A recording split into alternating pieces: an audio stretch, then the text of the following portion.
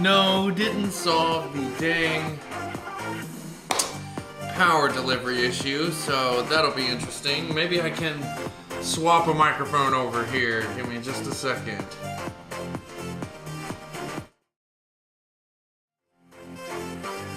Alright. Swap this over. Let me see if it'll...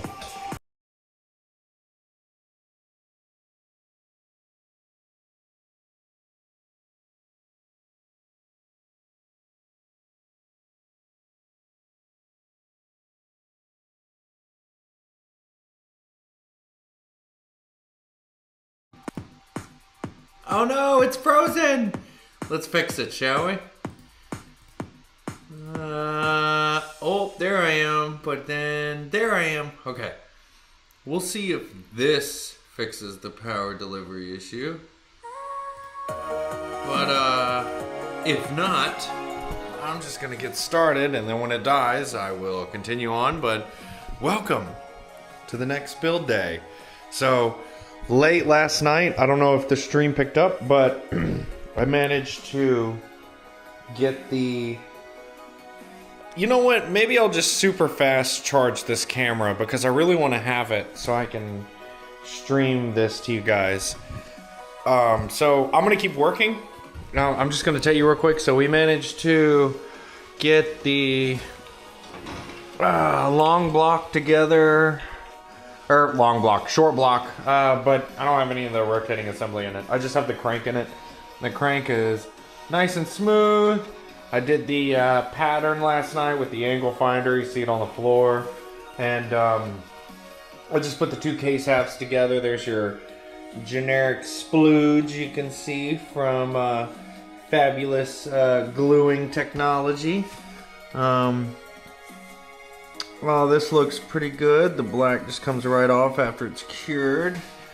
But, yeah, some interesting details from yesterday. Found out that particular machine shop ended up breaking and destroying, let me rephrase that. They ended up warping like hell the rear plate that's on the back of the motor for the oil passage crossover, which I can show you.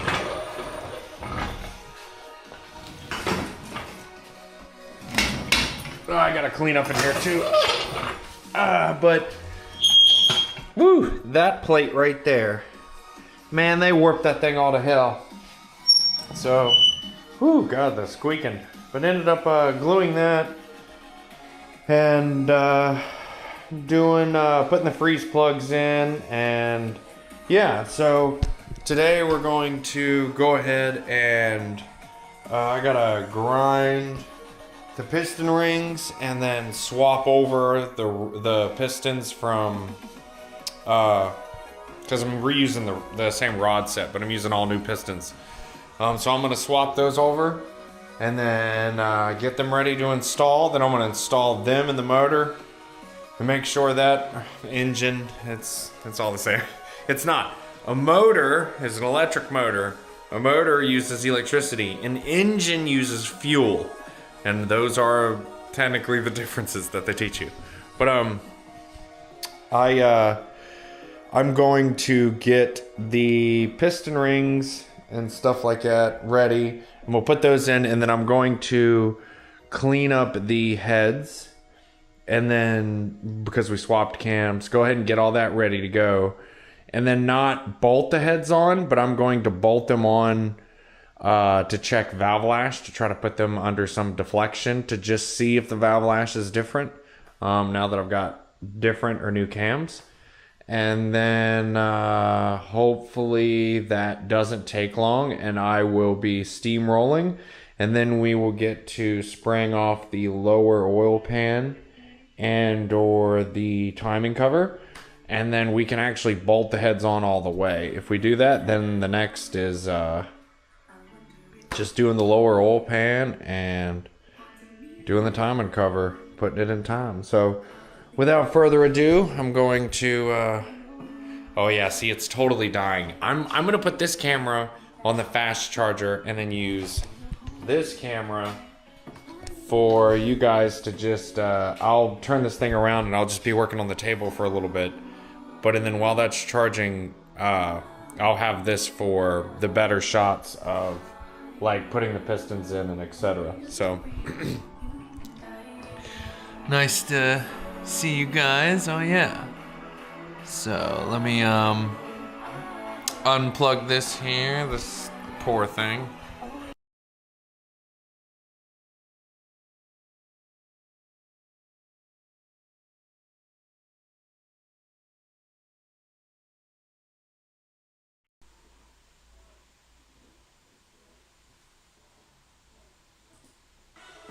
Okay. Alright, you should be able to still hear me. So, I know it's not the best microphone, but this'll work. And then, okay. Yeah, there I am. So, we're gonna get some of this mess cleaned up over here. And then get the table cleaned off. And then we will, also this is just a horrible mess. We'll have to clean that up. So.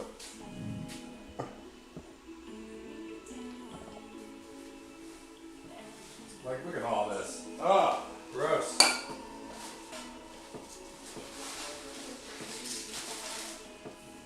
clean all this up here. I'm about to change the song. I don't think I can. I like the different random or exciting ones, not the sad or postmodern or whatever.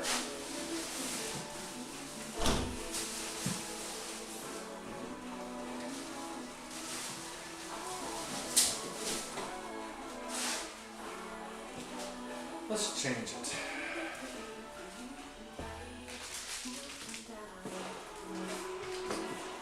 Oh, so many plastic bags everywhere. Ah! We'll save those because those are nice and clean, but all these gotta go. This is all nice. Let me turn this off. Go plug that into the supercharger for you guys. So like this. This is all trash. This can be picked up.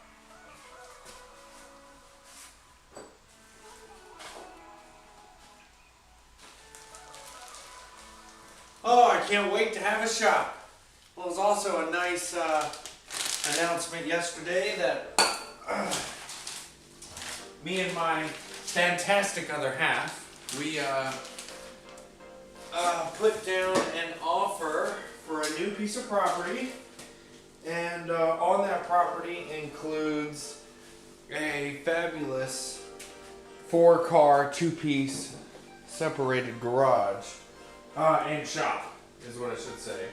The shop is 2 cars wide, but it's also 2 stories, high ceiling, and the garage is 2 cars, single story, but it's high ceiling. And so I will probably be installing at least one, if not multiple areas to work and car lifts. So really looking forward to that. The house is gorgeous. The piece of property is just fantastic to be around. That's alright. The neighborhood's really nice. I'm super excited. I'm sure there will be some questions and some further upgrades that I will be participating in the future for that property. So when that happens, oh my god, I gotta play the Cotton Eye Joe. Yo, what's up? Woo! I'm doing okay. Just trying to work on this shit a little bit at a time, step by step. And I swear every other time it's like I run into something or something goes wrong or whatever, but not now. I've run into enough stuff. No, they didn't. TKM fucked me pretty hard. TKM really really didn't do me right. Not only did they not do the machining right, but then they also proceeded to not want to fix the problem and then charge me to fix their mistake, and then also wanted to then act extremely unprofessionally and in an immature fashion while I was on their premises doing business. So, for all intents and better terms, we are done with TKM. No more TKM. Yeah, they are super done, and they really really seemed like the kind of business that goes off of old word of mouth and or work. I think this is something to deal with maybe perhaps inheritance or maybe private equity. I don't know, but they don't yeah, they're not into boutique engine building. They are into taking your money. So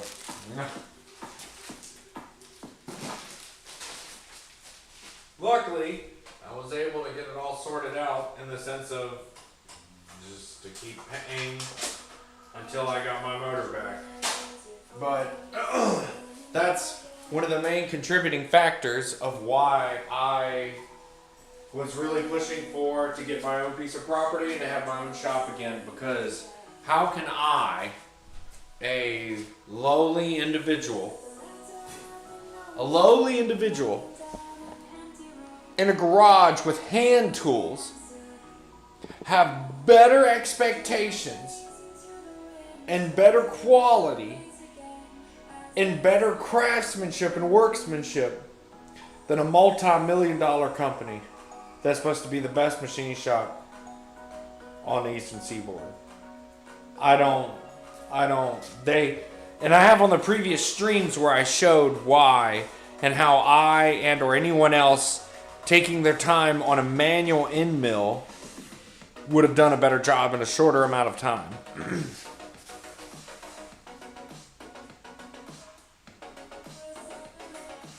Well, probably.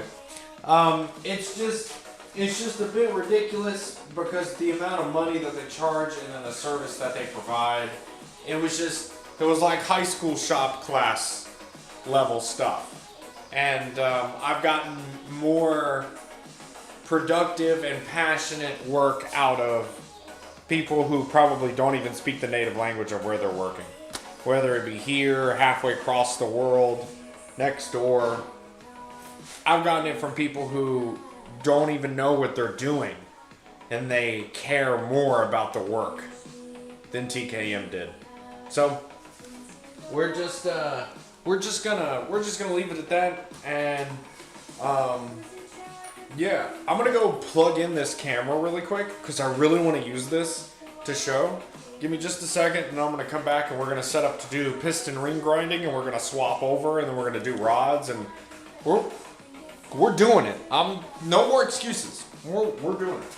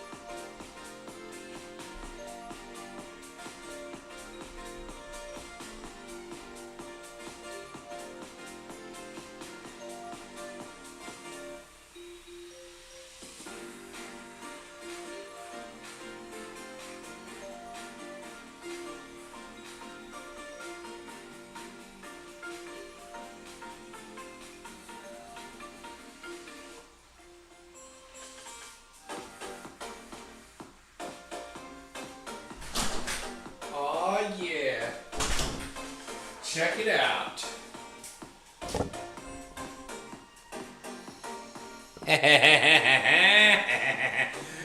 Yeah. Yeah, you like it, don't you? Ha! So, these will be the cool t-shirts that we are going to give out for BoxerFest. So all the beta people, God, that's so hard to camera frame myself. Whatever, no. The other camera's charging. It'll be done in like 30 minutes or something like that. But this is just ye old generic. This is just, ooh, no, okay. This is just ye old generic, oh, I gotta change the fucking thing. It's gonna be going crazy the whole time if I don't configure video.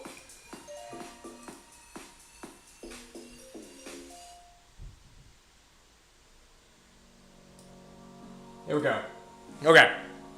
So, this will be just the generic shirt. As you can see. It's just black. Nice and comfy. All the people in the beta group, we got your t-shirt sizes. So we will have those. Hey! Hi, Matt! So, yeah. We'll have these ready to go. And this will be for all the people at our booth. And the beta guys will have a t-shirt for y'all. Come and see us at the booth. We'll be waiting on you. You need to rep it and be a champion, because I know you all are. Let me see what this is. Hey, hello. It is very nice to see you. Very nice. Alright. Okay, so we will let's continue on with we gotta do the piston rings, and I gotta clean up this little spot here, but we'll get the camera moved, and we gotta put the rotating assembly in the block, and then get the heads ready to bolt on so we can check valve lash. So without further ado, I'm gonna get back to it. It won't take me just another minute of cleaning, but we're steamrolling. There is very little excuses or chances for anything to go wrong. We've got almost every tool, every glue, everything in our remote shop. And once again, if you are just now tuning in, the NAMR remote shop, which is what you see, is going to be changing very soon. And a full-fledged shop will be hopefully moved into and started in the next month or so. And that introduces a lot of opportunities for engine builds and new platforms to research. So more details will come out, and you guys will be the first to know about it. So without further ado, I'm going to get started.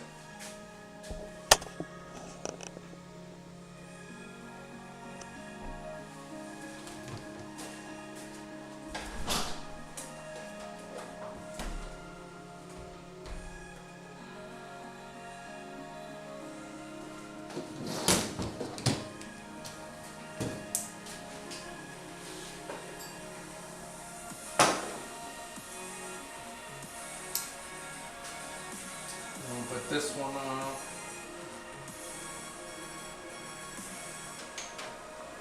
Put my extension.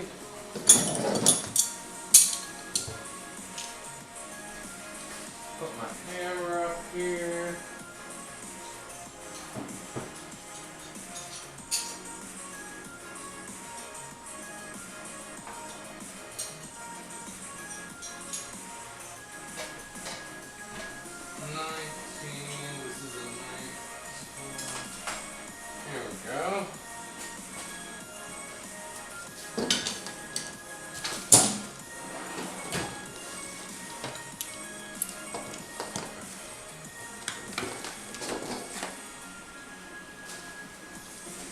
Put this up. Oh, I'm excited, guys. Finally gotten to this point. After one thing or another, it's always something, and then finally able to start actually assembling the damn thing. between cams and special parts and I'm just so happy to finally be here.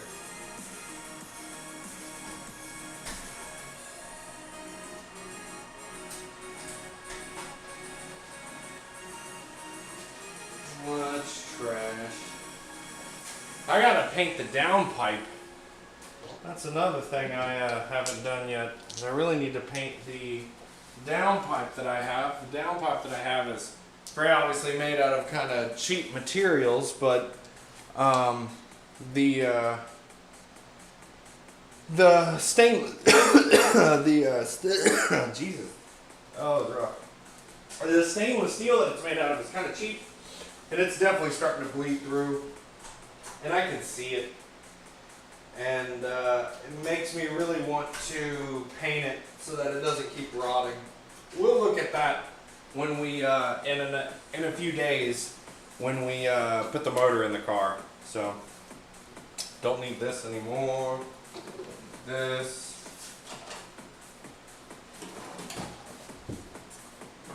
This back.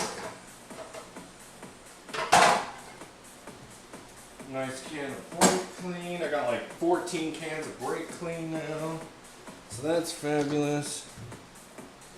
This is not empty, so we will close that up. Thread seal it.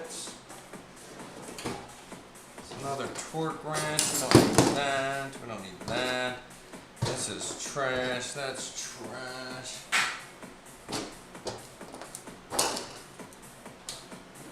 Also got another dowel caliper, or I didn't get another dowel caliper, but I got another set of shims to make sure, because I bent those up on purpose.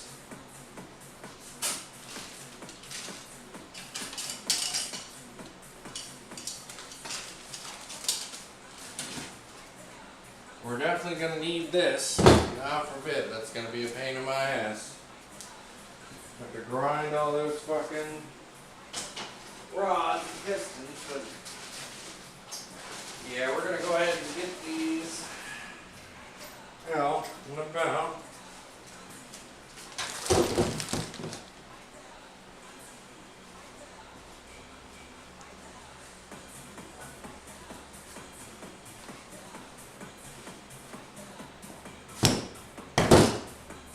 And then we're going to need new rod bearings.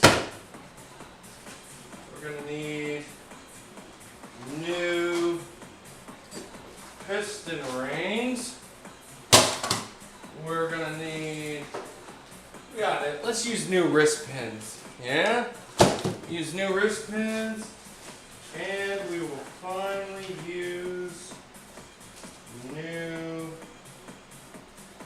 say, C-clips. Well, I have plenty of C-clips. I'm not too worried about it, but should have another pack of these somewhere. That's these. But yeah, and then here's our piston grinding ring. We know what gap we're aiming for, so that's not an issue. Put these shims up real quick. Oh yeah, we're bumping now.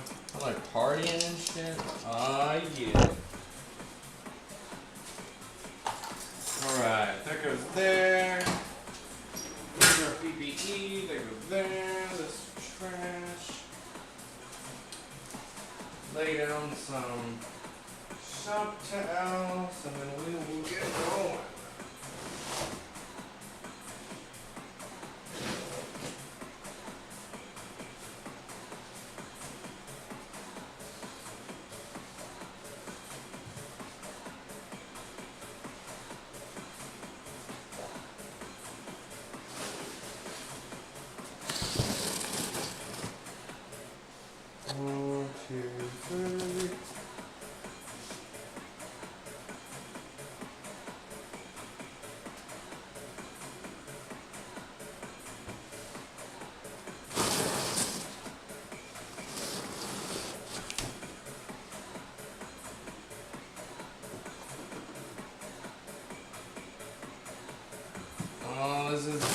fun.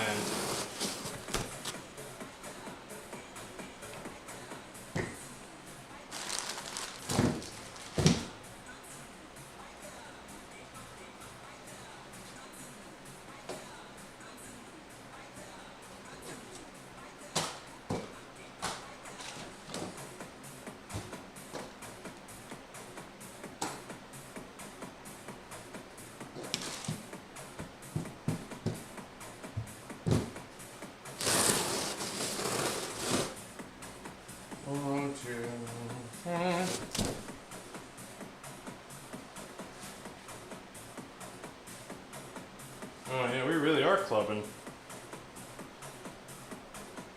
Shout out to my homie Matt. He's gonna get married this weekend. Woo! That's gonna be exciting.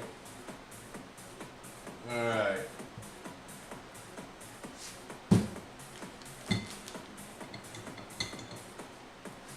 Okay. Move this out of the way.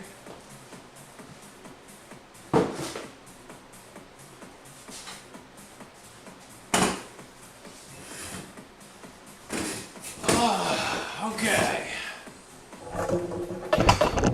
Let's move this a little bit more where you can see what I'm doing here. I got the adjustment here. I can do like that.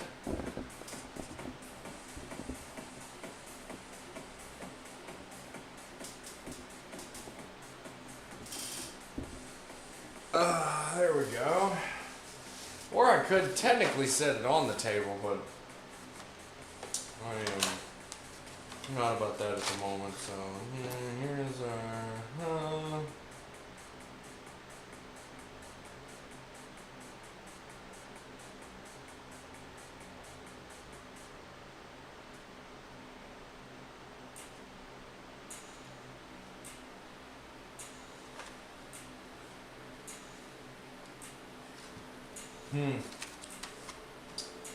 Alright, well that looks good. It's all the same.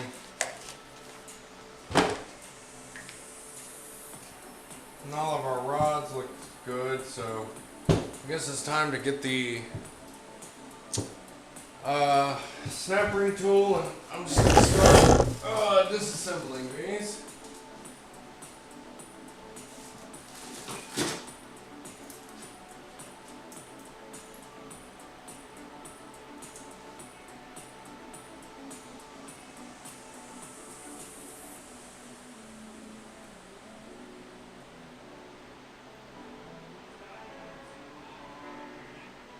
What in the world, where is the spring?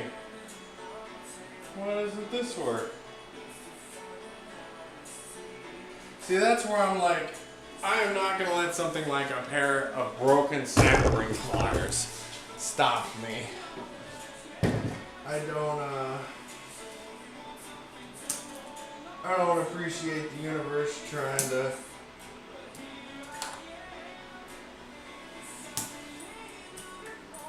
oh man, I'm not gonna be able to do it. I'm gonna have to get freaking snap ring pliers. Come on, really?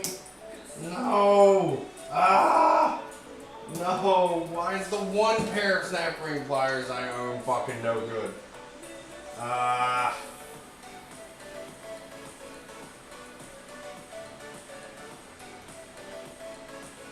I'm so butthurt over this. Oh man, I just.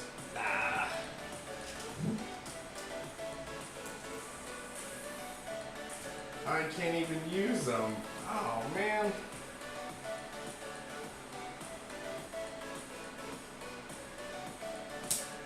Okay, well.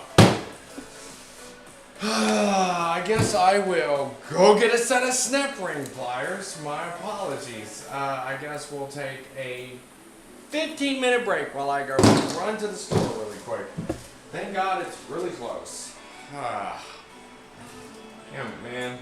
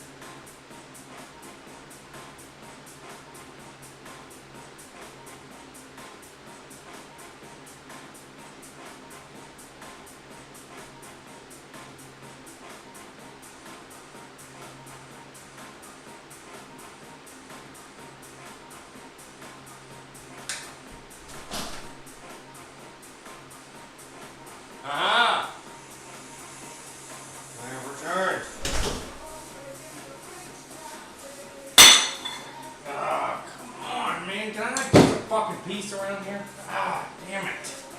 God, I can't wait to have space to work.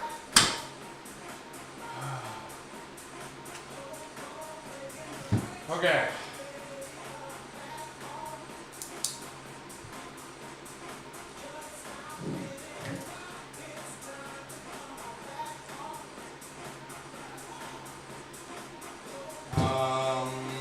Really? So that doesn't fit.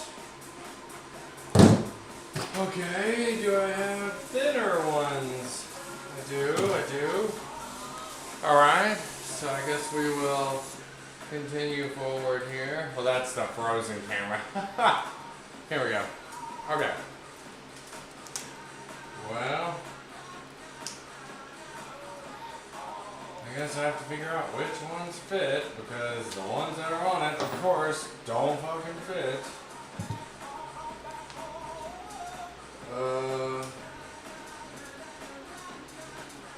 That fits.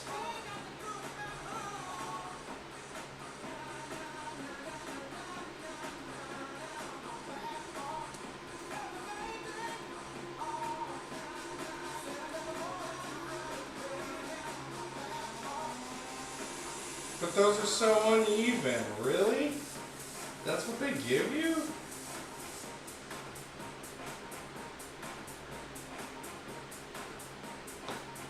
Okay, well, whatever, I guess. Oh, man. So now I gotta swap these over.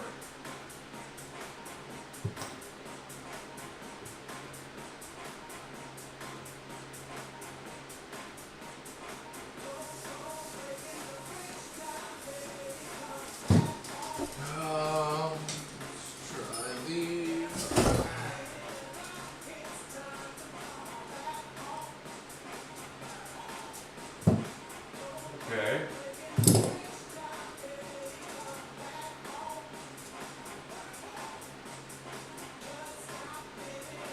This isn't a problem. We'll get this fixed right away. Nothing but a tool configuration issue, and we will get it resolved.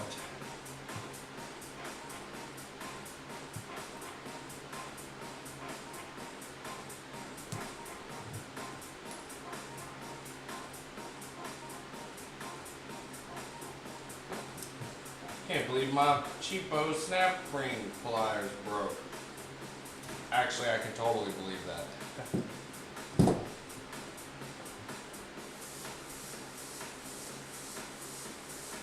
Whoa. See, what the fuck? That one didn't go down in there at all.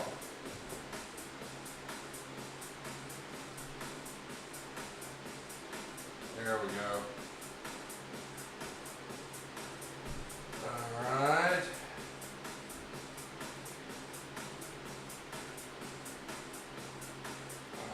Okay, then we tighten this one. Okay, now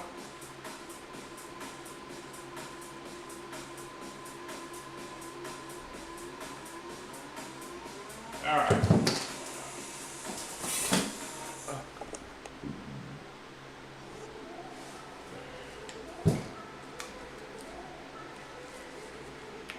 Let's put all this back here. God forbid, I know I'll probably need it in the future.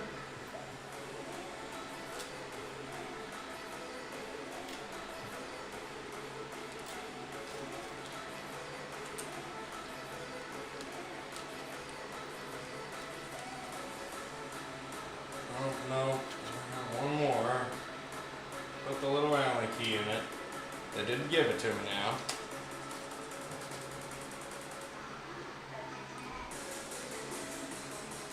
Okay, now, pro tip. If your snap ring pliers are made in layers, where you change out the sizes via these, don't use them. They're fucking junk. I've been through now 2 different sets of them. They're junk. These are the ones to go where they have a solid block and then you change them out via set screws. That's the way to go. These are way better, is what I'm hoping. because I have yet to find a nice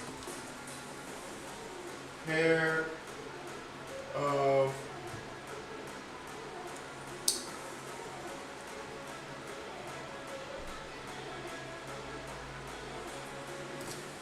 and those come right out. See, these are the way that snap rings pliers are supposed to work. They just grab a hold of them. So let's go ahead and disassemble these rods from pistons.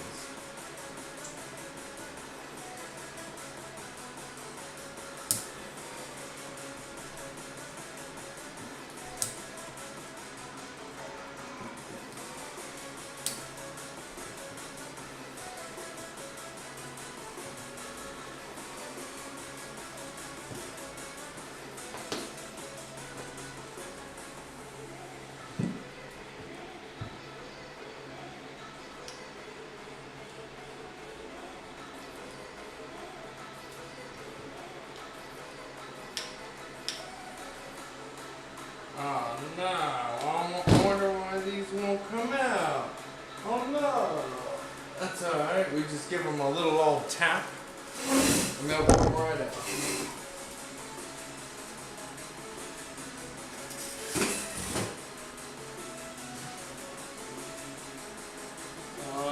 Let's use this. It's got a flat surface.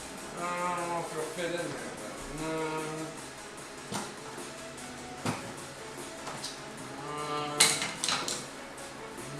Oh, that'll work.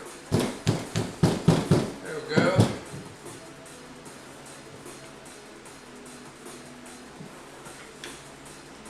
Well, that fits right perfect, don't it? There we go.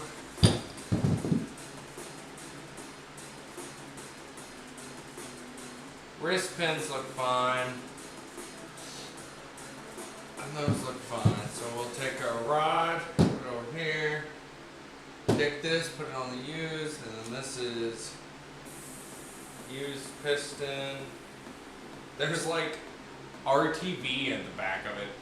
But we'll put this over here. And we'll keep going.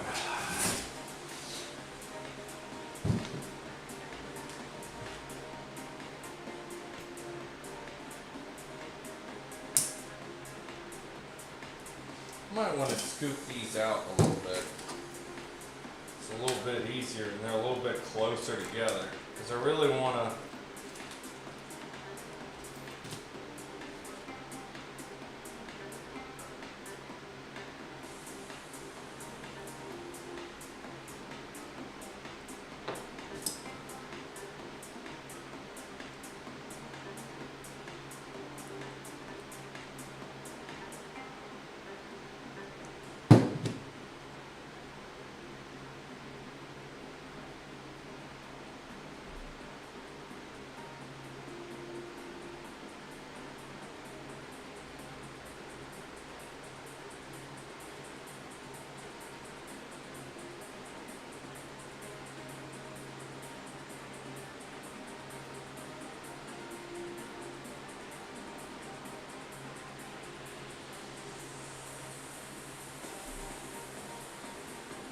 yeah, see these are a lot nicer because you can adjust them and it's not with those dumb little plates. I don't like it. So now I should be able to just grab them. Look at that, comes right out.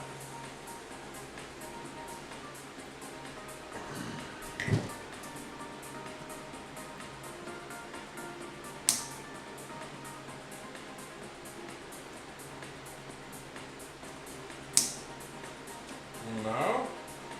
Do I need a little bit more?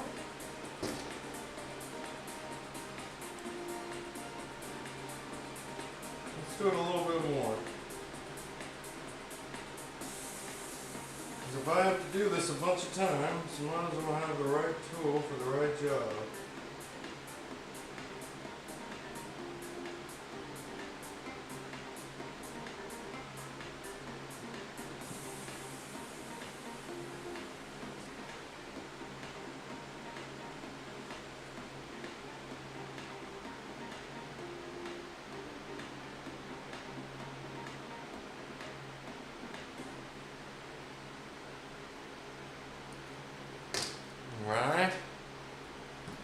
Let's see now.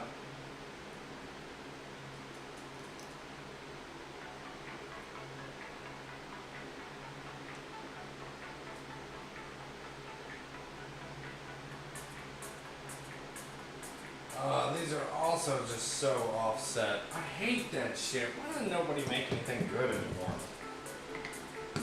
It's supposed to be a quote-unquote made in America brand. Damn my ass.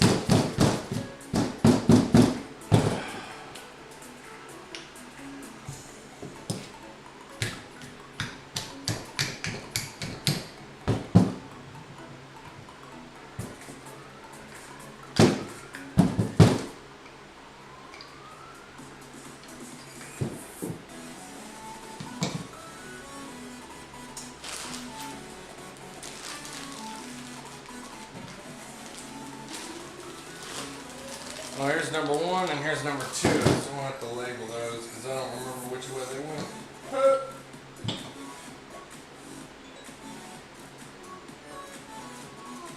Good time to inspect a good piston, see if there's anything wrong. Or no, this is the one that failed. And realistically, it didn't fail, it just really got chewed up by that ceramic debris.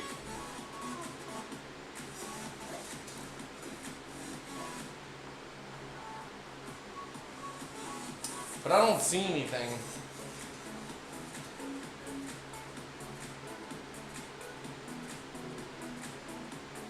Hey, so any word on what's coming for Atlas? How-to videos, flex fuel releases. So we have flex fuel support is coming up. We are currently working on a in-house flash adapter. And this is to replace the Tactrix adapter, as the availability of it seems to have dissipated from the market. So we're currently working on our own in-house flash adapter, which should be available to purchase really soon. We're finalizing PCB design and some other things. And then for Atlas releases, the custom feature designer is currently going through beta testing for the VA Subaru. The VB Subaru is fully supported with the custom feature designer in the beta. So that's a huge improvement that we made recently. And then we're going to be at BoxerFest. So it's going to be exciting at the York Fairgrounds in Pennsylvania on September 14th. We're going to be there. We'll have a booth set up, and you'll see us in these shirts. And we'll be there showing off Atlas fast flashing demos and like launch control and flame spitting goodness and hooligan and all kinds of good stuff. So we'll be there, and hopefully that answers some of your questions. I think another beta, which is 23 or 24, is being prepped to release soon. So we'll make another of that. And then, so for the how-to videos, that is going to take a priority as soon as we are able to move shops and locations. Currently right now, NAMR, this is one of the remote shops, and we're looking to move and fully expand. We're currently in the process of doing the paperwork for that, so we're really hoping that that comes into fruition, because if so, that'll be a major upgrade for us in terms of what vehicles we can support, custom parts available for sale, etc. So we look forward to hearing more from you guys and the community. And any other questions, let me know. I'm just sitting here prepping these rods and pistons to be... Oh no, I'll never find that, whatever it was.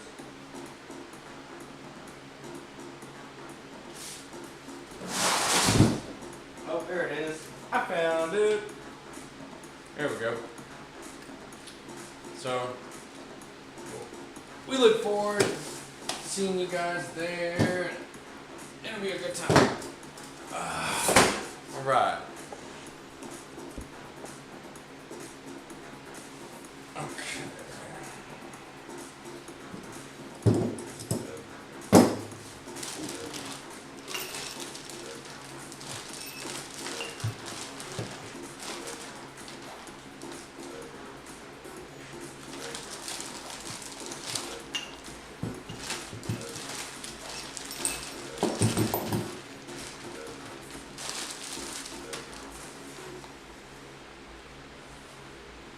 So this is number 2.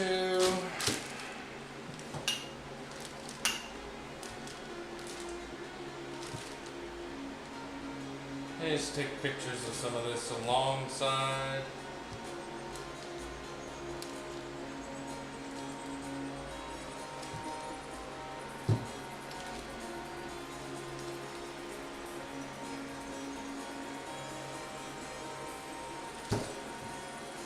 So that's number 2.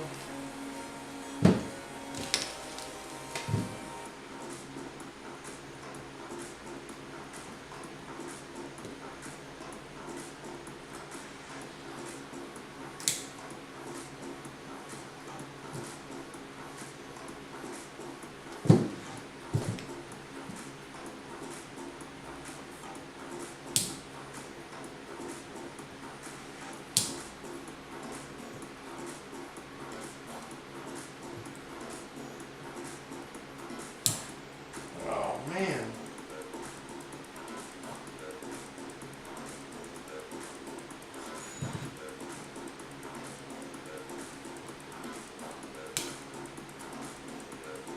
Well, this thing picked these fucking things up.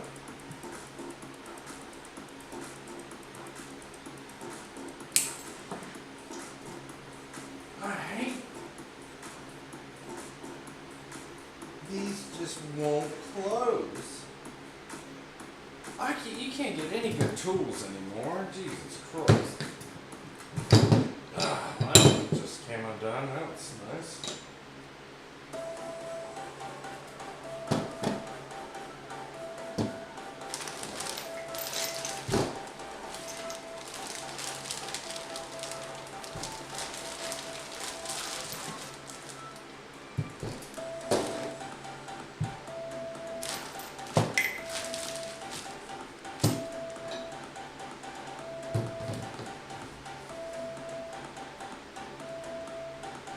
Well, come on.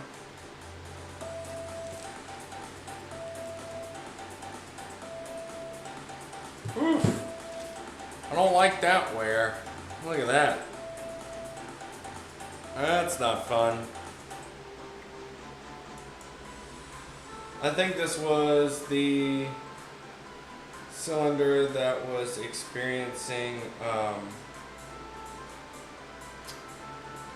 blown head gasket. Because one side was foreign debris ingestion, the other side was head gasket. So.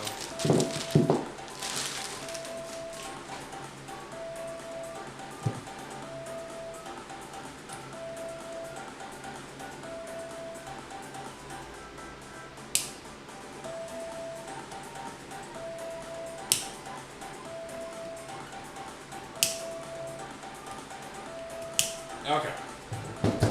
Now I guess we gotta adjust this again, because that's what you just have to do. There's no point in sitting there fighting with snap rings. It should just compress all the way, and for whatever reason, this doesn't want to do it, so we're going to do it.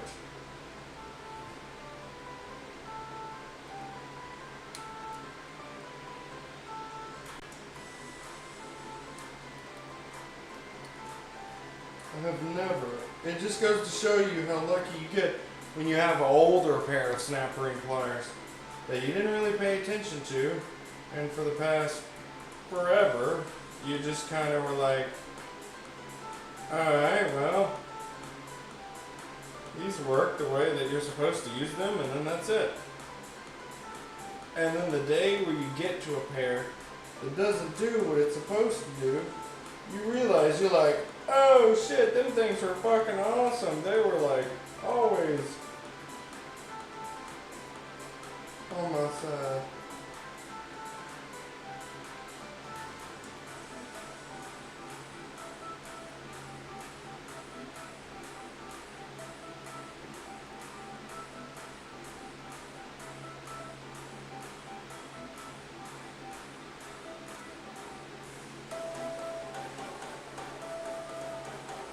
That has to be close. If this doesn't get it, then I'm just gonna have to really reevaluate my perception on tools, because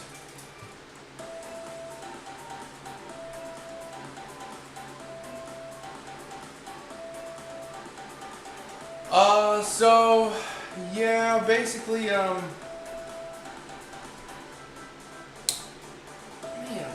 we basically, we mainly deal in software, so our labor is abstract in nature, if that makes sense. But we are wanting to do our own flash adapter, and so far, the snap ring is really making me upset. And so far, we, I just as someone with EE and circuit design and fabrication experience, I definitely can see where there are some ICs that are just way too overpriced. I don't think they should be nowhere near like a voltage regulation or this or that or whatever is like an absurd amount of money.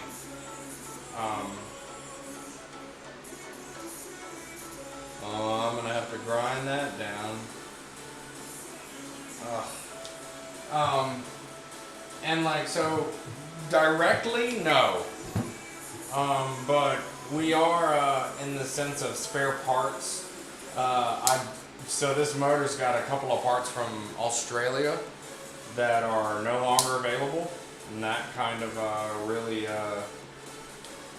pops some other community members' bubbles because, they were looking to mimic, some of the build and some of the parts used, and now it's just like a major fundamental part that kind of everybody is looking to use. It's the rocker arm retainers, and it's just, I don't think they're going to be available anymore.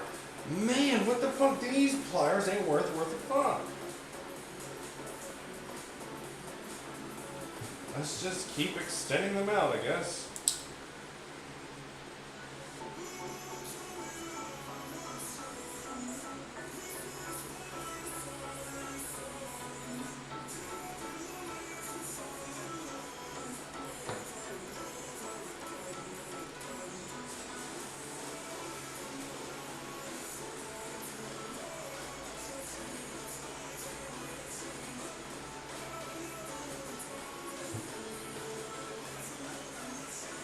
About to change the song, I don't like it.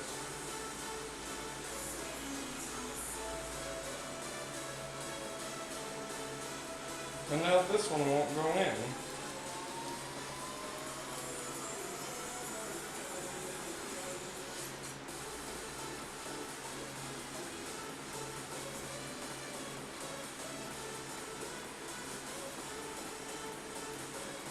See, like, what? Okay, let's try this for the third fucking time. I just really need a pair of snap ring pliers to work correctly. I missed my old set, god damn it.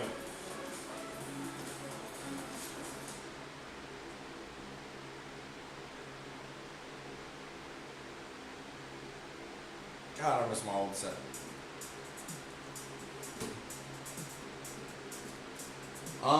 So no, because different ICs come from different countries and it's like a chain, and so normally, you know, we want it to work like that, but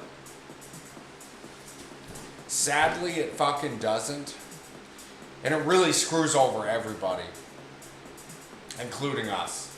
And we, I'm in talks with a couple of local tuner shops and a few other automotive focused entities that are performance and or non commuter related, and everybody's really feeling it at the moment. So and also, like, here locally it's getting a bit depressing because there's a lot of normal staple auto parts that are usually available, and it has nothing to do with the vehicle being foreign designed, because a lot of people think that, oh, you drive a Japanese branded vehicle like a Honda or a Toyota, that it's made over there and then it's shipped over here. No, that's not how any of this works. All of those cars are made here. Even BMW makes their cars here. It's just economical to make them here. But what's shitty is that everybody uses supplies from everywhere else in the world, including U.S. manufacturers. So it's not just oh, you should have bought American made. Well, motherfucker, I did, and I still can't get parts. Or the one time I can, it was offered to me at a 390% markup, almost 4 times the cost. I'm good. I've made my mind up. And yeah, you could be presented with new information, new facts, new scenarios, new realities like the one that we are currently in now.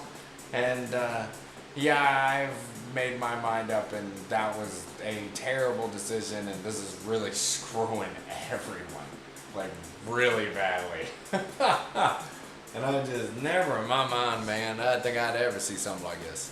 So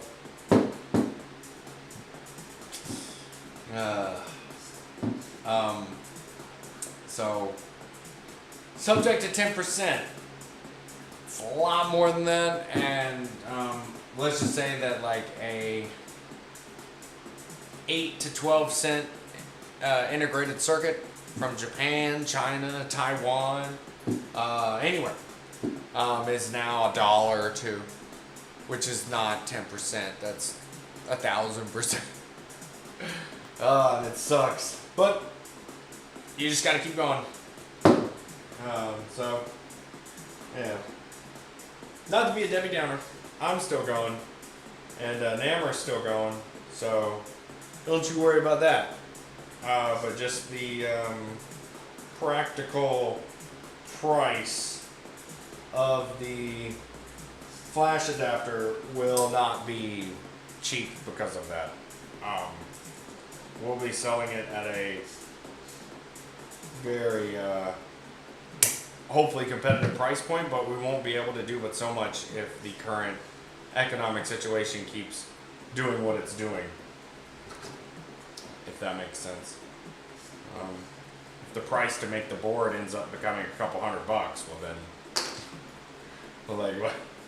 We can't, like, we're not even making money off that point. Like, that's a wholesale price, not a consumer price. So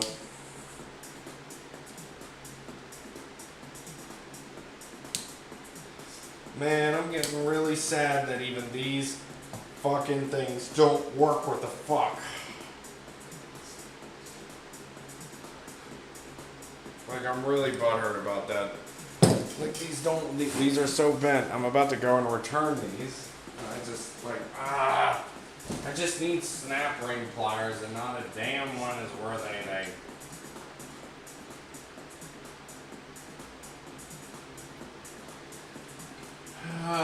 See if I can't bend it in the vise and make it better. I should be working on the motor, but instead I don't have tools. And this is another thing too, talk about tariffs. These are supposed to be the made in America nice ones. These are supposed to be the nice ones. These are the most expensive ones. And they're fucking junk like the rest of them. I shouldn't have to sit here and adjust tools to make them work. Like, what kind of half-ass shit is this? And it's still out of fucking whack. They're so uneven. Like, they're not even drilled in the center. Ah.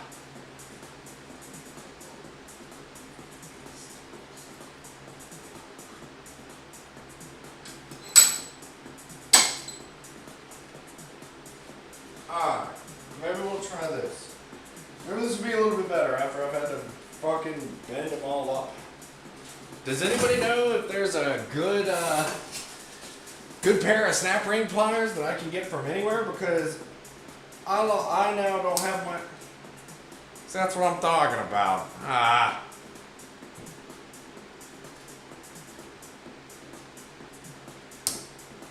Come on. Okay, can I use like this to just... No? No. Wow, out of all the things I've ever had trouble doing, this is literally one of the easiest things to ever do. Just take fucking snap rings out. I can't do it. Man, today has been a very stressful day. Maybe I can push down. No, of course I can't.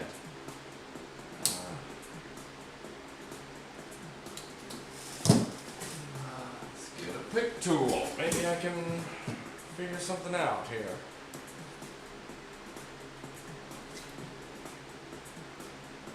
I have never had such shitty fucking snap ring pliers ever. Come on, man.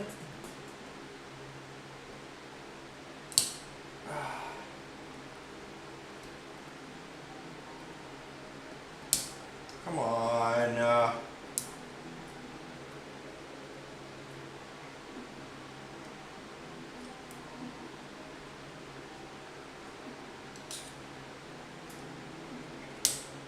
They won't.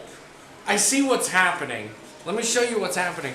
When you close them, you're hitting these 2 points right here. But then this is flexing because this is made out of cheap fucking steel. So how the fuck am I supposed to get this to work? Like, really? So I'm supposed to do like this, then take another one, and then do like... Oh! That works! Okay. I know how to do it now. I just have to use another fucking tool from China to help my USA tool. What the fuck? Everything's backwards. God damn it. Fucking backwards ass shit. Should have bought the fucking cheap one. It probably would have went okay.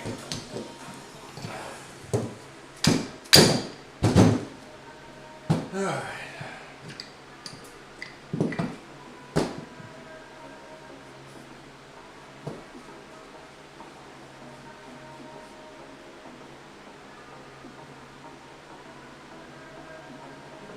Alright, all this looks okay.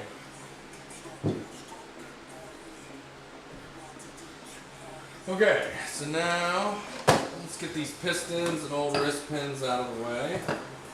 And then we will get the new ones and we will keep going forward.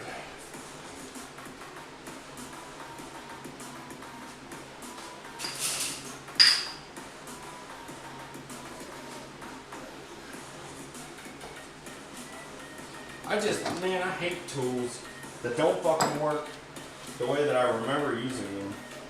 So I guess I'm gonna have to go on eBay and find some old snap ring pliers from like 1975, made in Japan or Germany. And then I'll get me some good ones. Because then they probably wouldn't argue with me like these fucking are. Let's get these out here. Definitely need that. Need those. This is trash, trash, trash, trash.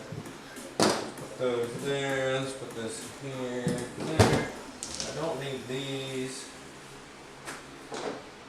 We're gonna use new ones.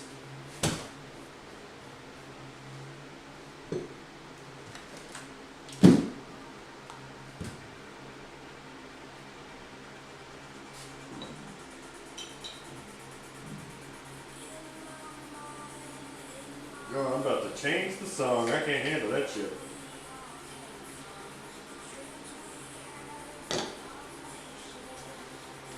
Oh, let's see.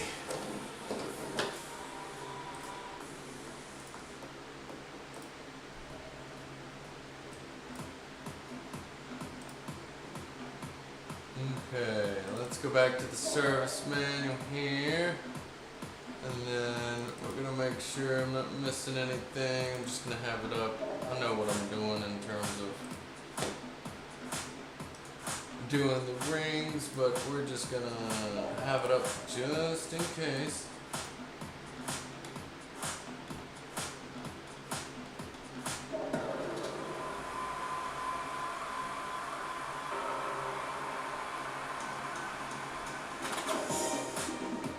All right.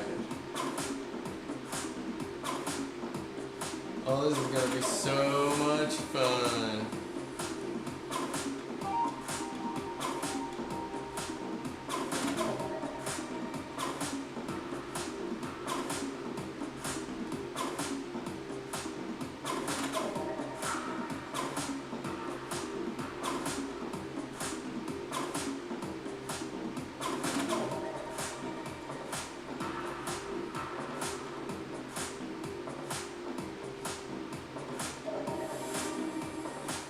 Okay.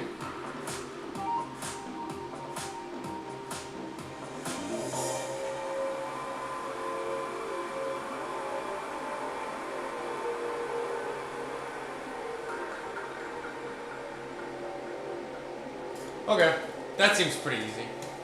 So we're just gonna. Whoa, whoa, whoa! What is this doing? Oh, come on, man! Why does it do that? I just.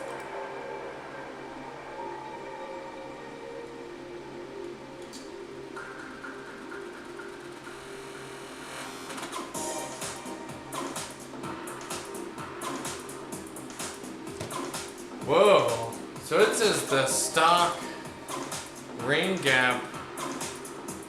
It's got a huge. Whoa! You guys ought to see that. Apparently, the factory manual calls for the second ring gap to be fucking huge. It says it wants it to be 0.35 to 0.45 millimeters. That's 13 to say. Oh, but it wants it real tight at the top. Huh? I don't know. We're going to do the standard engine building practice and whatnot.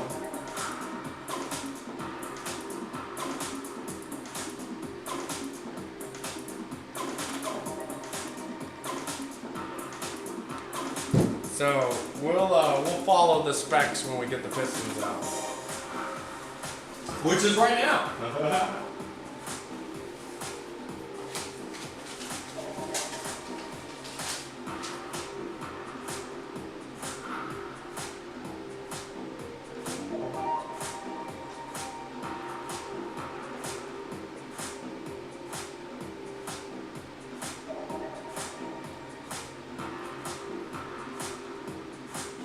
Okay.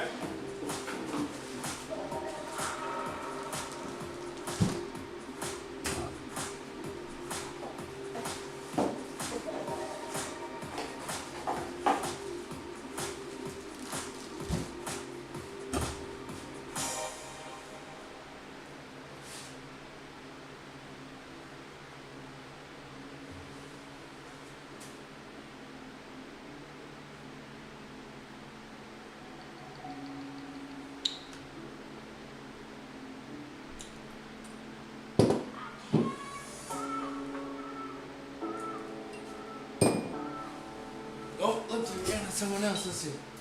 Could you not make your own retainer kits and take the clips or a VW part and just get the fellows machines if you can get a good machine shop with it? So, yeah. So I'm gonna have my own lathe. I'm gonna be able to make whatever. So I am wait a minute.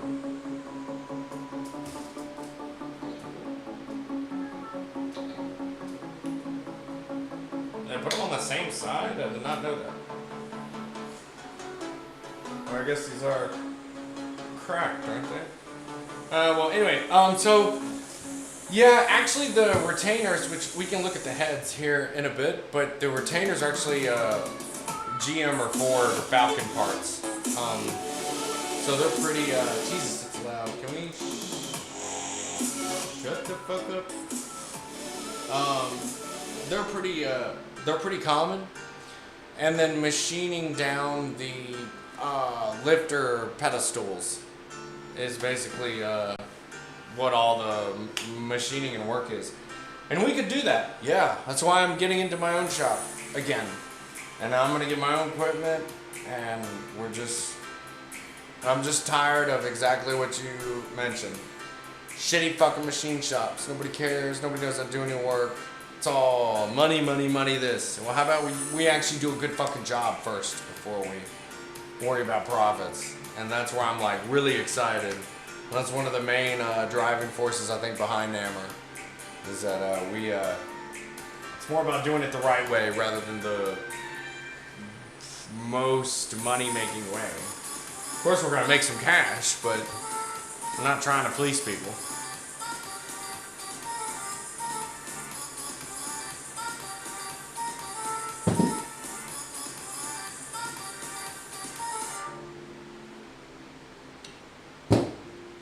So we're just taking all the old bearings out.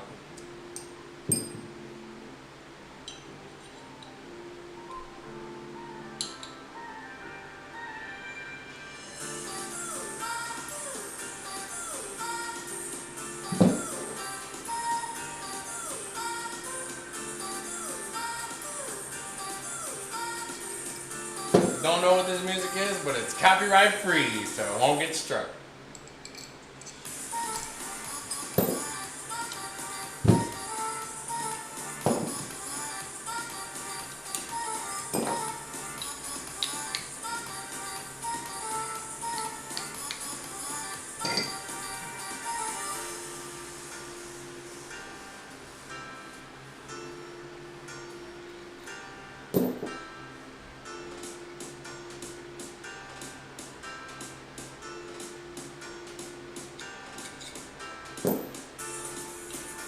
We'll have to go check on the other camera here in a little bit, but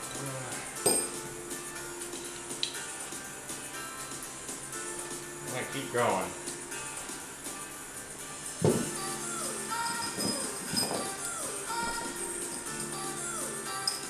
Oh, well, there's used king bearings after 10,000 miles of hard abuse. They seem to be alright.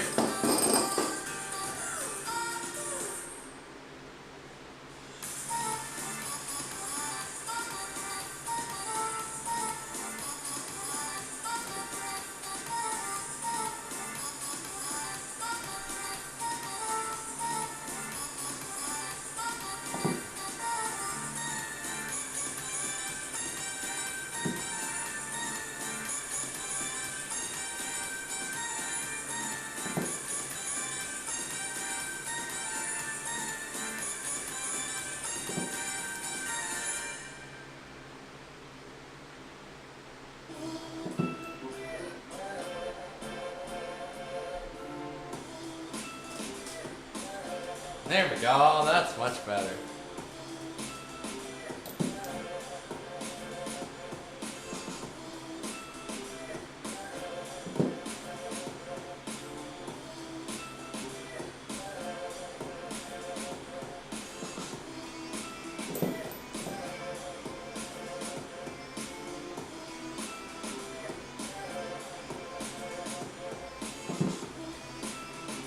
Alright.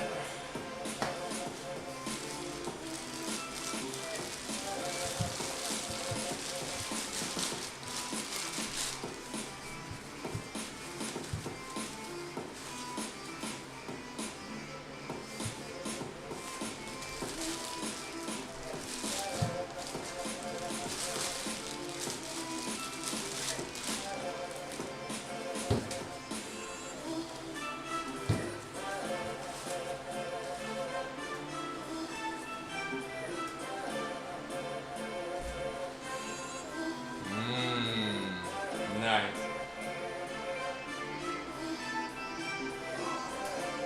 Well, okay, I want to answer your question, Bagel.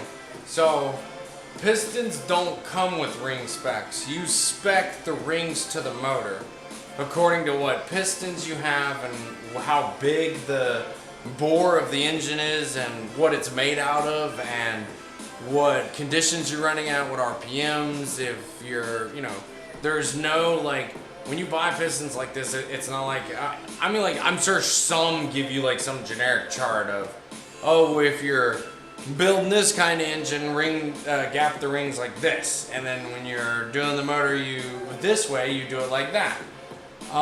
But normally, you're supposed to, there's usually a good formula, and I don't know it off the top of my head,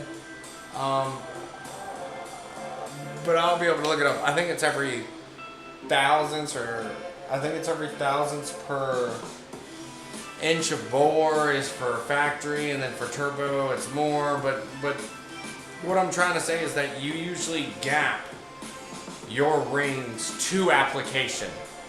So it's not dependent on piston or just the turbo or just the engine displacement. It's all of them all combined at once.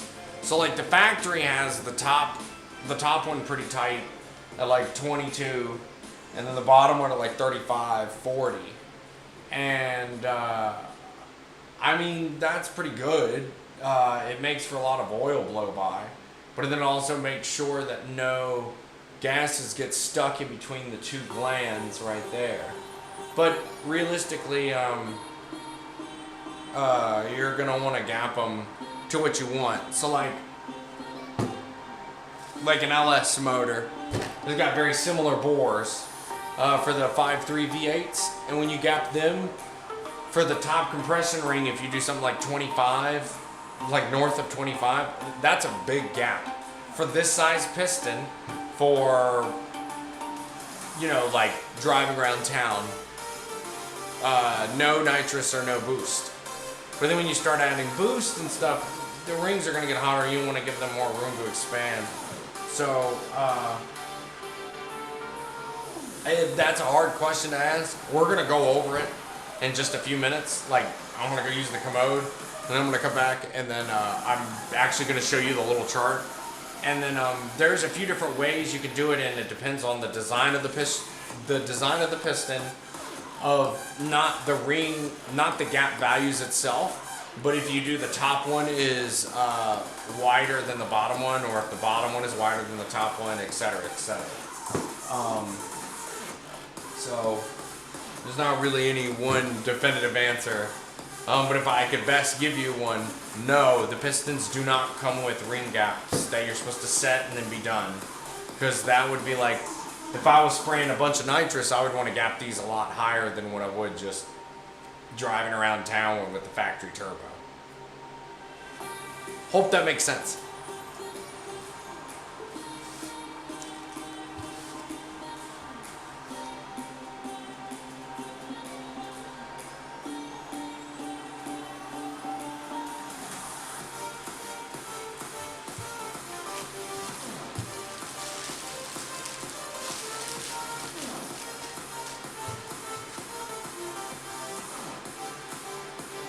Oh yeah, so they all face the same way. So I'm going to get two of them and mark them 1, 2, 3, 4. 1, 2, 3, 4.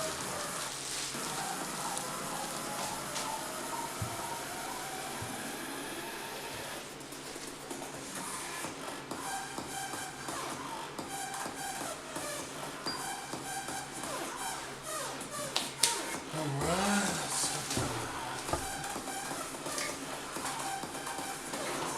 Oh, I can't reach the other drawer. Oh no!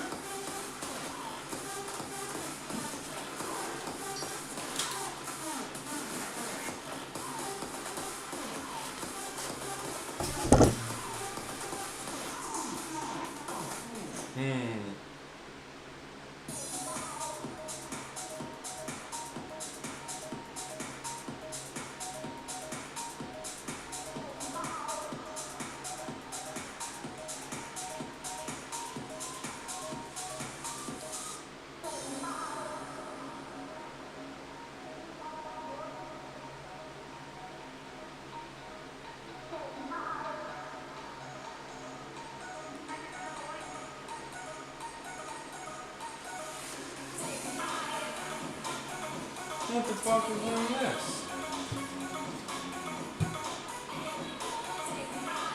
Looks like fucking cutting fluid.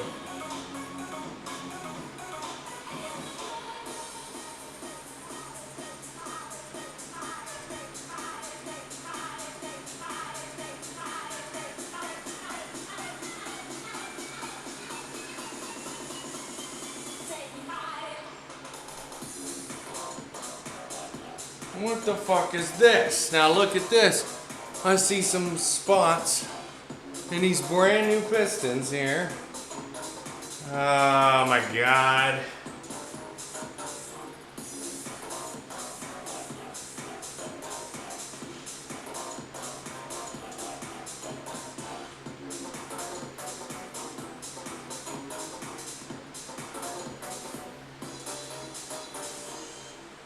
No, okay. They're raised up. They're not sunk in. I thought they were like whatever. No, that must be like dried off glue or cutting fluid or something. I have no idea, but I'm sure that shit'll melt right the fuck off. I am not worried about it. Maybe I'll hit it with brake clean once, but I'm not too worried about it. I'm so picky. Ah!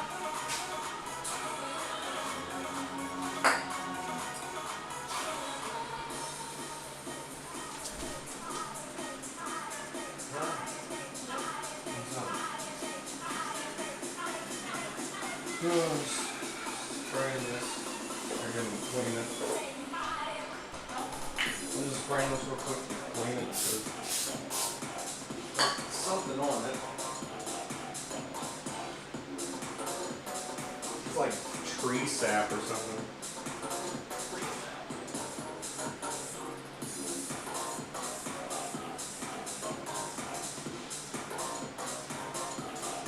I don't know, it's just like so sharp. It's just every little thing. There's got to be something fucking wrong with it.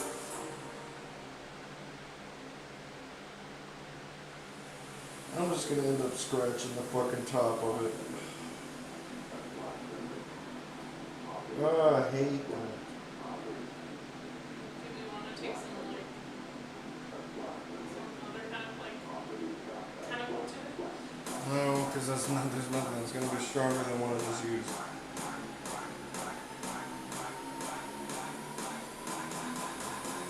I got some of it off.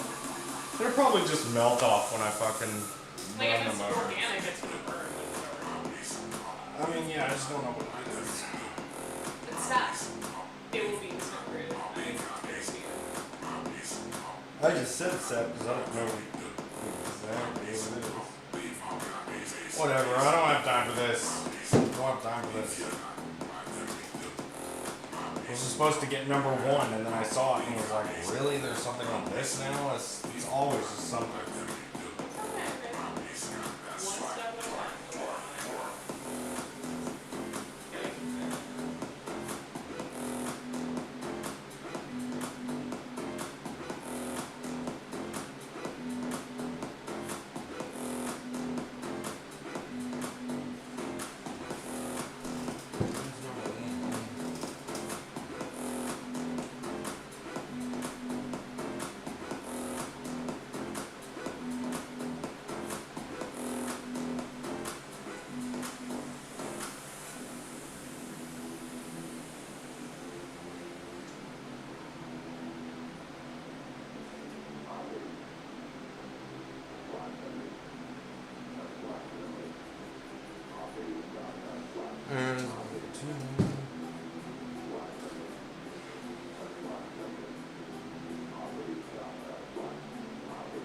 And you're like, Lane, why do you do this?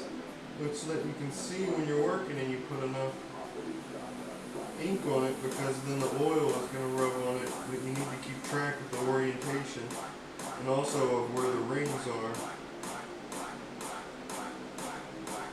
I don't know what's playing, it's just royalty free. It's like, it's been clubbing the whole time.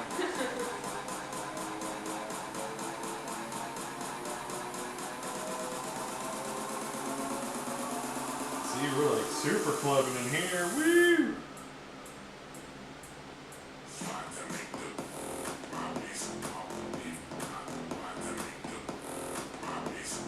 Okay.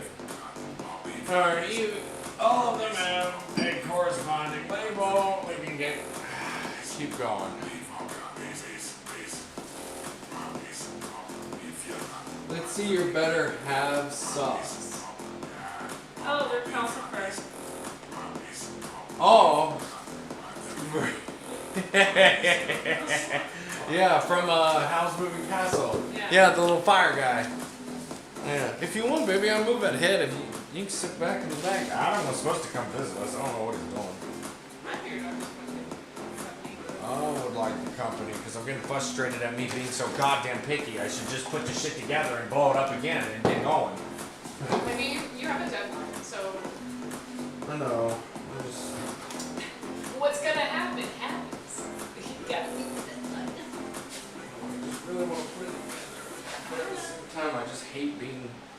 not perfect.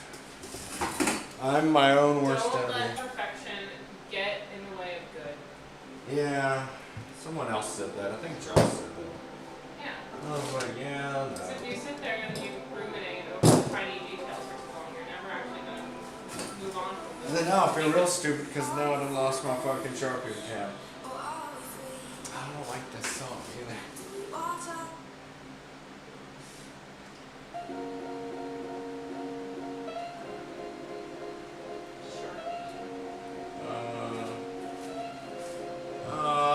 See, this is the kind of thing where I'm like, I should just be working rather than dicking with this.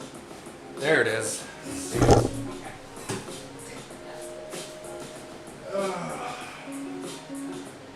It's good Sharpie. I don't want it to dry out.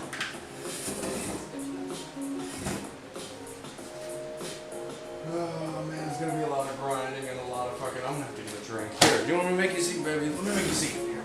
Oh, I can pull one of these other seats. You don't have to move that. Fuck yeah! You want to just come sit here so I Yeah, I can can just get one of the other foley chairs. All right, I'm I down have a whole with bunch of them. that. Okay.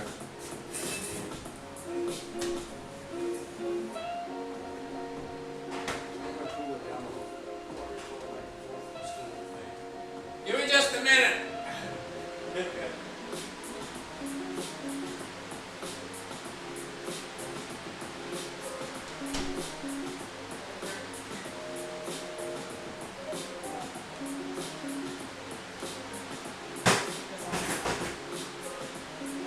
What is the Let me see. Oh. Nice.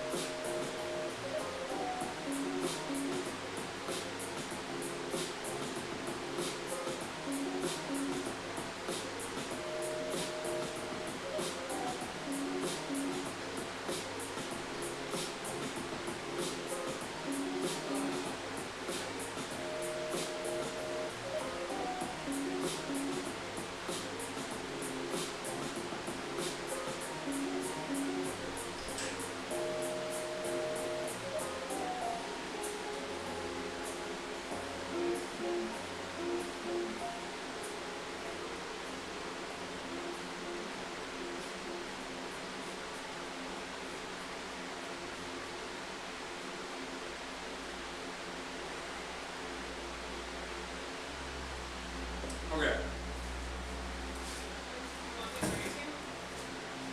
Yeah, if you want. So, let's see what Adam has said. You can see that.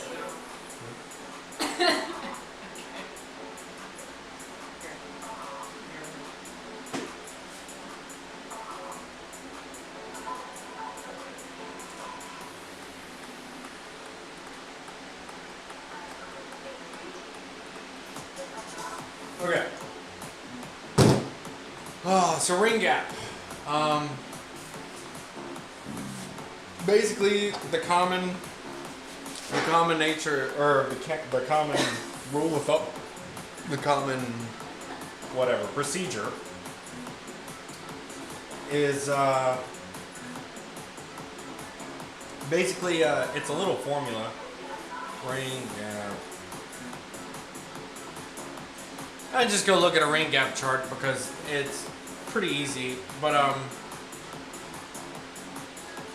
so yeah, so what it does is that it gives you this little thousandths of inch per bore, right? And if you go to the other side, you'll see where it says moderate performance, drag racing or oval track, so that's still NA.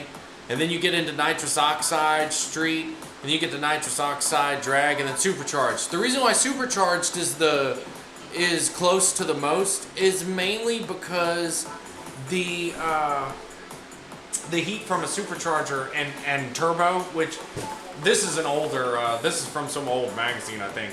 But, you know, all turbochargers are technically superchargers. It's just they used to call them turbo superchargers. So when you see specifications for older rule of thumb stuff, where it comes up and it gives you a thousandths of an inch per inch of bore diameter, and then it gives you these applications, basically you can just look at it as NA, bolt-ons NA, which here, we'll do NA, bolt-ons NA, then we got boost and or nitrous street, boost and or nitrous drag strip, then basically all out kind of. And we can look and see that the nitrous oxide drag has the most, and that's just because that 0.007, that 7 thousandths per inch of bore diameter, that's just basically giving you, when you're spraying at the strip and you want to run the car over and over and over again, that a little bit extra gap helps with heat soak. The reason why you don't see the supercharged is because it doesn't say drag, and it's just assuming that you're probably a wild boosted setup. And if we look at that versus the nitrous or boost street, it's a little bit more gap, but it's not as much as the drag. So the drag strip ring gap is the most, and that's just because you don't care about oil consumption. You're gonna run the car, and then if it burns oil, burns oil. You don't give a shit. You're worried about consistency and times. And that's what this is this is a balance between oil consumption, reliability, and the power handling capacity. So you want to be able to gap the rings enough to take whatever you're going to throw at the motor, but you don't want to gap them so much that you've got a bunch of blow by and the car runs like garbage when it's cold. So what we're going to do with our little calculator, here, we'll do it, this is what I did, before, pretty much. But I'm going to go for something a bit spicy, probably 0.24 on the top, and probably 24 on the top and 28 on the bottom. And I'm going to give it more ring gap than what it probably had before. That's 24 thousandths and 26 thousandths. So we'll do, let's see. But that's for a 4-inch bore, remember? So we have a 3.7 bore, so ours will be a little bit tighter. And we can do that calculator, that calculation right now. We'll do 0.006 per inches of bore. So we have a 3.71 times 0.006. That's going to give us 22, which we'll see right here. So that's going to give us 22. And if we go back and we look at our factory specs, the factory spec says 22 to 27. So what that is that's basically accounting for That's accounting for wear and tear. Because over time the ring gap increases as the rings wear down. So that's just to say in the service manual, as you check the gaps on a used motor, you know, if it falls within these specs, they're okay. Probably going to open them up a little bit more than that, but yeah.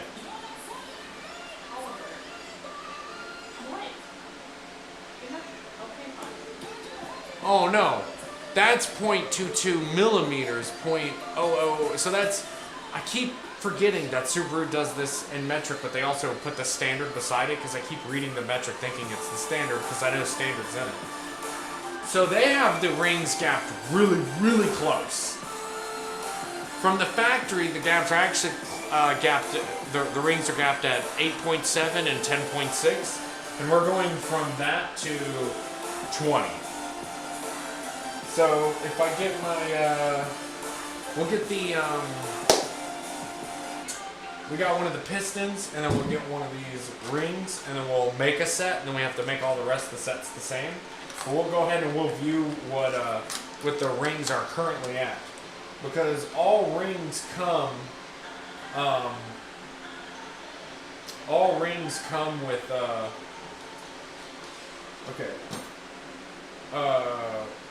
like technically a gap built in, and that's like that gap. But we don't know how good that gap is, so we're going to figure this out.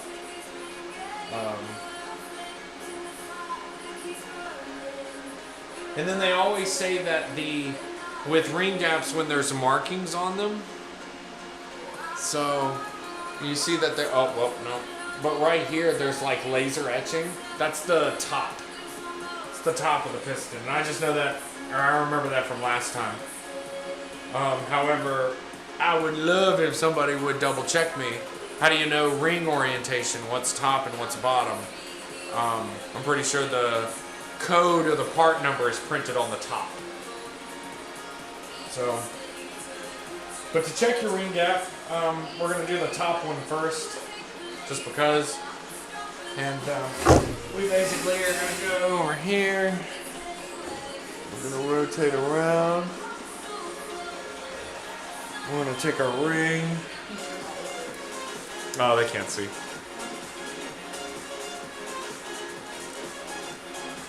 And we're basically going to sit the ring in the combustion chamber. And then we're going to take a piston. And we're going to very slightly push it down in so where the side skirts start to touch. Because the side skirts are going to want to keep the piston steady. Now the ring is square in the bore, and this is where you take your feeler gauge and find out what they're gapped at. So let me go get my feeler gauge, which is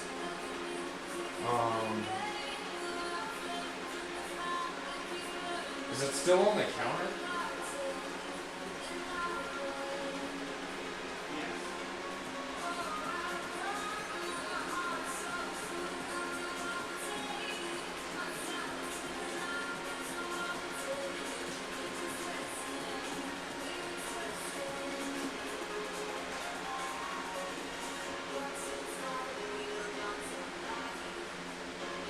Right, so the factory gap, according to them, is 0.22 millimeters, which is really, really small. That's right around 0.008, so that's 8 thousandths.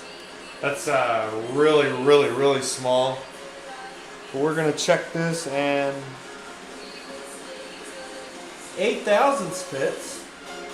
So it's bigger than 8. Let's see what. Let's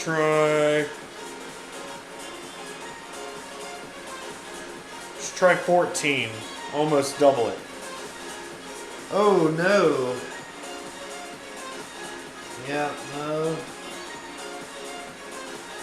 So yeah, these need to be ground down quite a bit, because I want 22,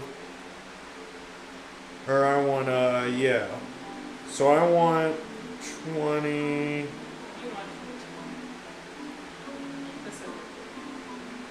Huh?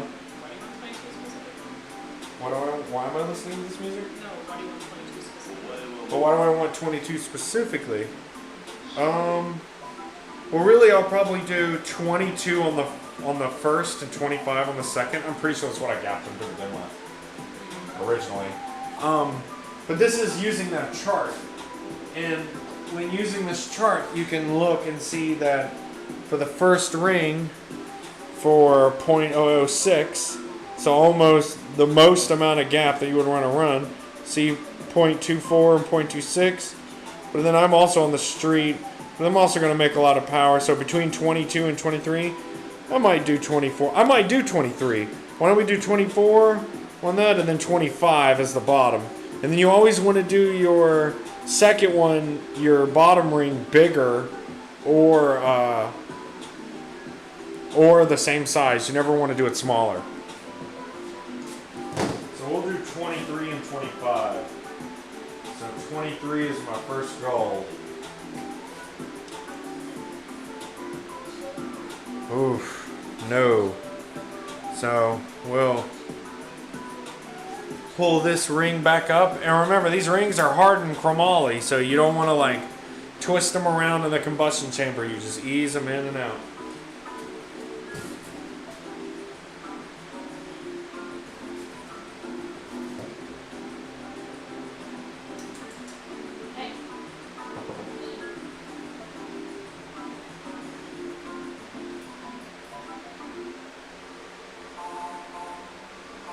Okay.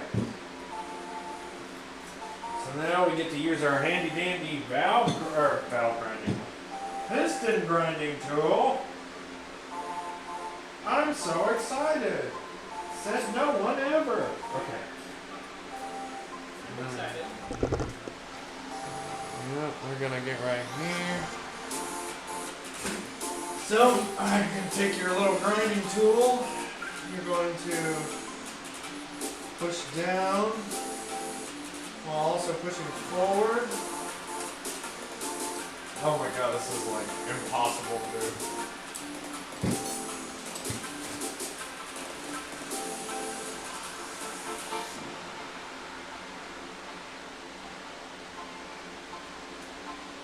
Okay.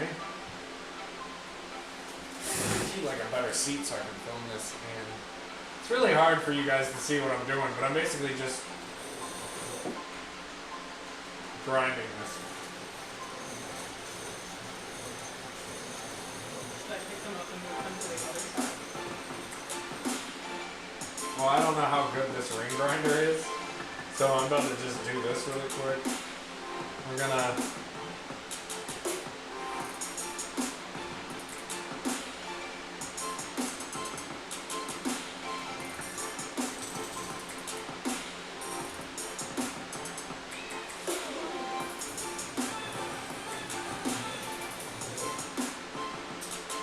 Okay, I feel like that's taken a lot of material off. Let's check this. That was like 5 to 7 times. And we were really tight. We were like at 8 thousandths, and we need 20 thousandths. So let's try this. Need to get a gauge for how good the tool is. Try 23. No. Not yet. So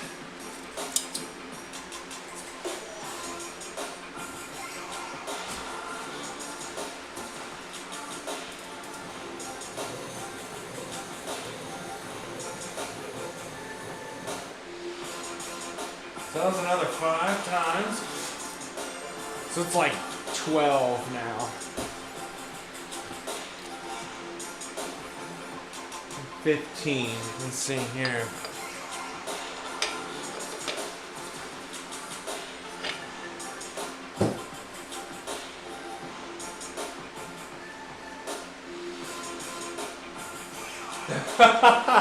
Yeah, cylinder 3, baby.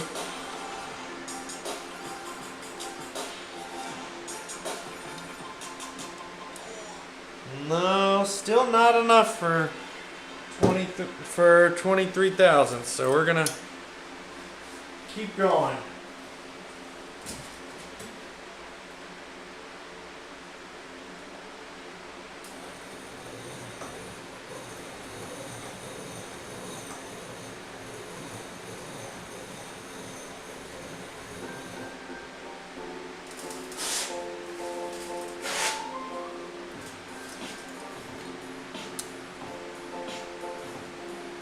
Oh, nope, come back.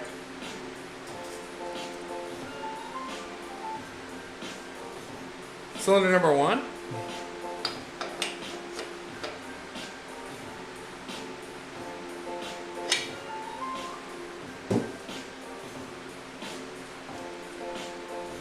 Almost. Not quite there yet. One more go round.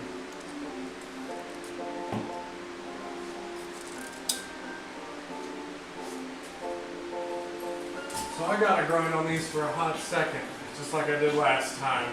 Oh, Jesus Christ. It doesn't take you that. Huh? It doesn't take you that.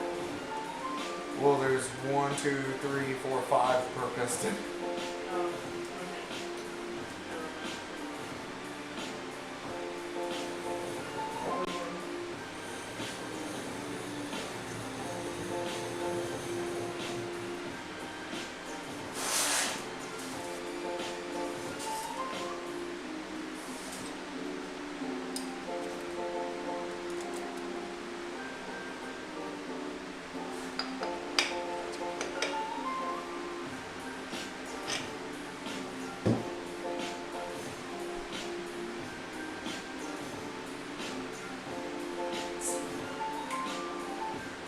All over.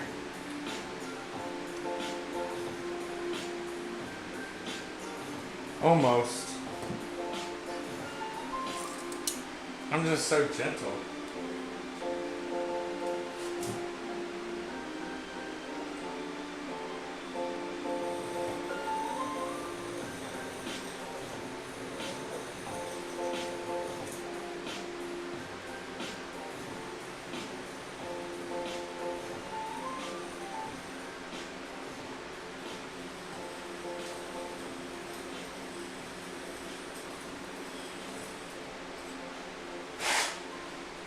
Alright. Let's see how this is. Easy.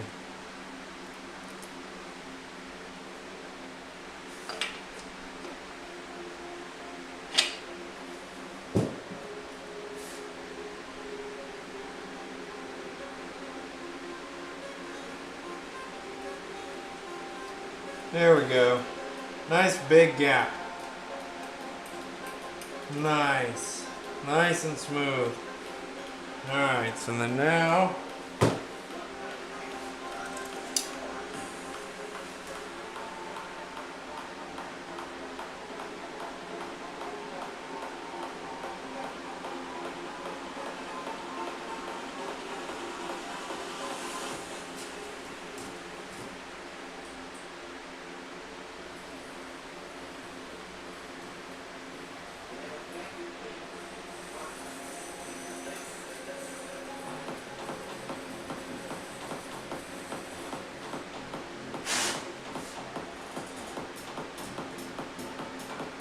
okay, so then on your grinder, you also make sure as you close them, those edges are relatively straight.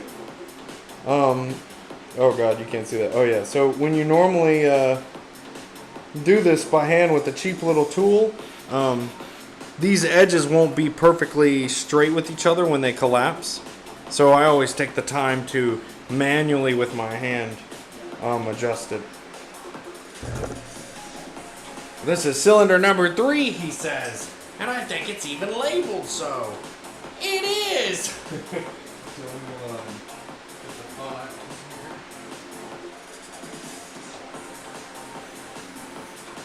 I'm gonna deeper these edges.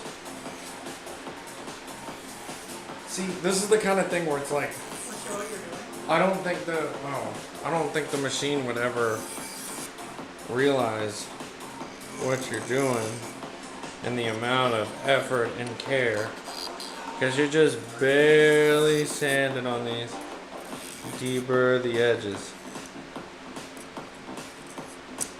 Like, I'm not pushing or nothing, I'm just barely dragging these, because I want them to be nice and smooth. I don't want them to be rough on your hands, because these are going to be touching the combustion chamber. And anything that's sticking out will damage the combustion chamber. Or it could score into it. Yeah, like score into it, temperature. Right? So, like, makes sense. You're just trying to get it as soft as possible. Or, well, it's rounded, I guess. Yeah. Alright, here's the second ring. We'll check it, but I have a sneaking suspicion it's going to be quite tight. So we'll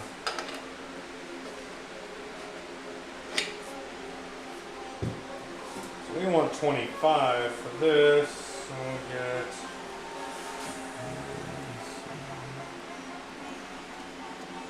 25.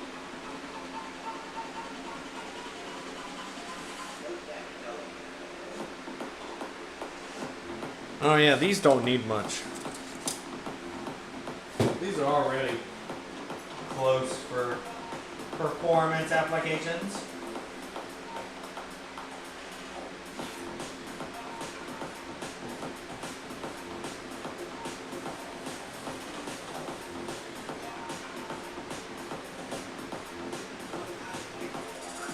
Oh man, this is hard to do.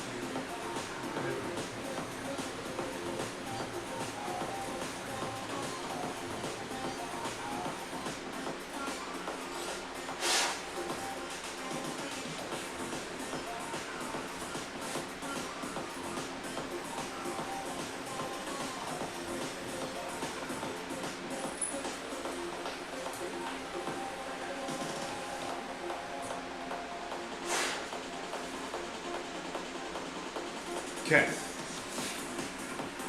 Let's see how much I took off of it with that little grind in there.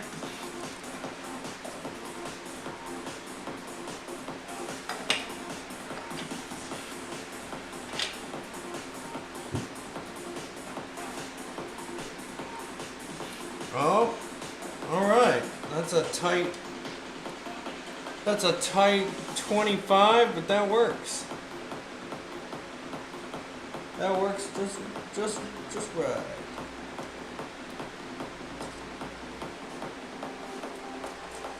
And to check our sanity, we'll put the top ring in, and 25 should not be able to fit in the top ring. If so, we're gapping the whole motor to 25 because I'm not buying those.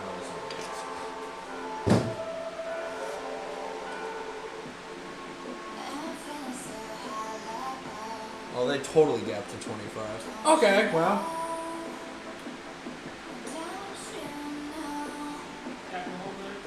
Yeah, let's just do the whole motor 25, I guess.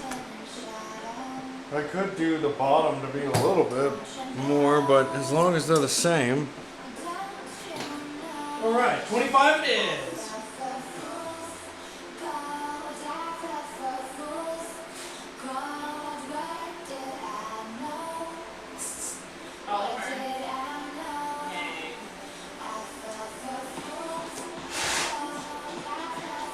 What's he doing? Getting into trouble?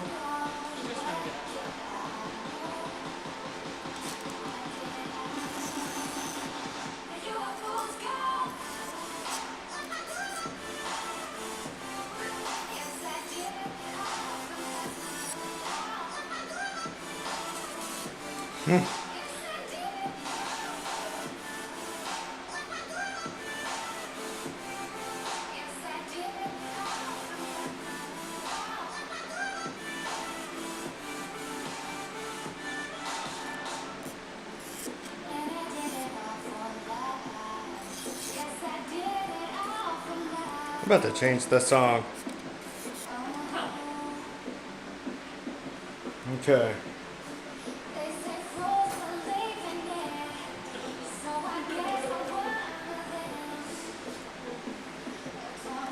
So the oil rings are supposed to be, now they do, a lot of piston manufacturers will give you the gap for the oil ring.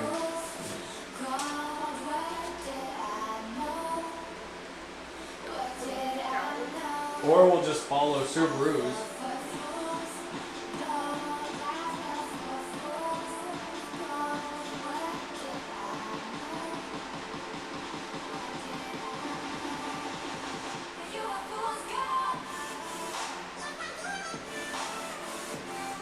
Huh. Okay, well, let's do,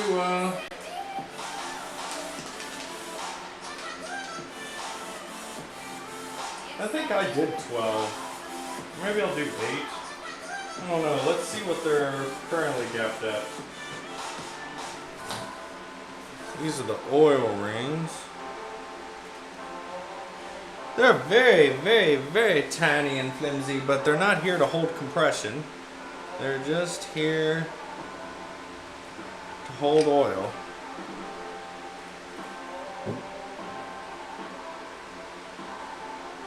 So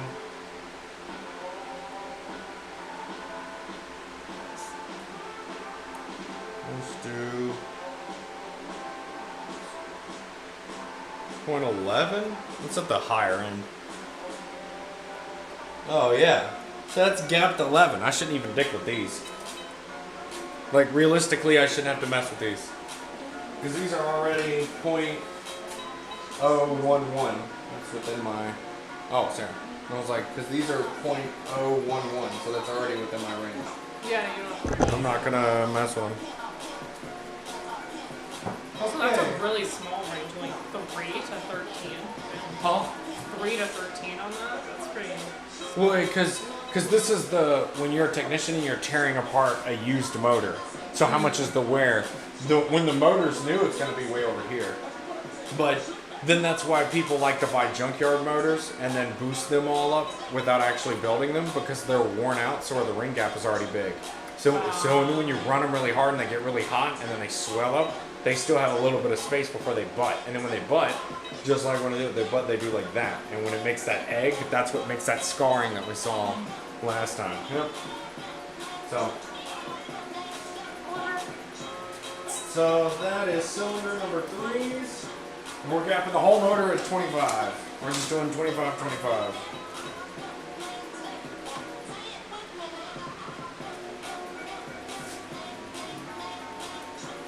So let's write this down as number 3. Gracefully provided by our sponsor, Bagel Bites. No. I would love a sponsor. I wish I had some Bagel Bites. I'm kind of hungry. I don't need Bagel Bites. We have plenty of food in there. Alright. Let's do number 1.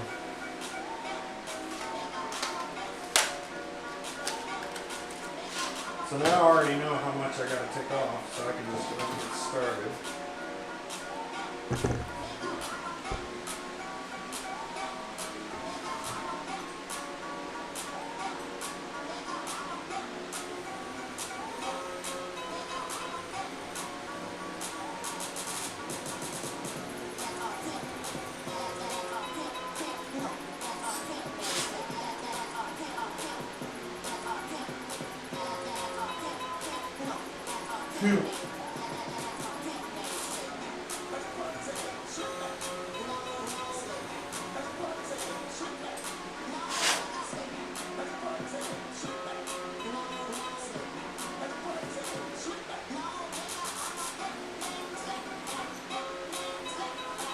I'm a pimp. So do you see what I'm doing now that's different?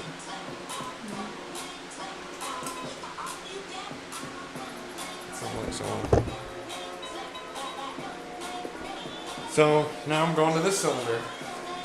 Because even though these should all be mechanically perfect, you made everything. You don't, so like just because the ring gap is 20 thousandths on over here, don't mean it's going to be over here, but it should be. Yeah. But you don't depend on it. So you do everything by cylinder. All right, let's go to 25.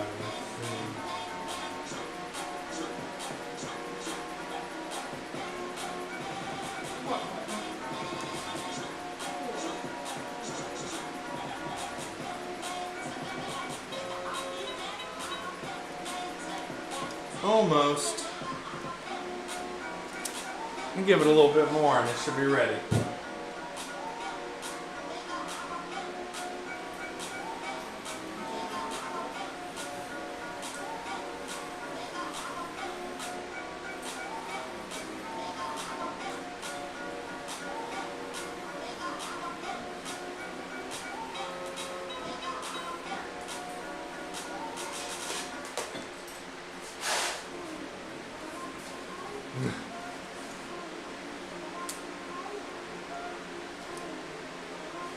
really working on this backwards. I'm about to, after I'm done with this one, I'm going to turn the stand around so I can actually...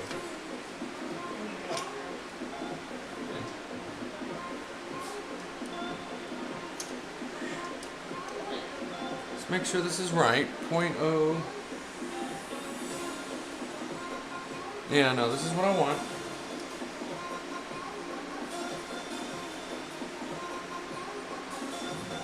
No, not yet.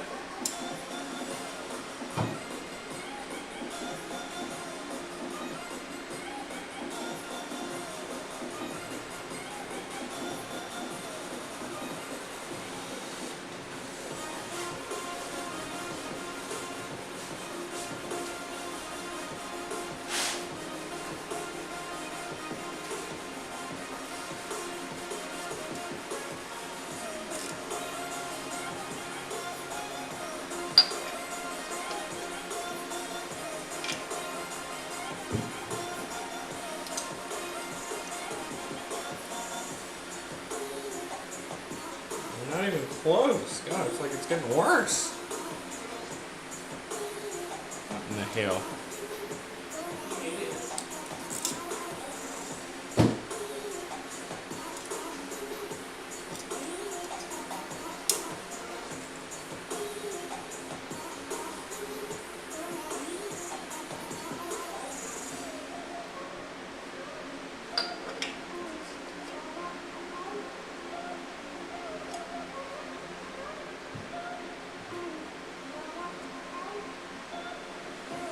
No, not yet.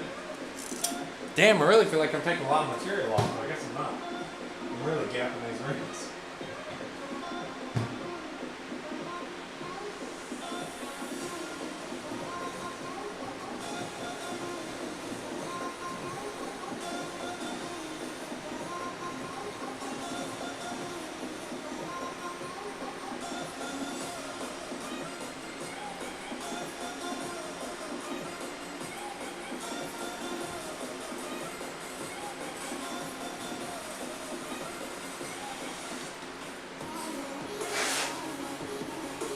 Okay.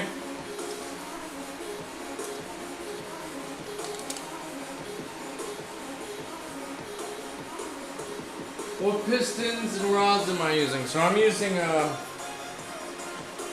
a combustion chamber design that I've kind of worked with and or stole from. I mean, it's just Subaru. It's a OEM design, but with a bigger top ring gland. These are made by JE. God, I can't. That's hard to frame in the camera. There you go. But yeah, but these are JE, and then I've got Cali's rods because I like Cali's. So.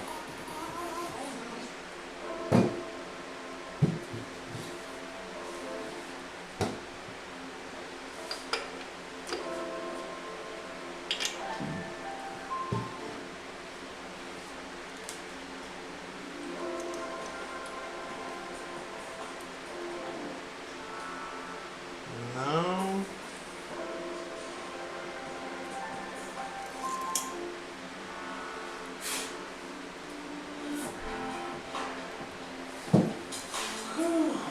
Grinding on piston rings.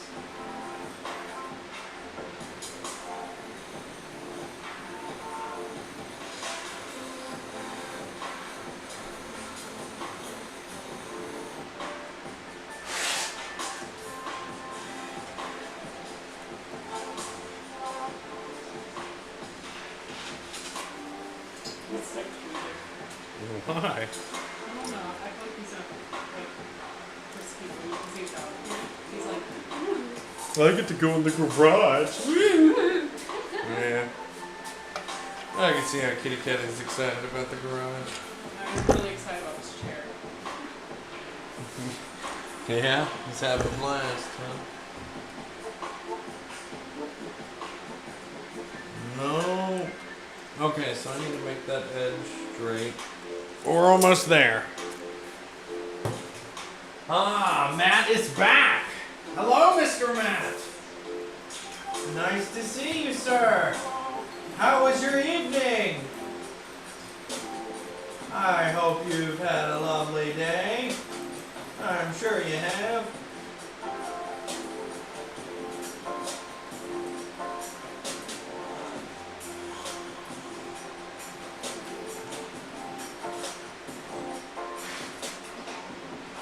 Got some Mexican food. I want some Mexican food. Dang, Megan says hello. Yeah. Sarah says hello. Hi. And there's also, I see a Mr. Alex. Yo, what's up, homie? Nice to see you. Just taking my time right now. Well, taking my time gapping rings.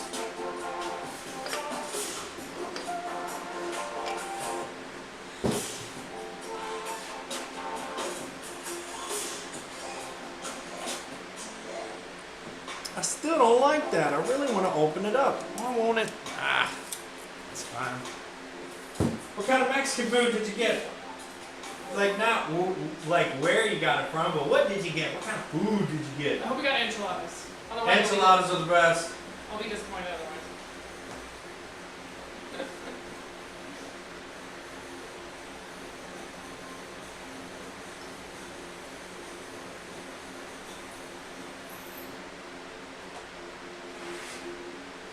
Gapping rings is my least favorite part.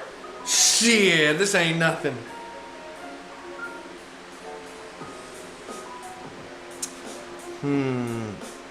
I gotta clear up that edge real quick. Sarah, you gotta go in there in the comments so I don't have to. You can go to the other side of the camera. That's fine. Sure. Let's see. That says, I got a big smothered burrito, enchilada style, and Megan got a quesadilla smothered in cheese. Let's go! And half pitcher Mars. Nice. Yeah, that seems nice. Also, Alex, I was just trying to consume it. Do that one gathering rings. It's so time consuming. It is. I've been doing this for. Look at my cat real fast tweaking out on the chair. That's fine. You can show because look, I can still work. It's fine. It's having a fantastic time.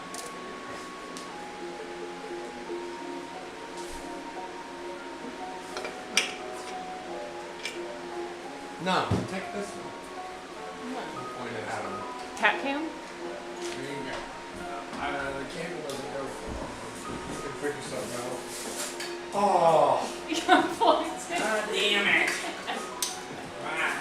okay. Let me not the reinitializer. I know how to do that. Keep working. That's all you get. That's fine. Yeah. That's fine. All the reason I can tweak it. That's fine. Let me reactivate it here.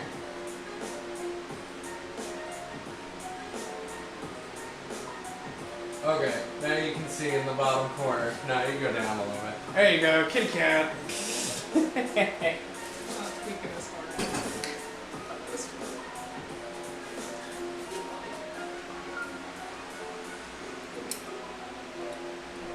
There we go.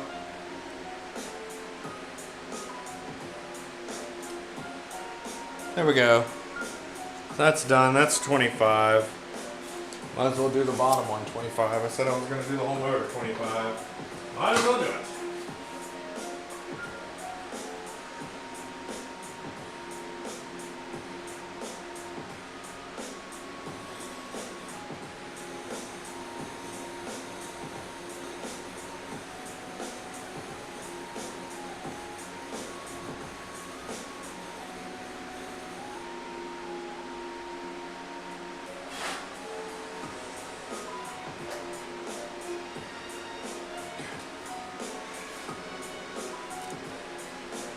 What is it, son?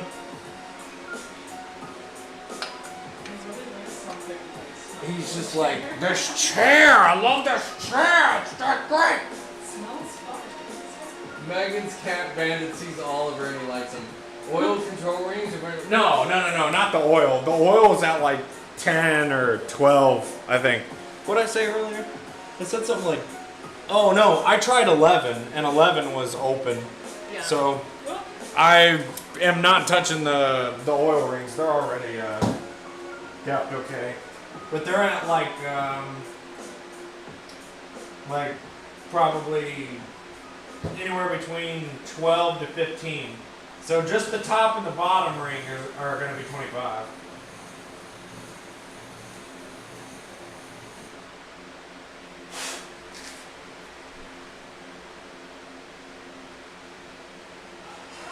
Oh, it won't hurt nothing. As long as you got the other one, you'll be fine. You'll be fine.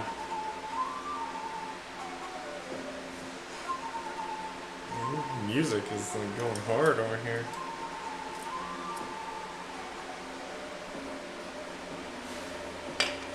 Nah, sending it on the oil control rings is the way to go. Oh, Jesus. I don't know if that's the that one oil control ring. That sounds like it may be a little bit more than just that. Anyway. Huh? Supers do that anyway. I mean, they kind of do. Well, it was 2 though. Oh, it was 2. Oh, you'll be fine. You'll be fine. You'll be alright.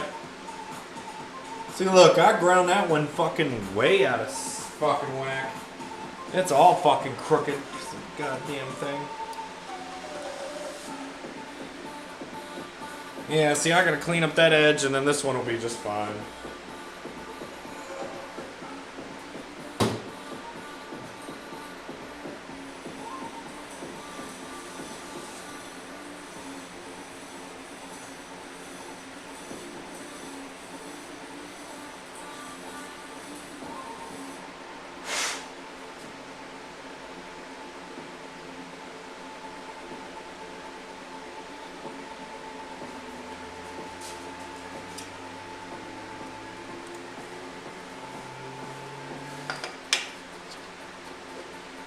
You okay, baby? Water Oh, yeah. over the can. Get like a better. Alright, there's 25. Or at least more than 25. Oh, I'm gonna clean them up here.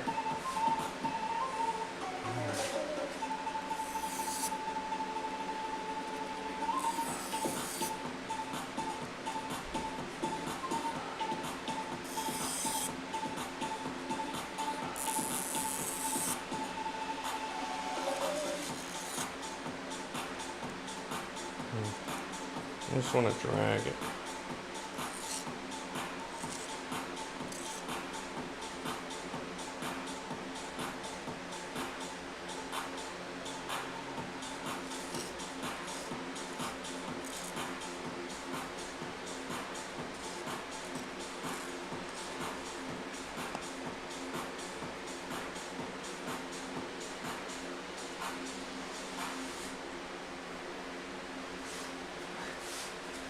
What?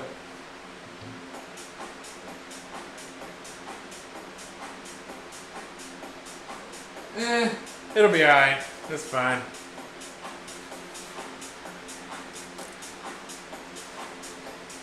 But I have an actual grinding wheel. This is what I use to actually gap them.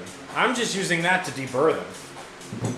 I think poor Alex may have thought I was doing it like this by hand. That's not what I'm doing.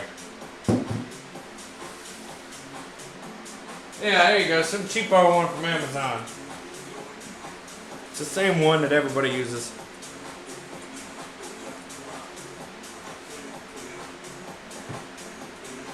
Are we listening to German club music again?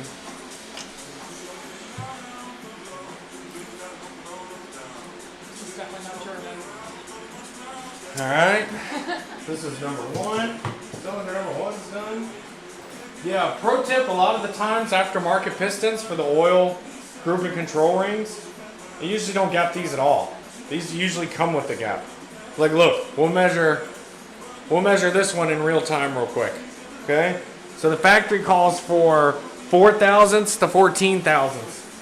Probably 6 to 10 is like brand new. And it, well, if I throw it on the ground. And anything more than 15 to 20 is excessive wear. And it depends on the bore. Like the more bore you have, the obviously the more gap you have. But see, watch. We'll measure this one real quick just for fun. So what? Let's try deep in it. Let's do, what does it say? What did I say, 10? Let's just try 12. Let's see if 12 is big enough. Does 12 fit in this? Yes. Like 12 thousandths fits in that just barely, so I'm not going to gap them anymore. They don't need any more. Which, by the way, if you'd like to play DJ, I have to play. it's on the royalty free. So I have to keep playing. I think so. For right now, yes.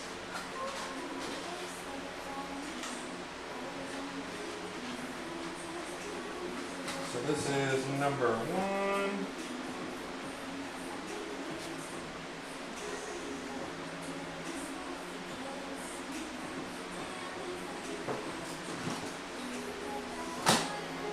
Alright, let's reset real quick. Let's get the motor turned around. Oh, let's fucking put the ring back.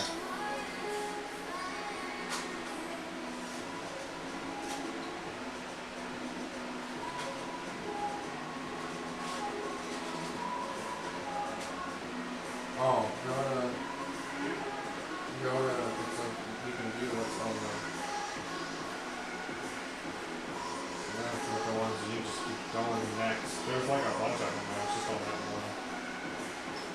But they can't take copyrighted music. Just Warner Brothers hates us. Alright, let's throw this trash over here.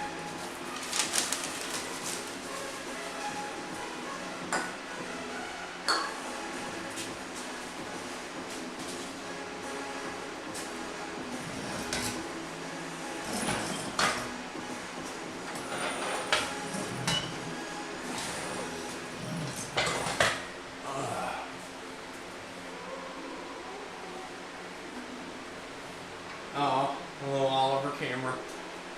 Alright.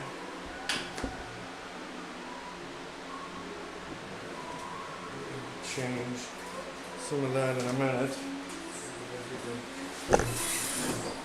what are you doing over there? Okay.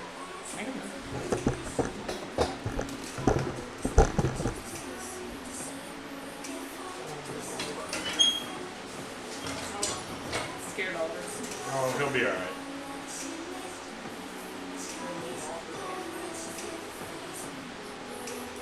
Oh yeah, I should put the fucking engine stand all the way on this thing is what I should do. Huh. Okay. Oh, and it's like really dark. Okay, well we can fix that as well. We're on the other camera.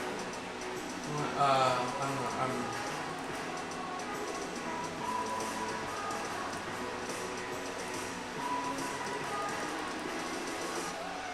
come on, where's the box that comes up for it?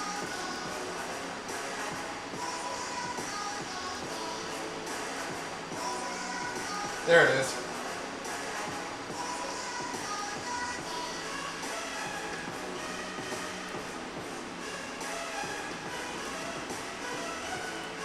There we go. Exposure is set to, okay, yes, thank you.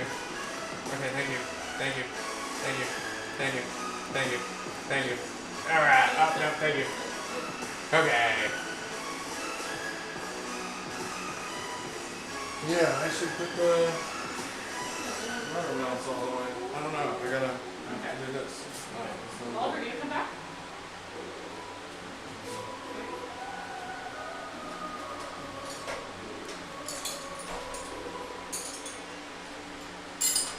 Alright.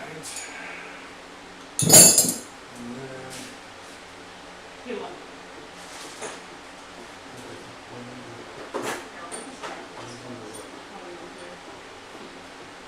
Let's stack off the cord. Gotta get the.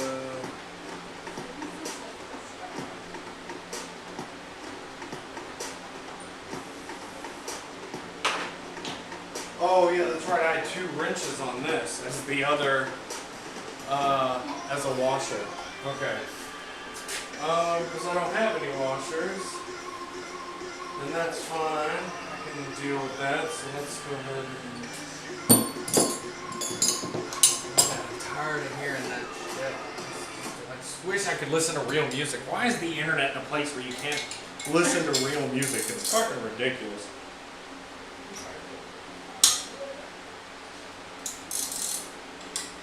Ah, come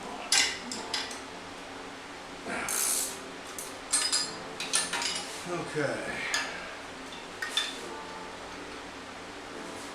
That'll work.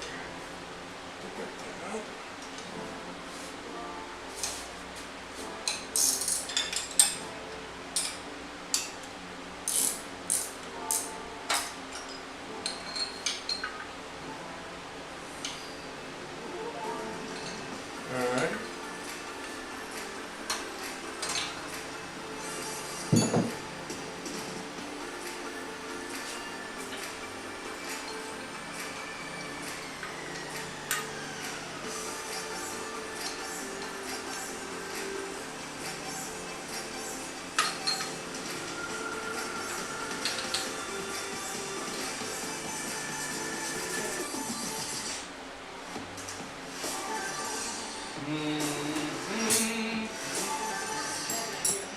You have an idea? You carry. Okay. Are you gonna give me something to drink? Oh, that's something to drink. Dealer's choice.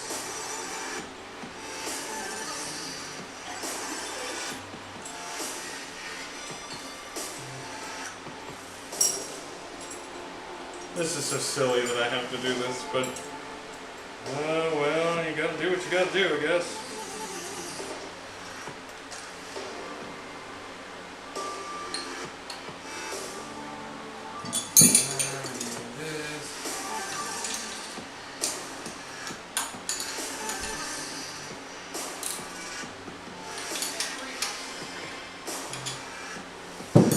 Huh? You going on a ride? Thanks. Thanks, babe. It's gonna work. It's gonna work. It's always something.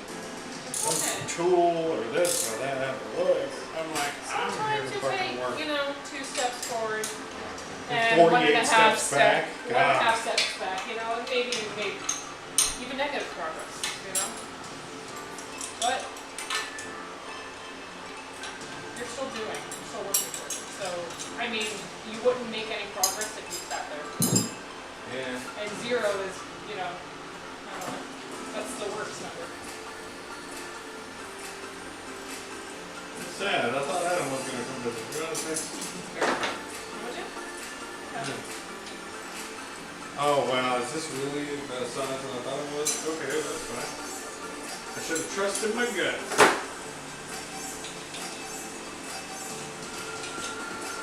There we go. Come on. Come on. There we go.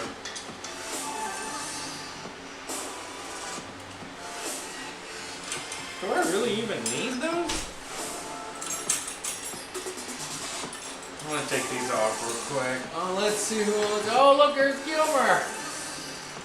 The Corvette owner outfit. Yeah, I guess. Maybe I'm just subconsciously still living in the past. Shit, that's plenty of fucking room for that bolt. I don't need no goddamn spacer. Ah. Man, it's just always one thing after another, but there are no excuses this time. We are on a roll today. I'm just gonna keep working tonight until I get sick of it.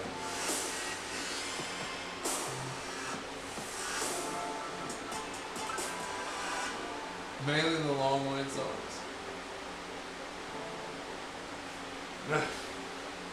Oh, well, I'm glad you do. Glad somebody does. That truck got really fast in a really scary way very quickly. I'll just leave it at that. Because it didn't need to get that fast that quickly.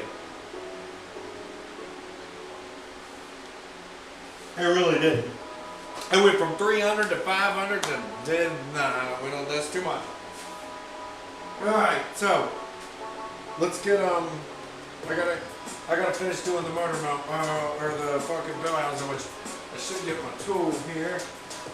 Oh yeah, here we go. See, having all the right tools is always worth $1 million. Oh, since I have some. All right, I can't see the camera. Hey Gilmer, if you're still listening, tell me in the chat because I got a little surprise. I figured you might be interested that is exciting, I guess, selfishly for me. But it involves moving. I think I'm gonna move. So I think we're really betting on it. We're really going for it. My fabulous other half is the best doll planet on the world. Oh yeah, so after trying to do, man, I cannot talk like this. Here, we'll do. Oh, that's what I should do. I should go get the other camera. I charged it and then I never hear. Well, but wait, let me talk real quick. So, me and Sarah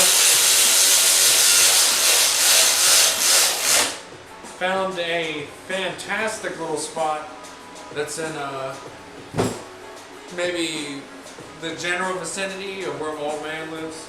It's a little bit more down south, but it's like 10-15 minutes away, or well, 15-20 minutes away now with traffic. And it's on more than an acre. It's like 1.4 or something like that, and it's a bunch of room in the house, and then it's got a 4.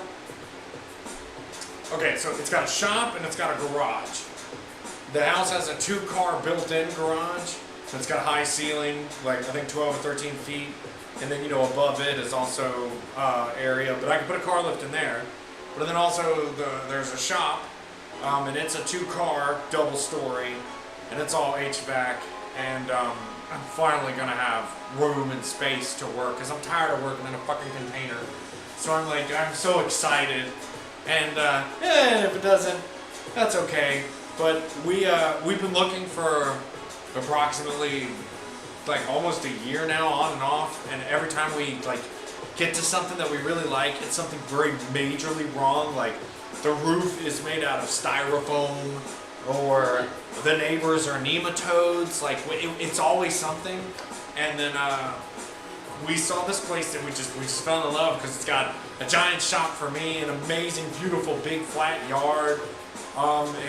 It's just got a bunch of shit for me to work on and fix. It's already got Ethernet run through the house. I'm so excited to finally get out of tin can area. Not to complain, because this is amazing compared to what I've had to live like before. So I think that's super exciting, because this makes doing this kind of work a lot easier, because then I can have not just one little pegboard, a little toolbox, but when I can have an entire shop's worth of organization and tools at my disposal. And I don't have other people to make a mess. It's only my mess. I can get a lot more done. So that's the exciting part. And then because of the size of the venue, or because of the size of the property, and just the way that it's just laid out in the space and how we would want to, I think I might actually host my wedding on the property instead of paying for a place, because it's not like some giant field or all this, but there's like plenty of parking, there's plenty of rooms and stuff, so relatives could come over, and like we could have the ceremony outside and have like the different buildings for like different things. And I'm looking forward to it. There will be more information posted, because if that shop does become ours, a lot of crazy cool stuff is going to be built in there. So that was my big little thing. I got to keep back going to it. But I'm definitely reading, and I'm not paying attention. So just because I'm not here. But yes. So it's north, or no, it's south of what? What?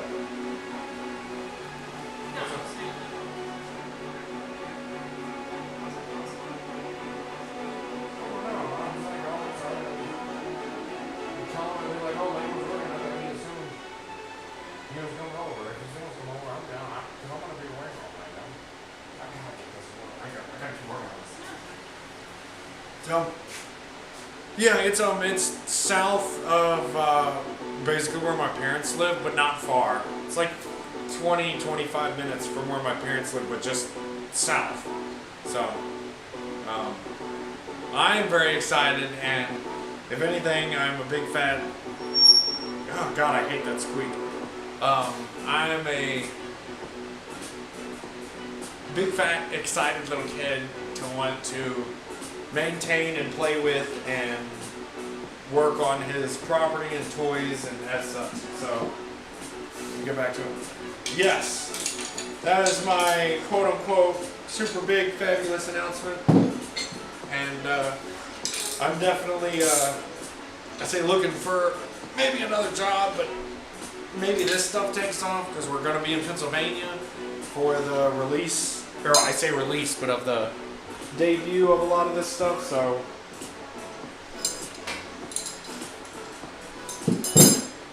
alright, now that I have the engine stand, or the engine on all four parts of the, we can,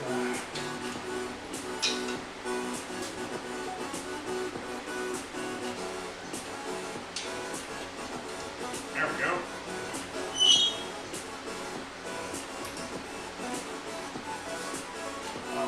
We can do like, okay, yeah, see, look, see, you can kind of see what I'm doing.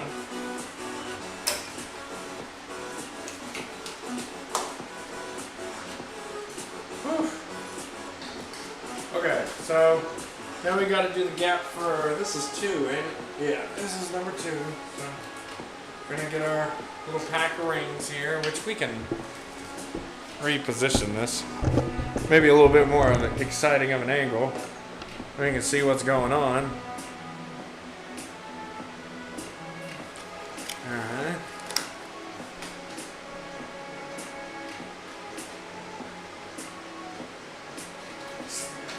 You know what, Gilmer? I really appreciate that because that's what I tell Sarah, that even if this doesn't, it's somewhere will, and we'll get there. And I appreciate that. And you know, we come up and visit you, and we'll come up and visit soon. Don't you worry, Mr. Gilmer.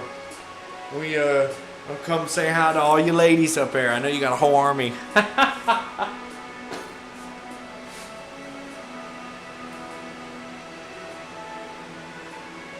Oh, okay. Alright. Put my ring grinding tool here.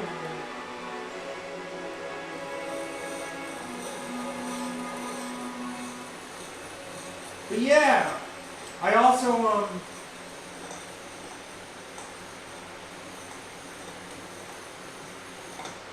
I wanna give a little backstory while I'm working in case people are listening about some recent events. I'm an engineer for just a private racing team, and well, we recently had an incident where we had a car wreck and the driver lost control and ended up hurting the driver in their knee pretty bad, but they're okay. But I learned a lot from running that car and the fuels, and I have learned that all of the talk and naysay about that alcohol, like what we used to run. Oh yeah, it needs way more than that. There's no way that's gonna be okay. We'll run that alcohol like when we were running go-karts, man. I'm telling you what,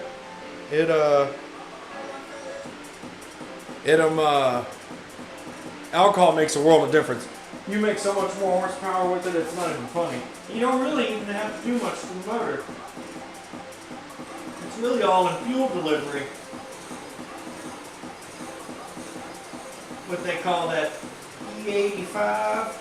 Man, that shit is awesome.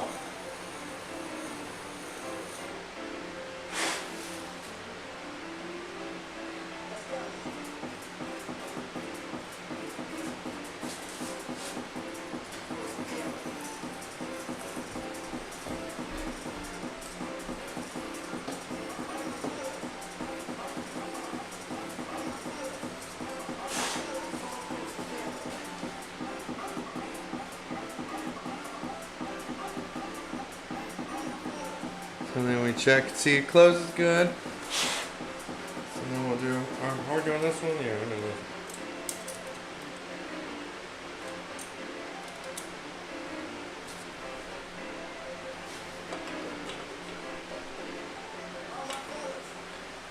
Well, let's see the ring gap on this now.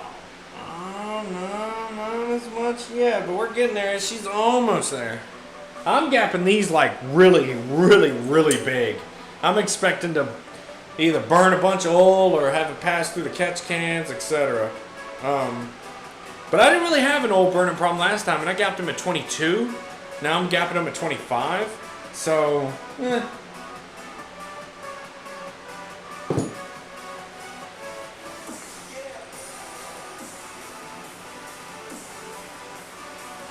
Take a little bit more material off here.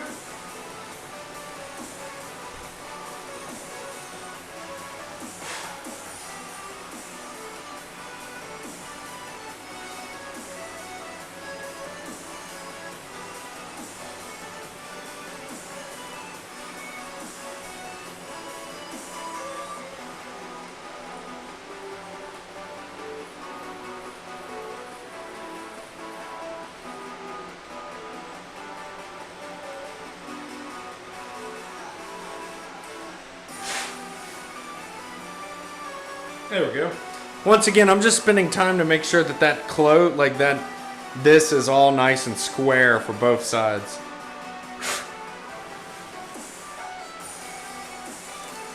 I wish I could play nice music, but they won't let me play copyrighted stuff.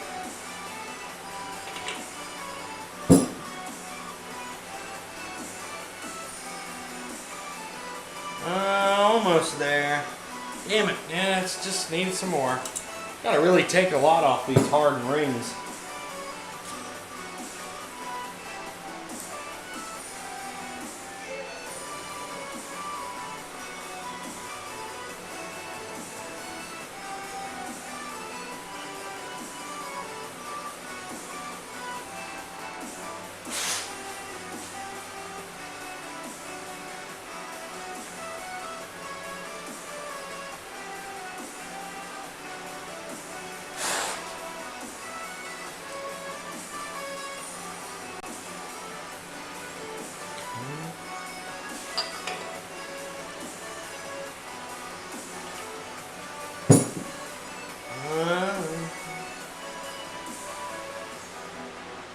Nope, the beginning of it is. However, it's still, I just need to flatten it. I need to flatten the left side and it'll Fit just nice. Love you, Gilmer. Flatten this side up.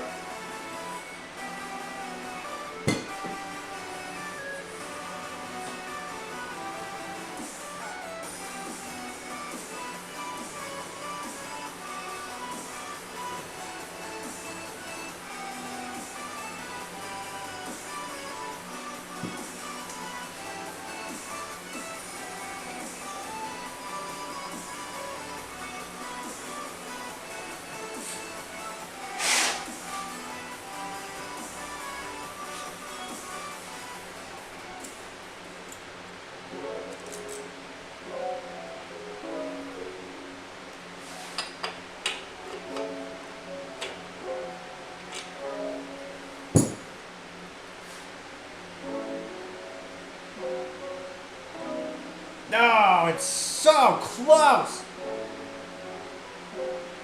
Bet you the 23 would fit. But We're gapping the whole motor to the 25 because we're going all the way this way. All the way this time left.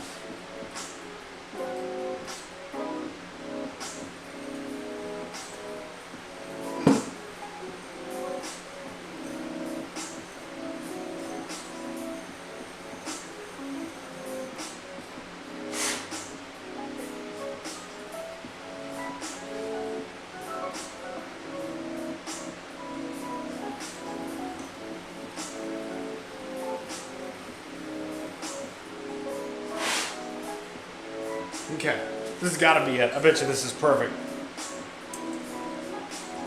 Let's find out. Here we go.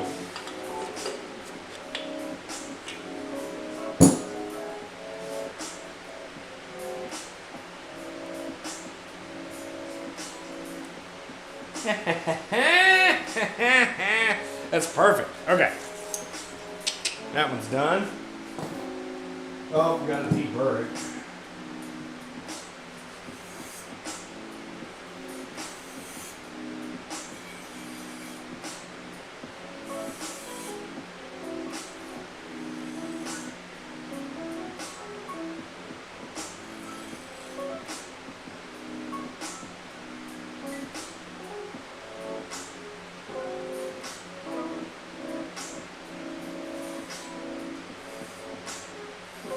There we go. Yeah, alright. Now I gotta grind down this fucking bastard. There we go. We'll do like something like,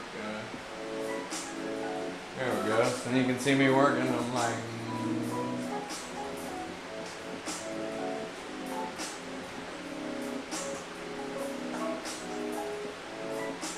ah.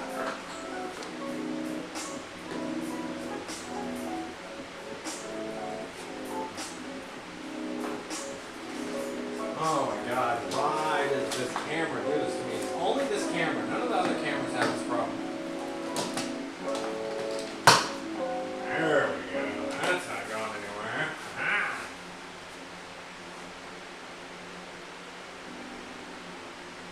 And then I'm like, boo-doo-doo-doo-okay, boo-doo-doo-okay. Alright, let's go see where my other half.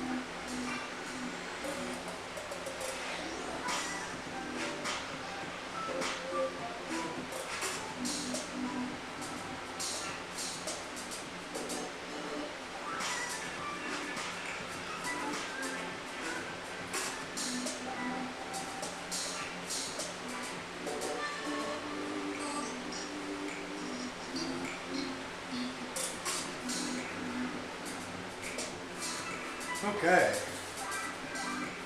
All right.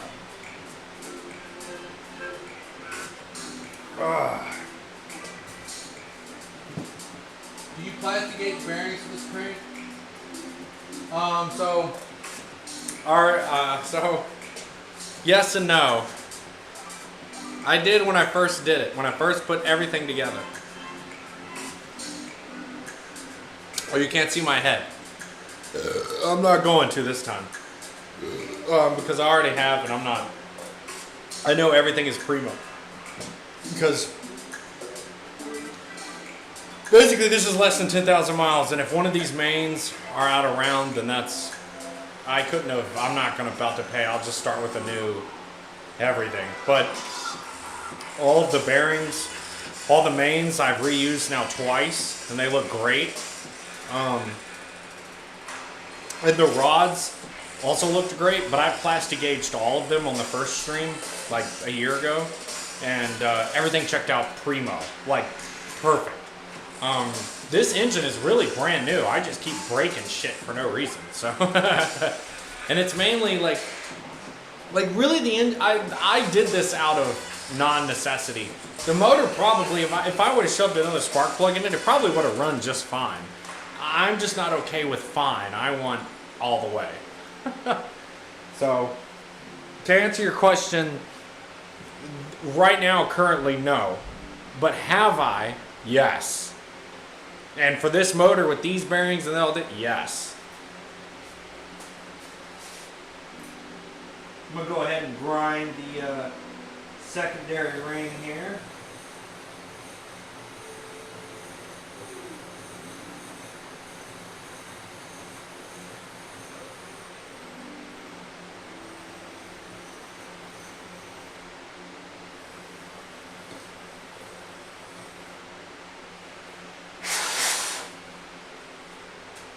Make sure these close okay. They do. Stick this in here. Any other questions about engine building? The best I could answer. Anybody watching, I will try my best to answer them. Oh man, she's almost there. She's just a little tight. I'm gonna take the smallest amount off, but that was like primo. I did that really good that time.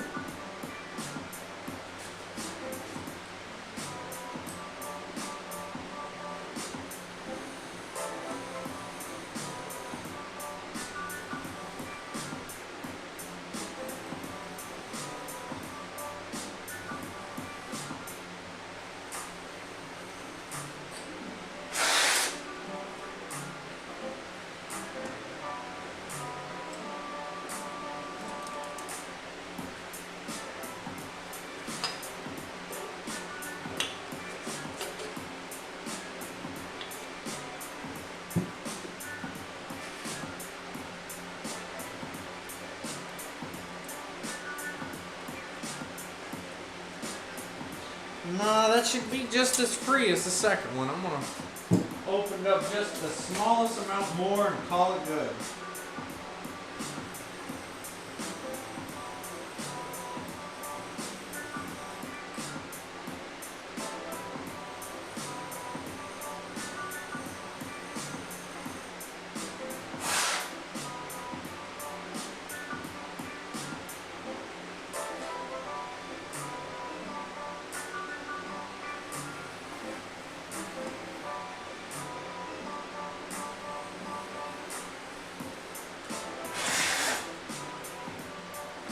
Alright, let's try this. Oh, see, I like that kind of music. It's like easy going. Here, we'll just do that one again because that's easy to work on.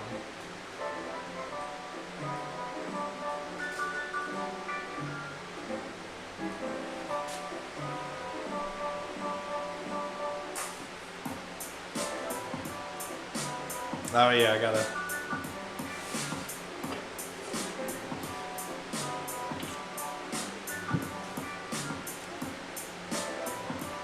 There we go.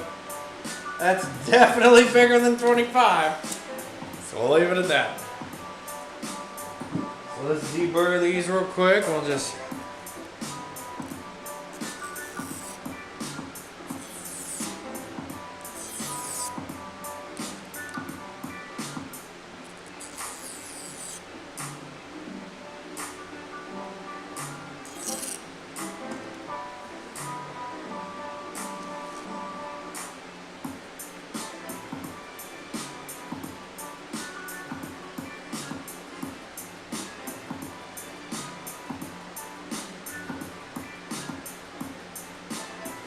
Alright. And then I deburr the top ring. Oh no, but a little wipe with the file never hurt. Now remember, I'm not putting no pressure on these. I'm just barely letting it. I'm just trying really easy to get them things nice and smooth.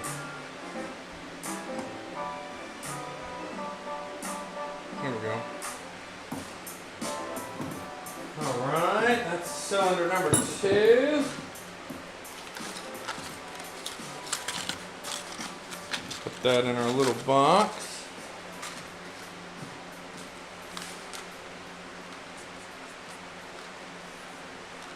Pretty doop. Alright, let's do number 4.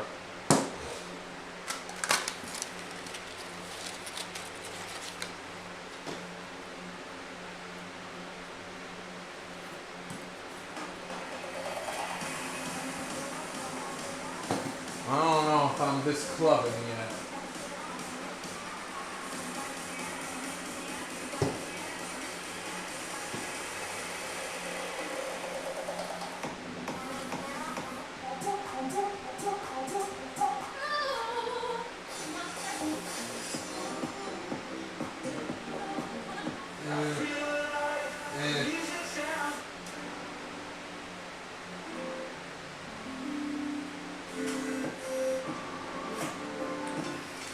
Come on, I want like a good song. Let's see.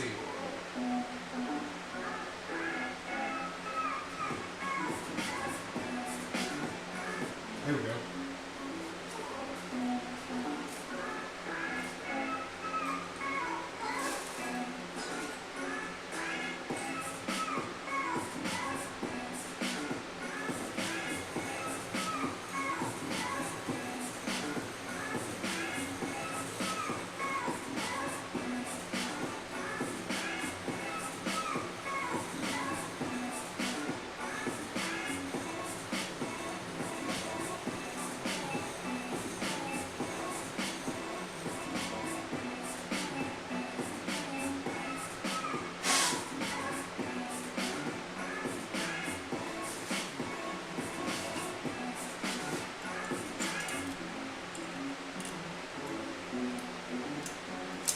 Ah, God, my hands are getting tired. Ah, not from working on this, but from jerking off so much. No.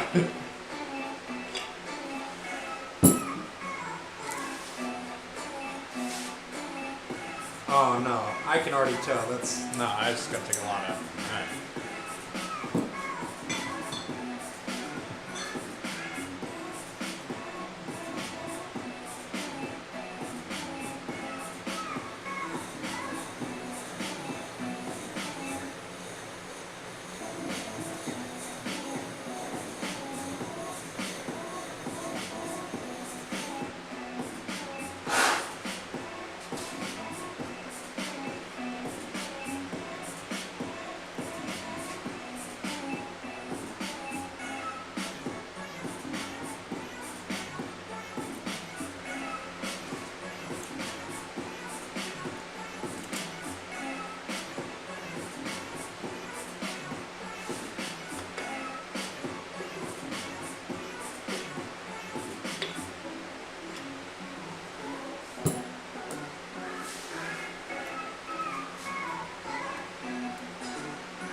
Oh, making progress. I need a little bit more. You just know. Are the cylinders plated or sleeved? Oh! Let me go get the. Whoa, wait! Let me go, guys. Let me go get the nice camera, and then I'll hook it up, and then we can get a much better view. Here, let me. I'll be right back. Oh, I got so excited. I'm glad I remembered.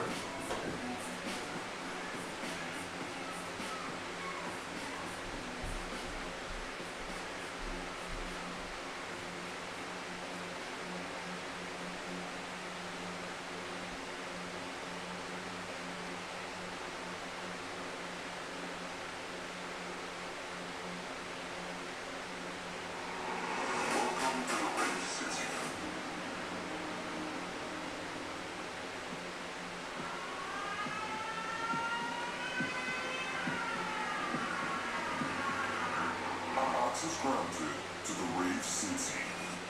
Prepare to dance, rave, jump. Dance, rave, jump.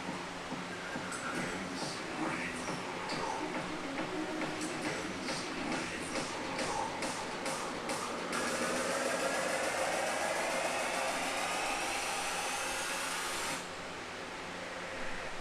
Prepare to dance, dance, dance, dance. Prepare to dance, dance, dance, dance. Prepare to dance, dance, dance, dance. Prepare to dance, dance, dance. Welcome to the rave city. Prepare to dance.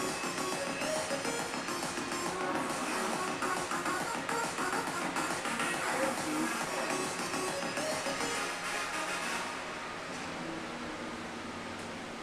Okay. I got this camera. And then I'm going to plug this in. Okay.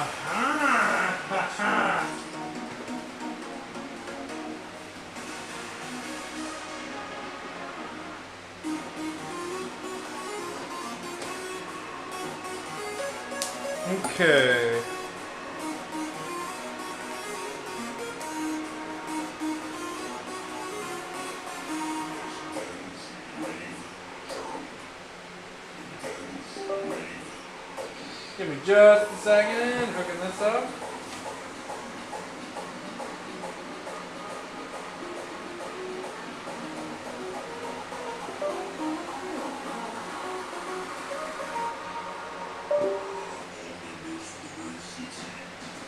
Ah, look, there's me, but it's not actually there.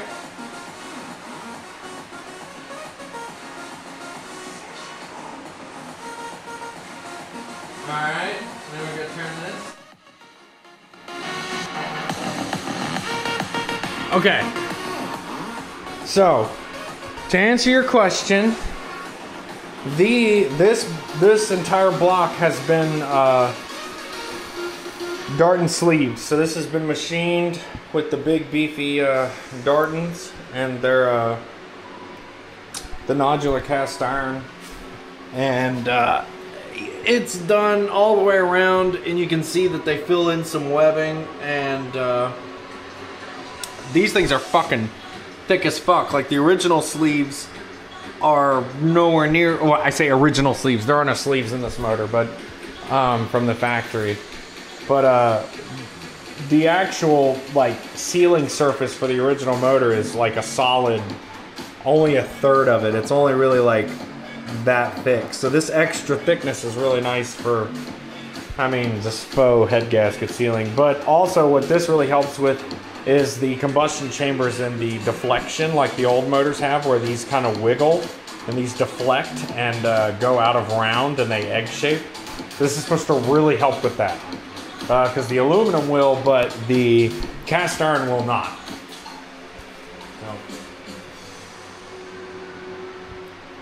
Yeah, so plating is a band-aid. Sleeving is the real solution. I will say that. That I've never known of and or seen a scenario where plating is the best scenario, unless it's something where maybe perhaps it's an older motor that you don't want to destroy the original combustion chambers and the cylinders. Maybe that's one. Maybe I just don't know. I like sleeving is the real way to go in terms of any kind of repair or replacement of combustion chamber walls. So, haha.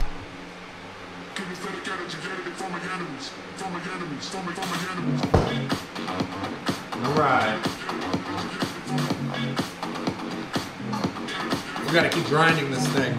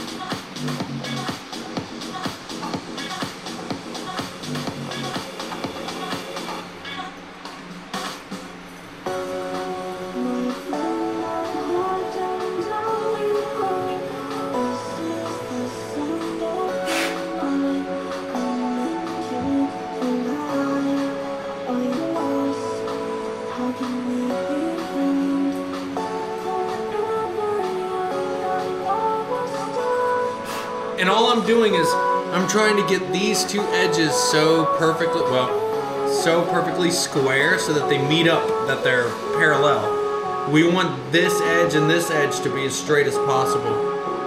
In reference, let's turn down the music so I can hear what he's saying here, or what we're here so I can read. In reference to the Atlas cable, how's it going to connect? The Bluetooth, if cable, I hope it's a better design than that. Okay, so let's give some quick updates. So our in-house flash adapter, not only do we have support for K-Line, the proprietary Ford OBD bus protocol, the GM, all of the international stuff. Our adapter also has our own in-house power circuitry designed by me, and also like our own firmware, which Matt is writing, and the board layout is proprietary to us. We do have a wireless module. So far, the wireless module that's on the board that we've spec'd out does have Bluetooth and does have Wi-Fi. We haven't gotten that far yet, but there will be a USB-C, not a micro, not none of that shit, but there will be a USB-C plug. In terms of price and availability, we are going to directly not compete, but we're going to directly step in place of the Access Port 2.0, because it was at basically a $200 price point. That was perfect. For the longest time, it was $160. It was $159.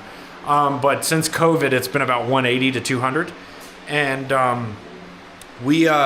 we're aiming to meet that price goal where we want to offer a much better product and experience with Atlas for the same price. And then the adapter will be compatible with not only our software, but it's technically it's just a flash adapter, so someone else could write some software for it to work as well.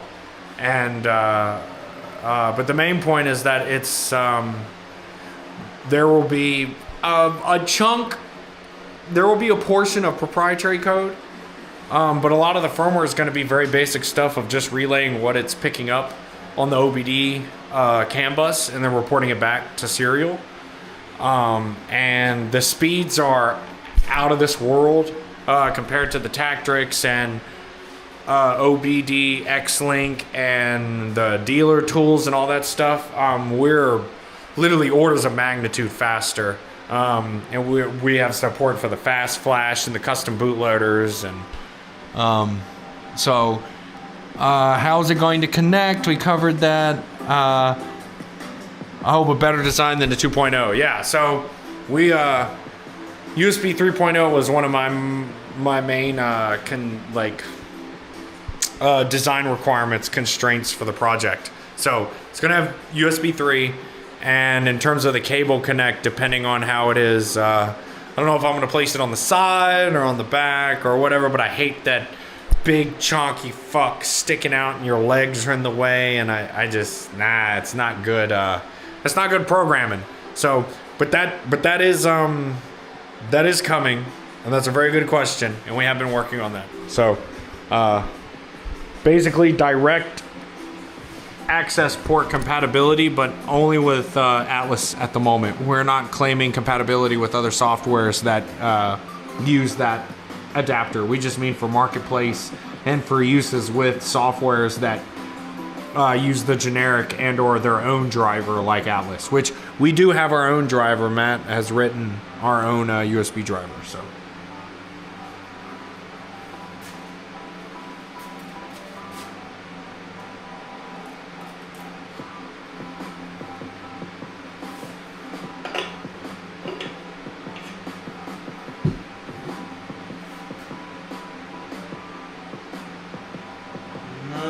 still gotta take some out of it. Damn.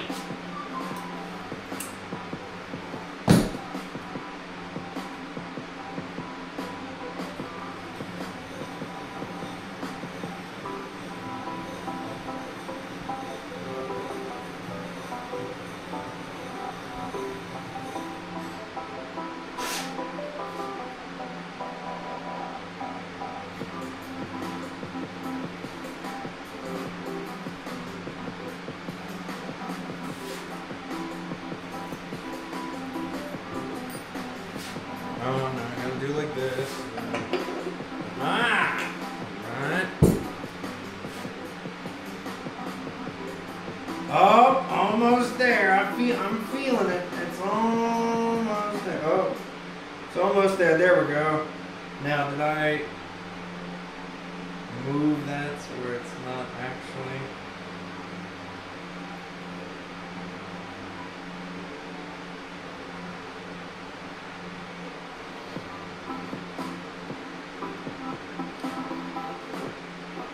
That's right at 25. I'm gonna add the smallest amount on the other side, and then we're gonna call that good.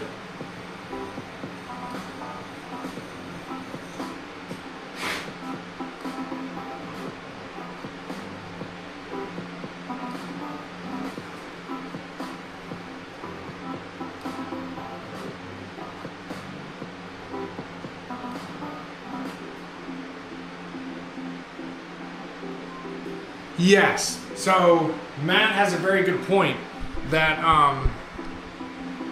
with someone like him working on, let's move this camera out the way here. With someone like him able to work and have full stack development control over not only the software suite but the adapter and the firmware that comes with it, then the hardware side, like me, I can basically design the perfect shoe for his program and for our needs.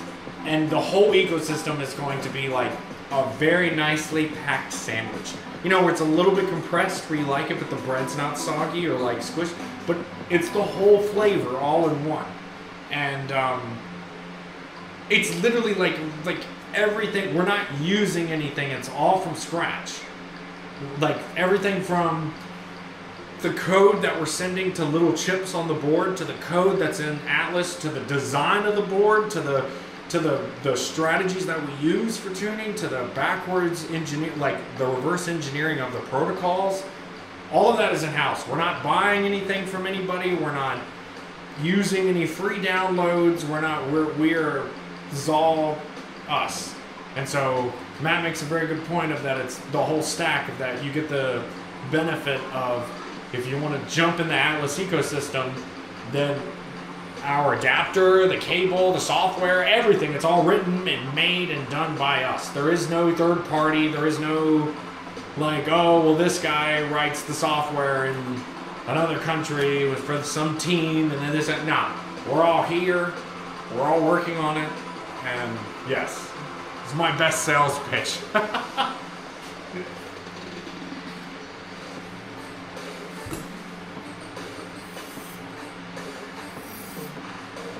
We're gonna deburr these real quick.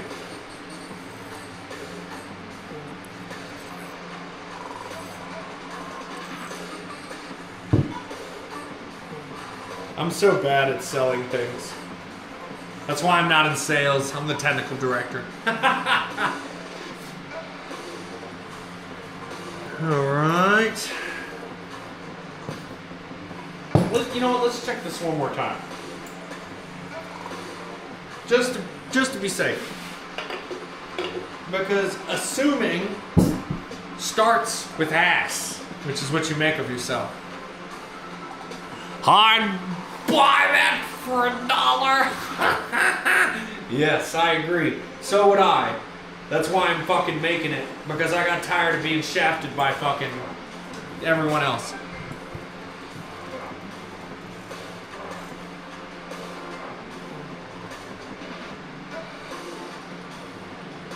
So yeah, so once again, Matt makes an amazing point, is that the strategy that we've developed, especially with using this, like this developer car, Dev 00 and then Dev 02, like all three cars, we've been able to come up with, and Matt has written the most coolest, unique way, unique way to flash the ECU. And we have features that no one else can do with the platform and the vehicle. Basically, if you buy a brand new Subaru right now and you want to use a name brand competitor, anybody in the market space, you're looking at 20 to 30 minutes minimum flash time. With Atlas, you're looking at about 8 to 15 seconds depending on your computer speed. With a competitor or another market solution, if you end up having a problem flashing your computer, there are almost no chances of recovery besides physical replacement or physical altercation of the ECU to then be repaired. Atlas has built-in emergency recovery where if something happens after your first flash, all you have to do is press the cruise control cancel button on your steering wheel, and the ECU will go into a special mode that we've programmed that will let you push a repair tune to it. So if you're flashing the tune and something happens and the battery dies or your foot knocks off the cable, all you have to do is just turn the car off, turn the car back on while holding cruise control cancel, and now the ECU is waiting for a new tune. It's foolproof. And we tested this because I fucking broke it. That's why we made it. Is because I was flashing something and I fucking broke it. It's not because of me, but we wanted to figure out a better way of recovery. And the factory way of putting the ECU in a particular mode and flashing and tire and blah, blah, blah, and immobilizer, and your mom is a nice lady. So instead we came up with our own, and we wrote our own bootloader that has basically just the failsafe built into it. And it's spectacular. I cannot, once again, express enough how amazing the effort of the programming team and more importantly Matt. It's astounding, the capability and the what would you say, unique and I don't know. No one does it like this. We're the only people that do it like this. Oh, so that is coming soon. I know. It's just because I'm literally doing this and answering these questions. Yeah, it is ready to go. We just need to release, yes, in September. See, Matt's already got it taken care of. As soon as that beta release is available, I'm able to push out the OTS for the 24. And it takes about an hour and a half, 2 hours for me to do that, to just copy and paste. But there's a few other updates that I need to do. So we're looking probably at 4 to 6 hours sometime in the next week or two. I just need to knock that out. And then the files will be ready to go so that when 25.3 is out, all the support will be there and ready. So I will do them for all. Anybody, if the OS is supported in Atlas, I will write it and I will add support. I don't care if the car is turbo, not of the platform, etc. I am going to write an OTS for every supported platform that Atlas has for the foreseeable future. Because I can't add platforms, when we have 80 fucking vehicles. I can't write a new tune every 3 days. It'll take some time. But right now, the VBs, the VAs, all the domestic markets, the 86 cars. Oh yeah, see, Matt's already got it. But we want to get the 86 cars and then maybe some of the commuter, the people carriers. But transferring the OTS from the 24, let's say it would be transferring the OTS from a 23 USDM to a 24 AUDM. From a tune writer's point of view, nothing. Takes 10 minutes, maybe. From a developer's point of view, it takes time because I vet everything. Because I may be using a tool or a part of Atlas that's in the development wing. So I may do something and then I break a line of code and then I gotta go and fix it and then work with Matt, and then I'm gonna push a commit, and blah, blah, blah, blah, blah. So realistically, when Atlas is done and all this is over with, moving a tune from one domestic market to the other, as long as there's no emissions conflict, as long as there are no emissions conflicts, emissions conflicts, or if there's no DAC or ADC conflicts with the ECUs. So as long as the market uses the correct ECU, and the pinout is the same in the harness, is what that means. Oh, you can flash whatever. You can flash whatever you want. And it's very easy. It's 10 minutes for the user. So as the distributor, the tuner, I can give it out very easily. But as the developer, I'm going to spend a little bit more time. I'm going to check all the tables. I'm going to make sure that the program ran correctly, etc. Good to know there seems to be quite a few table difference between the... Yes! So That actually also really depends on, and I know I just said this, but like it's literally all emissions, because over here in the States we're so concerned about NOx, but everywhere else in the world isn't. And so you change the engine strategy, like you fundamentally change the strategy of like the chemistry and where stoichiometric is happening and blah blah blah, to try to have the main goal of not power or cleaner air, but just less NOx gas. And that's the ultimate end goal. So that's why I'm sure there's some tables that are very different. And that's why you get different like EGR valves and camshaft profiles for different regions. Because Japan, you know, they're strict, but also they're not like the US where they have this NOx shit.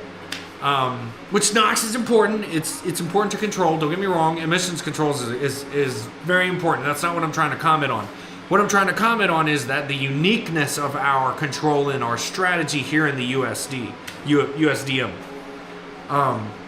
So there are a lot of tables that are different, and that's one of the things that I'm going to be like, okay, cool. Well, if the strategy for the Australia car, I don't have to worry about EGR and NOx gas because you guys don't do that emissions testing, or maybe you do. I'm just using it as an example. I don't know. Then that may change how much cam timing I give, or how much converter warm-up time I put, or etc. and so forth. That's why I'm going to look at it, and that's why it's going to take a moment. But your patience will be rewarded. I heard the OTS is a fucking banger.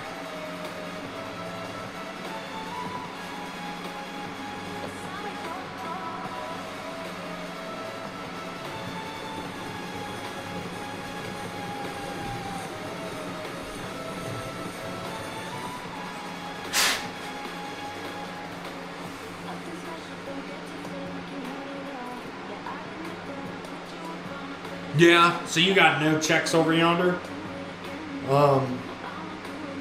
It's just fucking crazy. Like, okay, so I just went to Japan. Here, I can prop this up a little bit better. I wonder if I can do like this.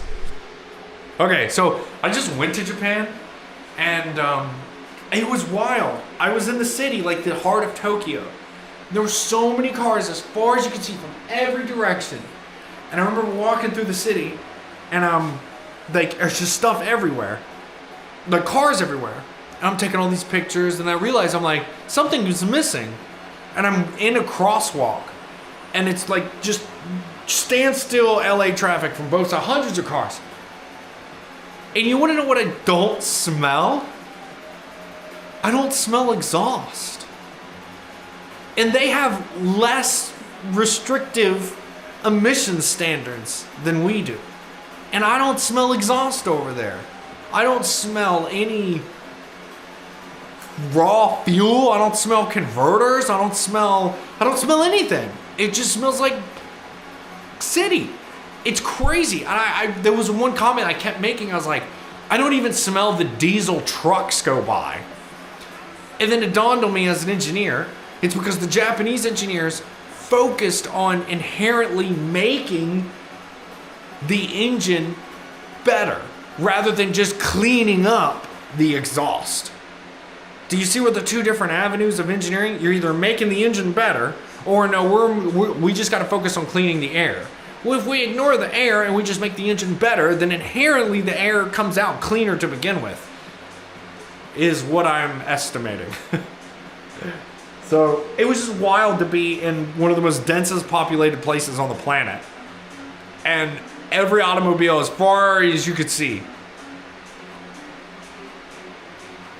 No smell. I mean, you smell city. You smell like shit and stuff, but like it wasn't bad. It was a nice place. And I didn't smell any car exhaust. Like I can go walk outside and go stand at the intersection, and it's nowhere near as crowded, and I definitely smell a diesel truck going by. What's up with that?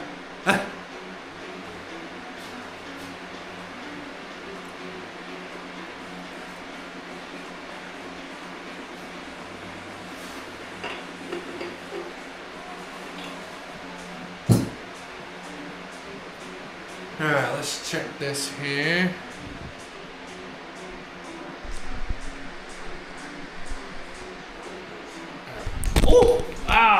and I caught it. Dang, I'm pretty good. I didn't think I was gonna catch it. All right, here we go. All right.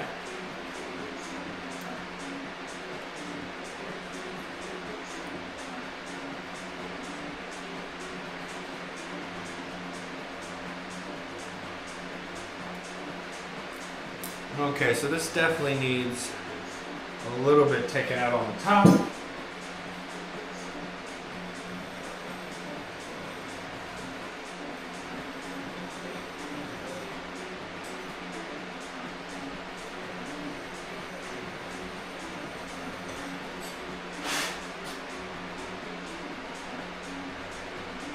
Okay, I think that's good for that one.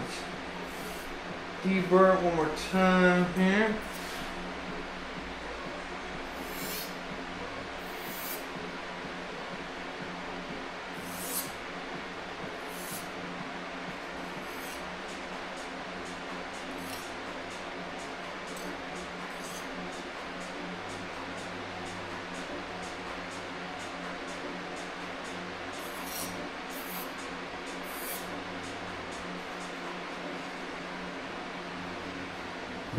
Okay, we're gonna get this one.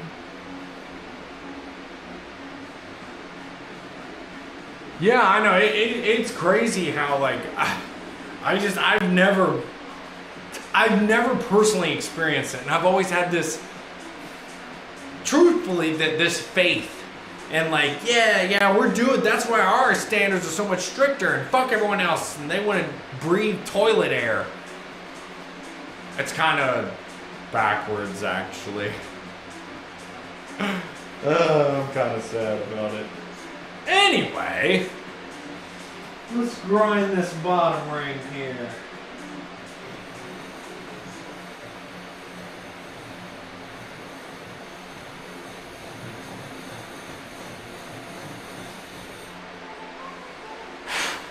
Oh God, my hand's starting to hurt.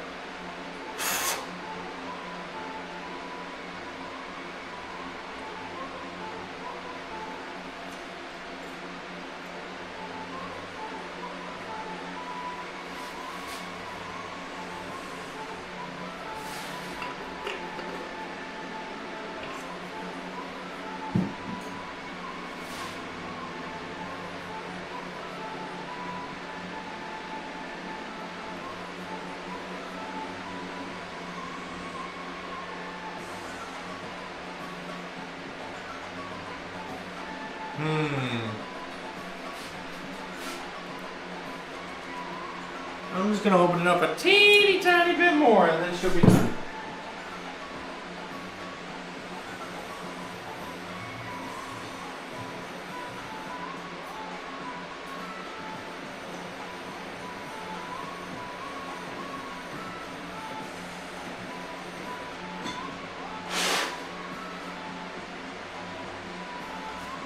Now let's open it up in the middle now.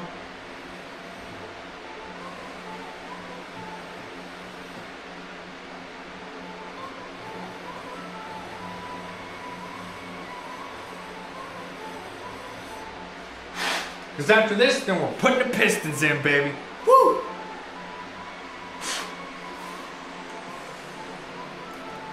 Gotta put the rings on them, but it's alright.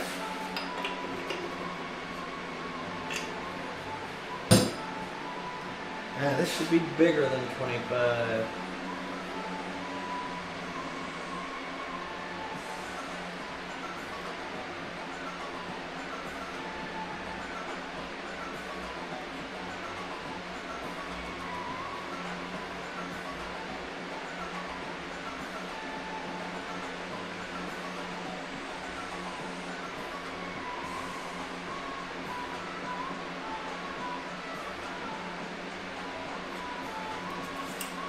That's probably good enough. Let's, I mean, that's not really my policy, good enough, but perfection keeps standing in the way of what's great, and I'm not gonna do that.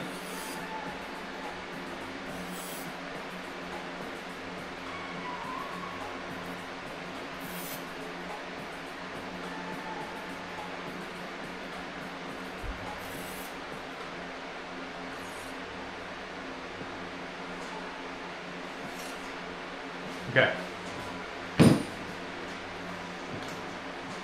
Did I do these? I think I did, but one little pass won't hurt.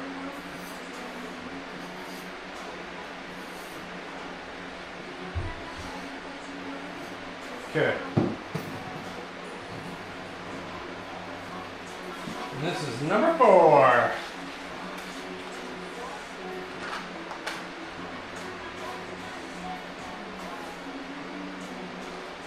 Write that down here. Number 4. All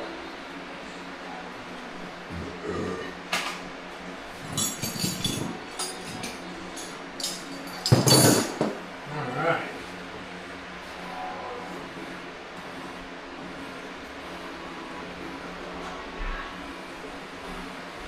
Okay. Huh?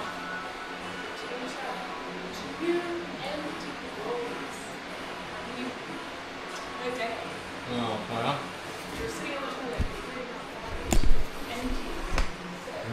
Okay. Okay.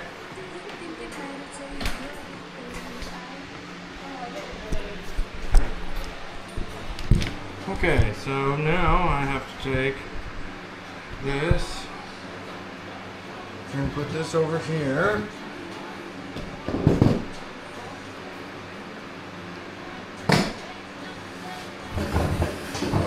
We're gonna take a seat and we're gonna start assembling these.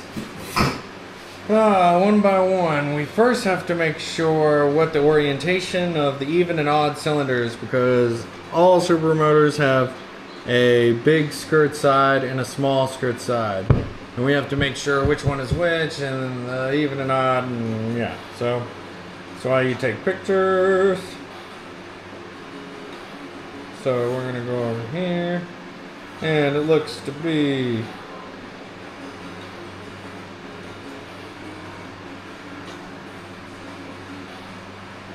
the odds have the small sleeve on the big rod end, and number 2 has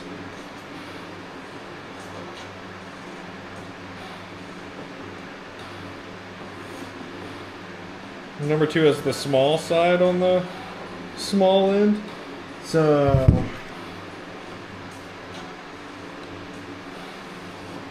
this would be number 2.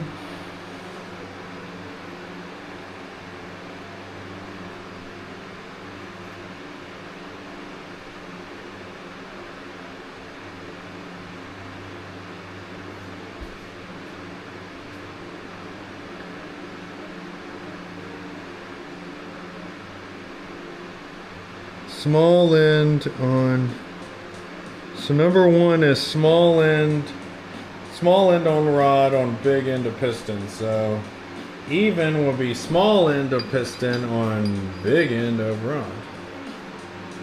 Or small. There we go. I don't know. I'm not talking any actual sense, but I know what I'm doing, I promise.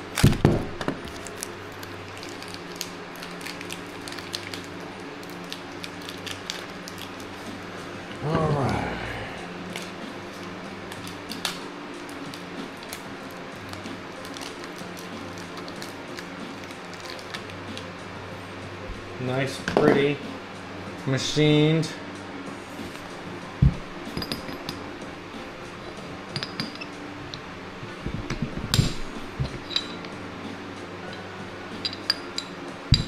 Look how easy that is.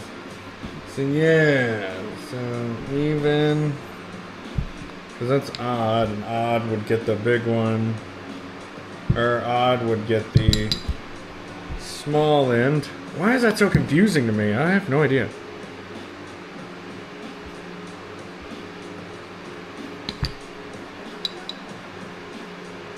Okay. So let's get our fantastic, terrible snap ring pliers. Oh, here's the other new ones. Here we go. I found both of them. Alright. Do like this, and then we're also going to, now that I got all this ready to go, I'm going to get a a cup of oil. This one's kind of gross. But we're gonna get a cup of oil because then you use oil when you assemble these.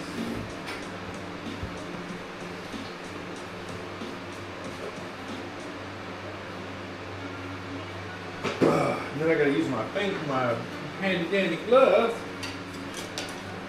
as well.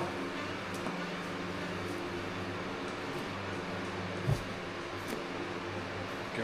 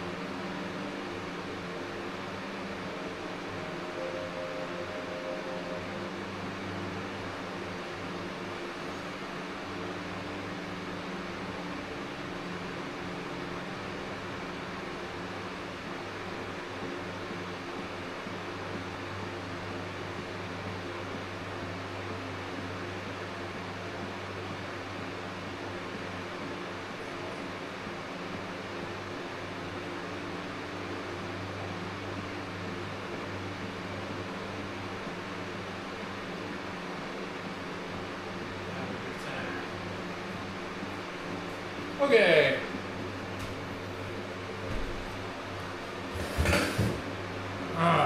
Let's get some fresh assembly oil here.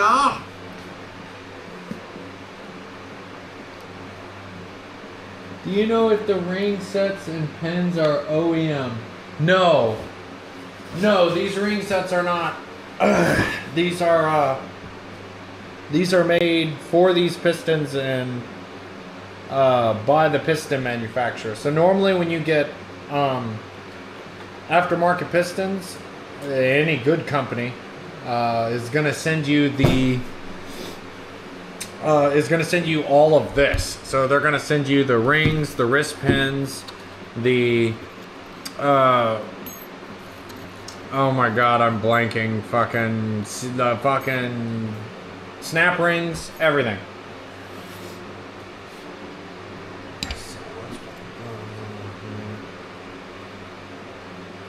Now that's not to say that these might not be close to the manufacturer. Well, a lot of really good rings are made in Japan. Even the rings that I use on my GMLS builds, my V8s, I use NSK, I think, is a bearing company. I don't remember who makes them, but I always buy the same rings for my LS motors, and they come from Japan as well. So we're just gonna take this here and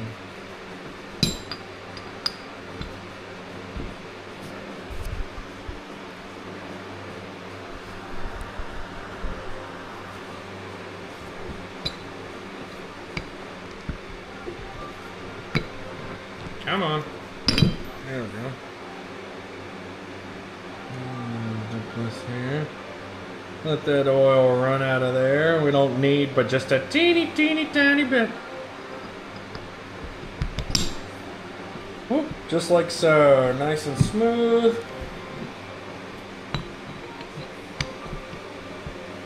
We'll do like that. And we're going to take our fabulous, terrible snap ring tool.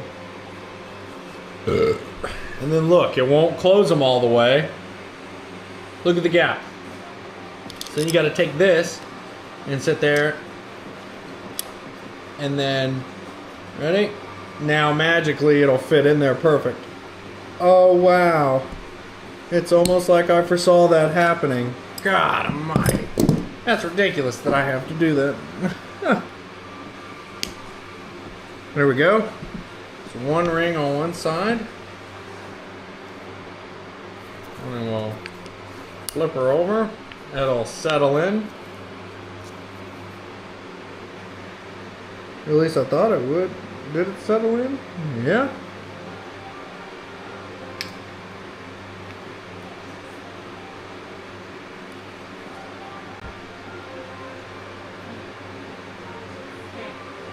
Yo, what's up?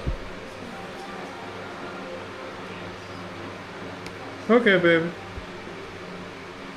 And make sure these are seated all the way. Okay, so then now we're going to do the same thing.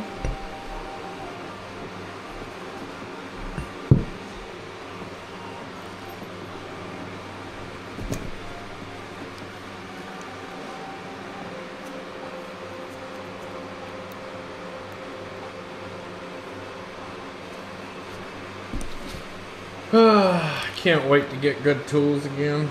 You know what? Let's make these the bigger size. There we go. Have a little bit of a better position. Look at that. Look at that. When you got the right tool and it works, everything is just a million times easier. Alright, there we go. There's number 2. And then we're going to get our fabulous bearings out.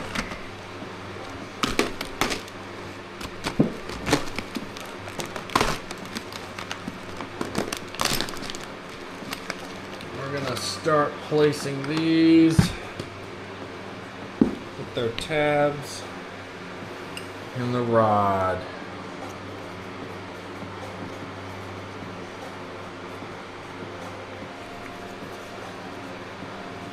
There we go.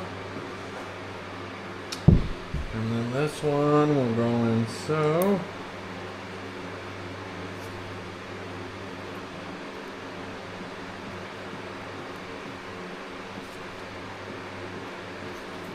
There we go. And then we'll connect these two.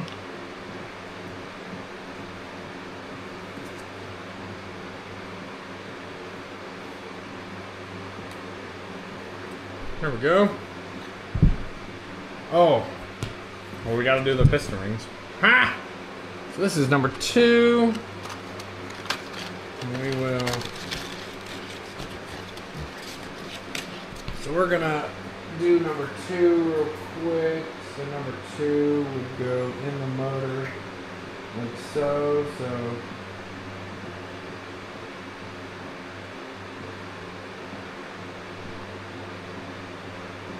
Okay.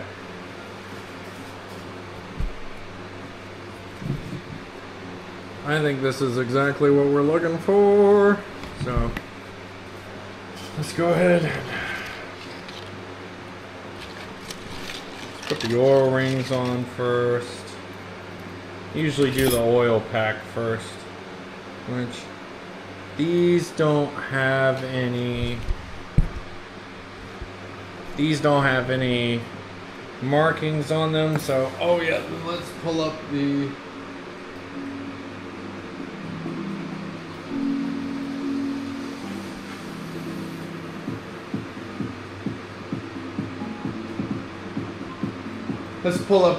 how they want the orientation, because I'm pretty sure I know what they want, but once again, knowing and assuming is how you make an ass of yourself.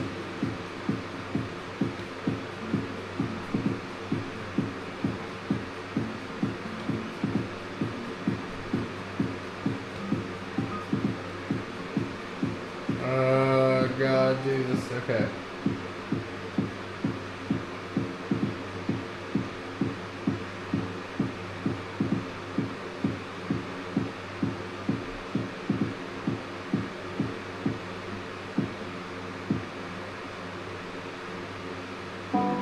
The ring mark 280. Okay, I got it now.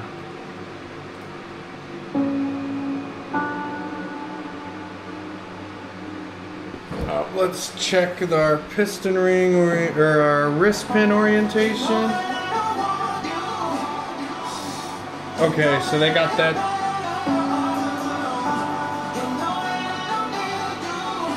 Yes. That's so loud. We need to change it so I can keep working. Hold on, I see a new comment here. I would love to know why the BO has the same design as the EJ for rods and block fitment over the FA. Block fitment. Whoa. All the GR86 and BRZ cars that I'm aware of use. So the newer ones use an identical copy. It's the block. You wouldn't be able to tell the difference between this and an NA one. Well, I mean the pistons are a little bit different, but like doing this stuff, you would never be able to tell. I don't know if I'm smart enough to know exactly what you mean. So I'm going to find out. Please clarify and perhaps I can help. So the snap ring should be aimed at the top.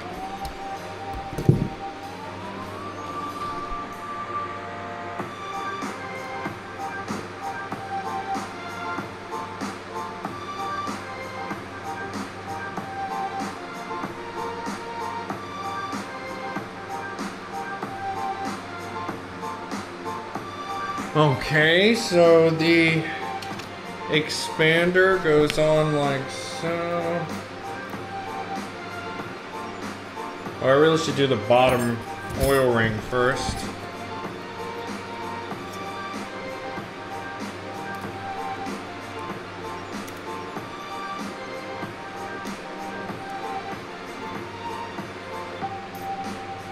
Okay.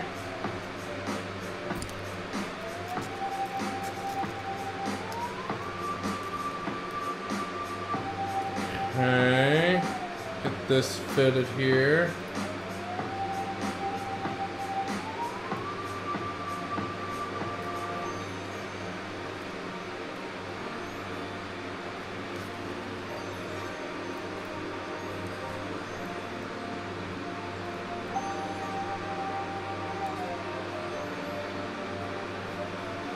Wait a minute, does this have that lip where you're supposed to do, yes.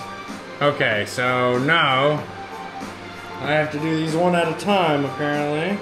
I forgot about that. These motors do that.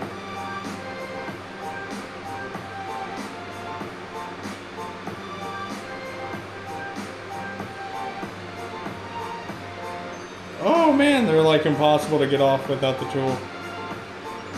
Or really when your hands are covered in oil. There we go. Okay.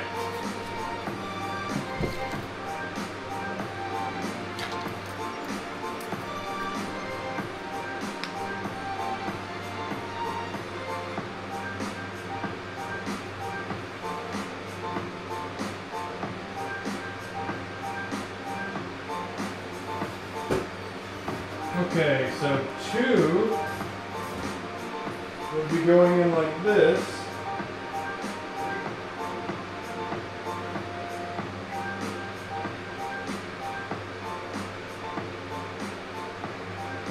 Okay, so 2, this is the top. Let's mark that here.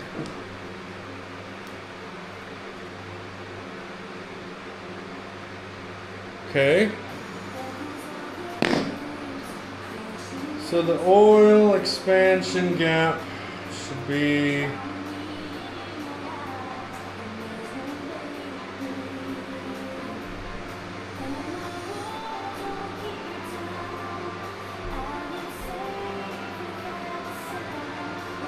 okay. Okay. That one's made like that.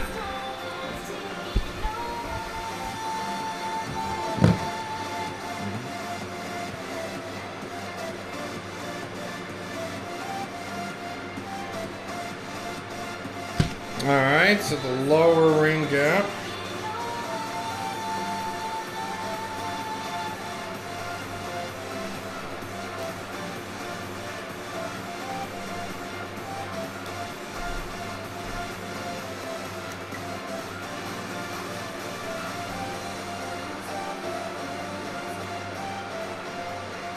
Oh, I need my pick tool. Okay. So it says I want to move B down from... Oh, that works. So there's my first oil ring gap. There's my actual ring gap.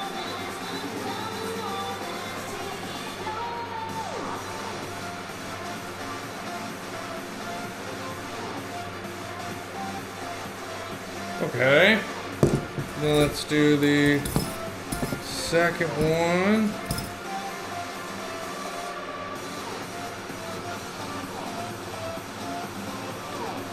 Alright, so yep, then that goes all the way over here.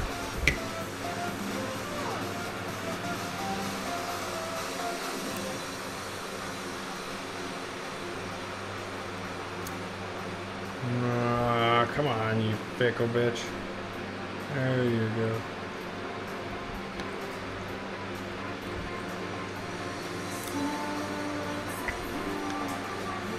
Alright, then we move this a little bit more.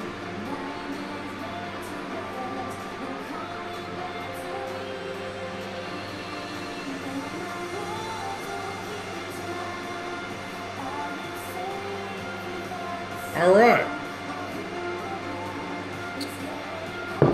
Okay. Okay, so yeah, so the second ring, so they're just 180 of each other. There's no actual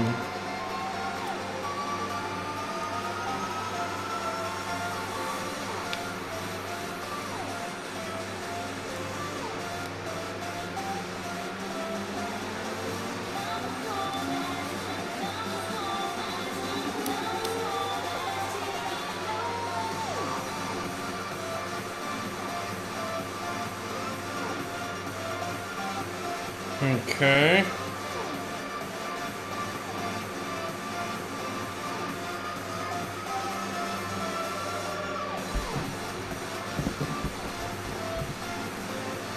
And then the top ring goes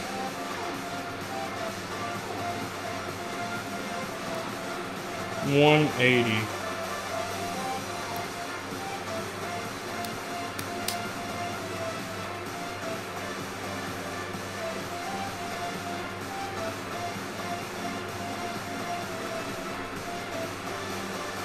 Okay. First piston. Oh, well, wait a minute. There we go. First piston packed. Rings orientated correctly. I think we should pull up the oh, let's see what he says. FA24.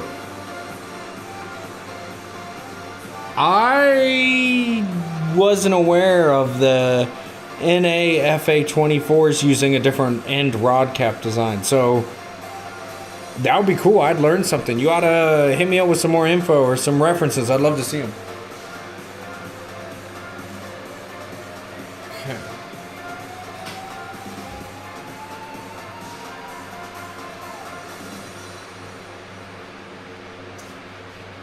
Okay, so now we got to get our piston ring compressor tool. So I'll go get it.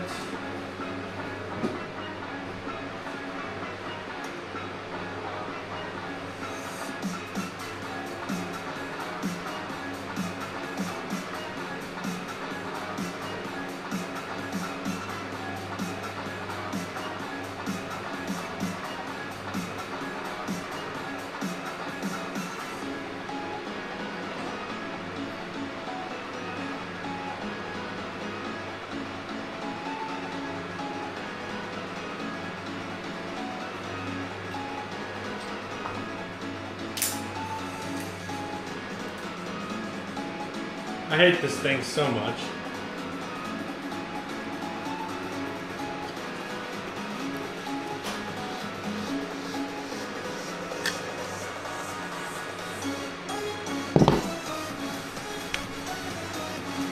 Nope.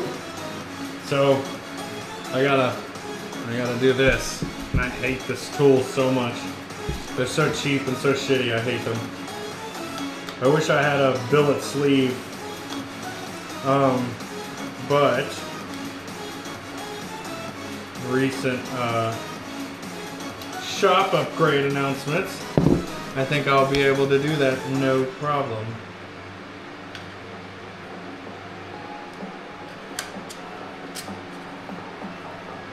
Okay.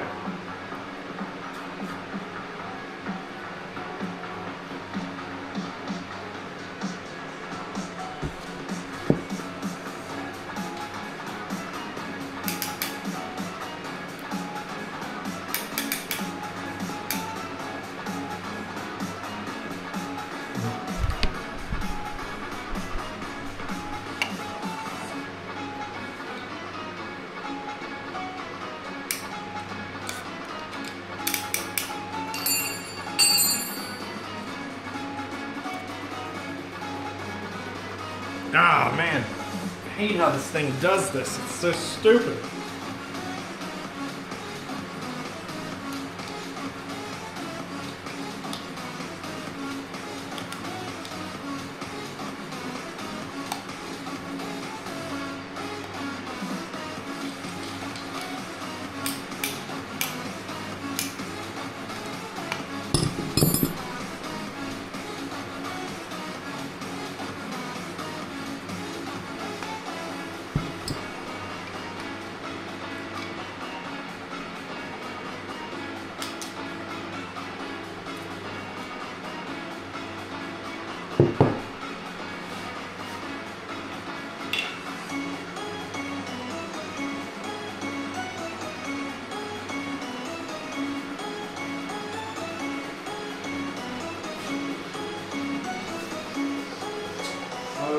Where'd my dead blow go? Oh, here it is.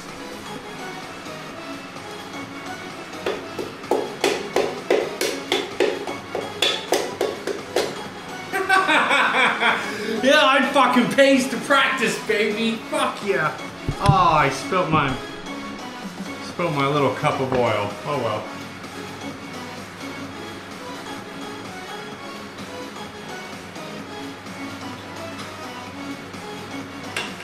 Oh no.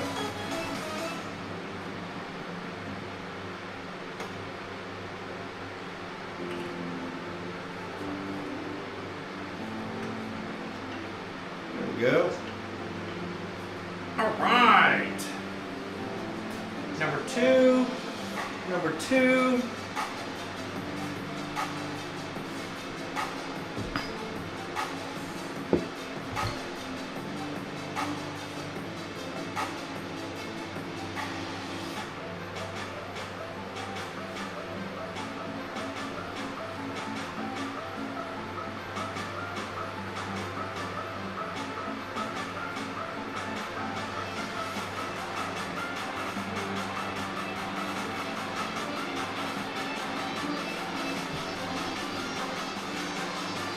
Alright. Oh, let's see. Oh shit. I'll have to check it out. I'm excited because I didn't know. I don't know. Oh, excuse me.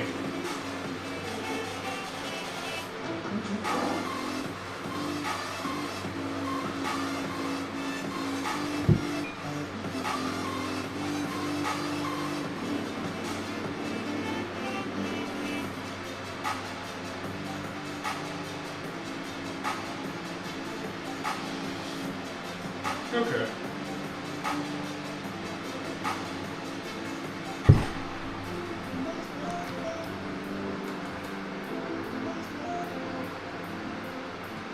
Let's see. Anything else I need to check for before I keep doing this?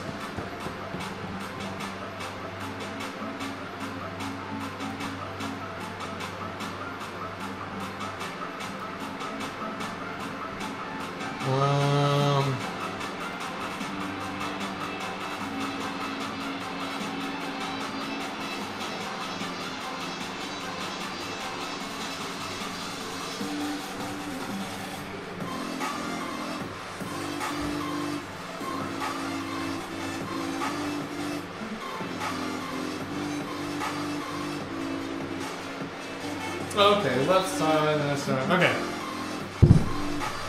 Just making sure, gentlemen. Alright, let's keep going. First, we gotta clean up the mistake that is the spilled little cup of oil. God damn it.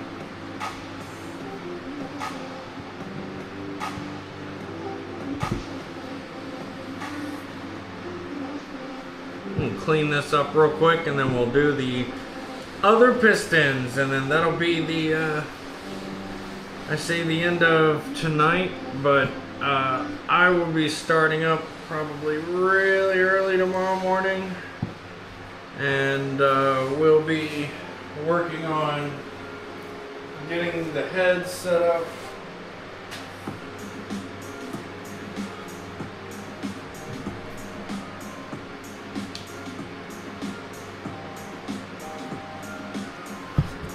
Alright.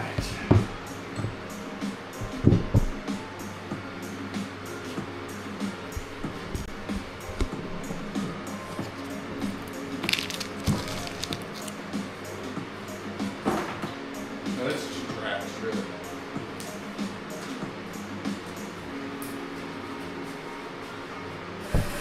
Alright, let's do number 4. Oh, wait. I gotta do the rod caps. That's right. Let's just go ahead and take care of that while I'm over here.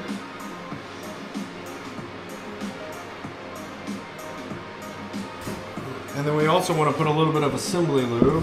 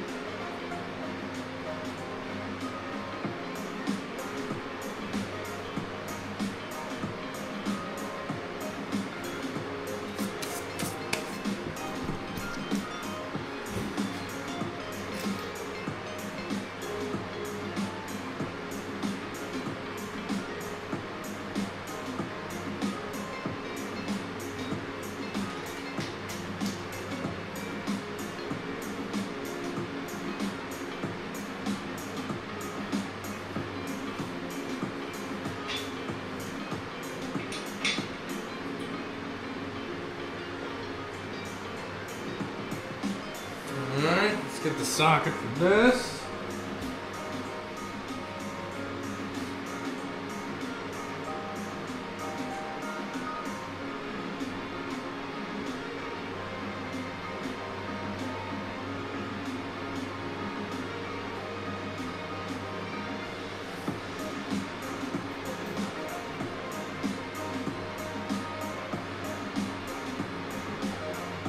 Is this really a standard socket? What did I use before? Nah, there's no way I don't have a dedicated socket for this. I should have a dedicated socket just for this. No. Oh.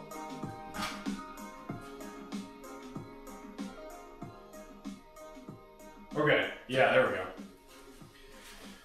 That would make sense. I was like, what? There's no way I don't have a socket for that. I remember buying one.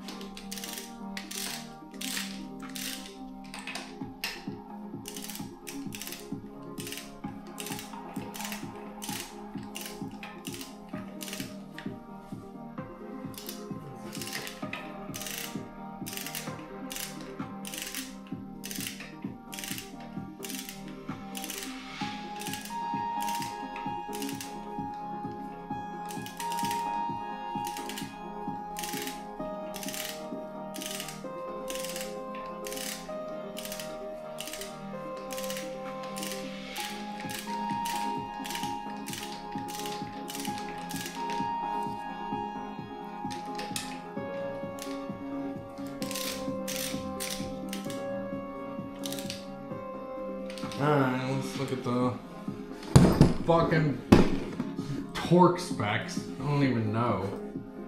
How am I even supposed I don't even remember. I'm pretty sure it's like 100 and something foot-pounds. It's something crazy. Where is my telephone? Okay, here it is. Let's look and see real quick.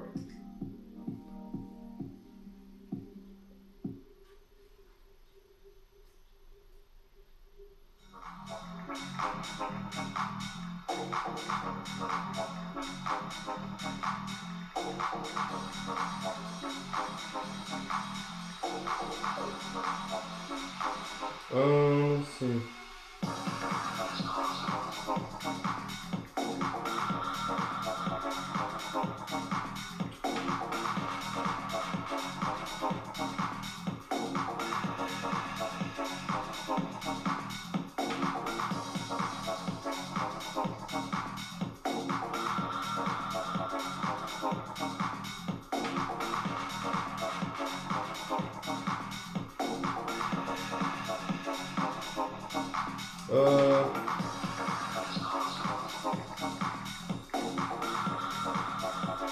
Trying to look it up here. Oh, here it is.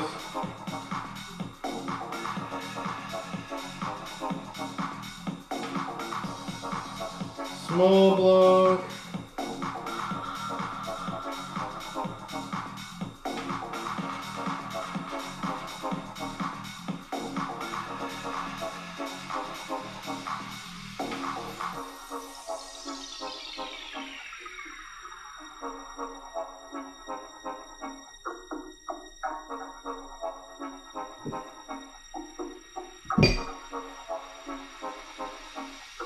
So it's 55 foot-pounds.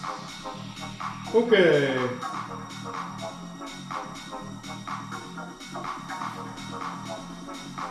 $55 foot-pounds. I wonder what that is in Newton meters. Let's look that up real quick.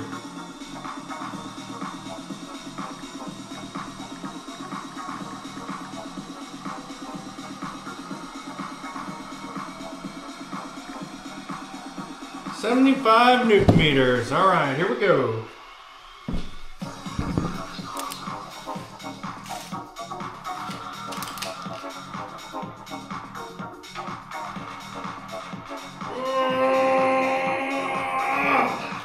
75.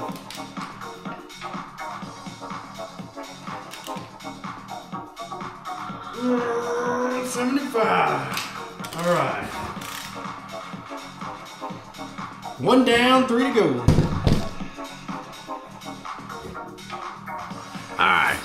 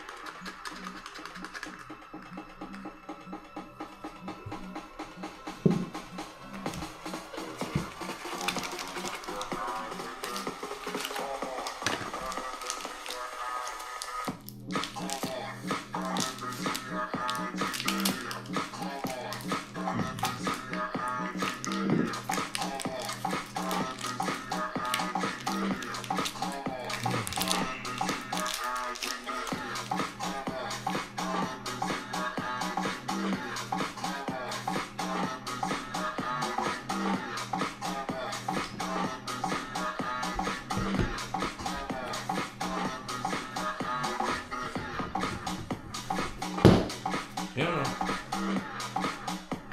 There it is.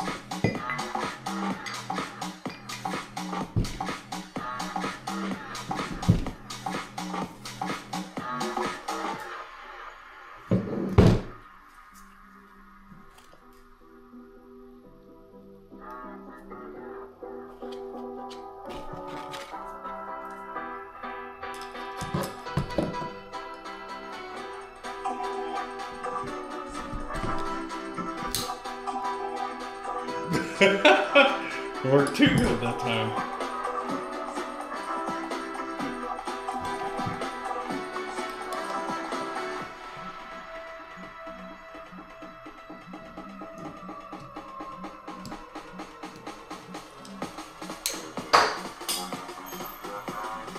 Okay, so it flung back, hit the garage door, came back, and landed right here.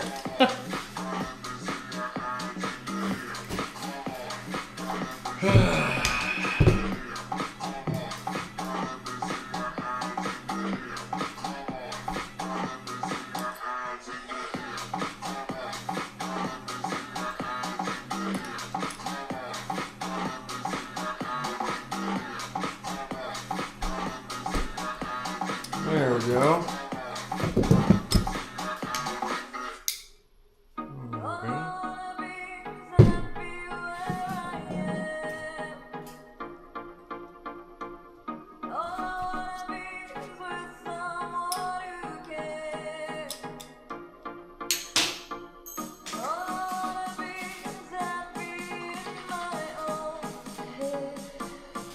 I don't know where that step ring went because my tool is fucking garbage and it won't keep them in. So we're just gonna grab another random one.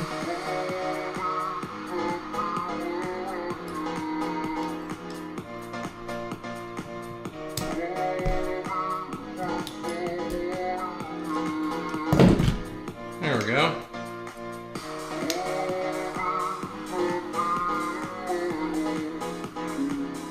So that's facing the front. So I'm gonna double check.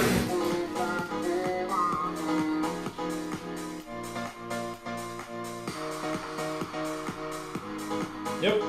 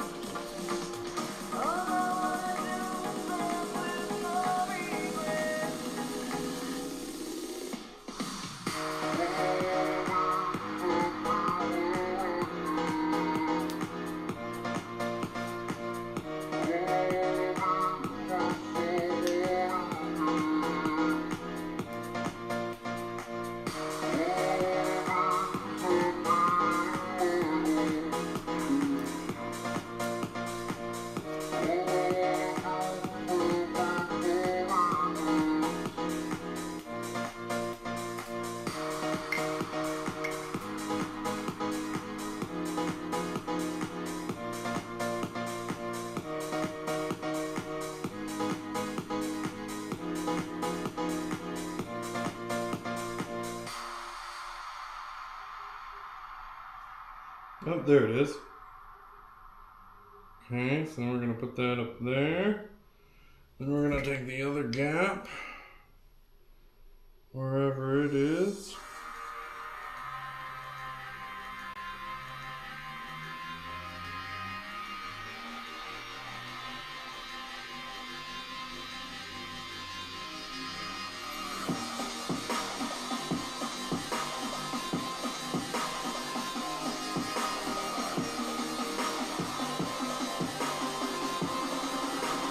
Okay, and let's do the bottom one.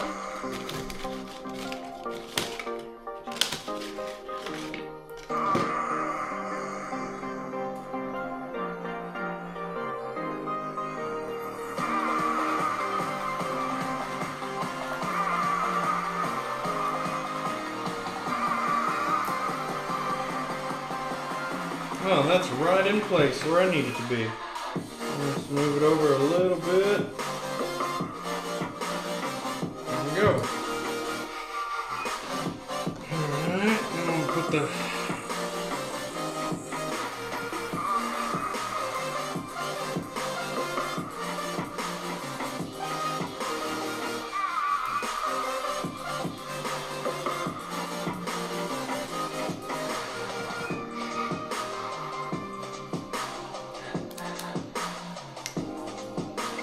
okay, so then the second ring goes to the right. First ring goes to the left. Where's the top? Oh, there it is.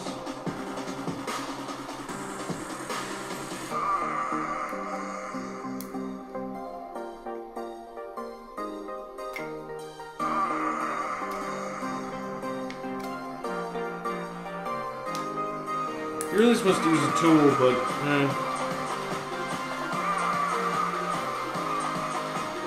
okay. So that's there. That's there. That's the best we can ask for.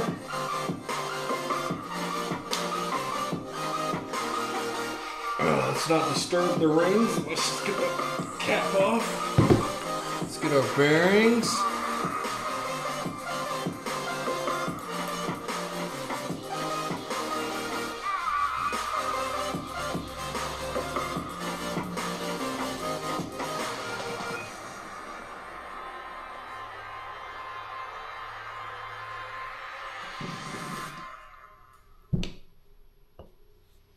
We're gonna put another set of bearings in these.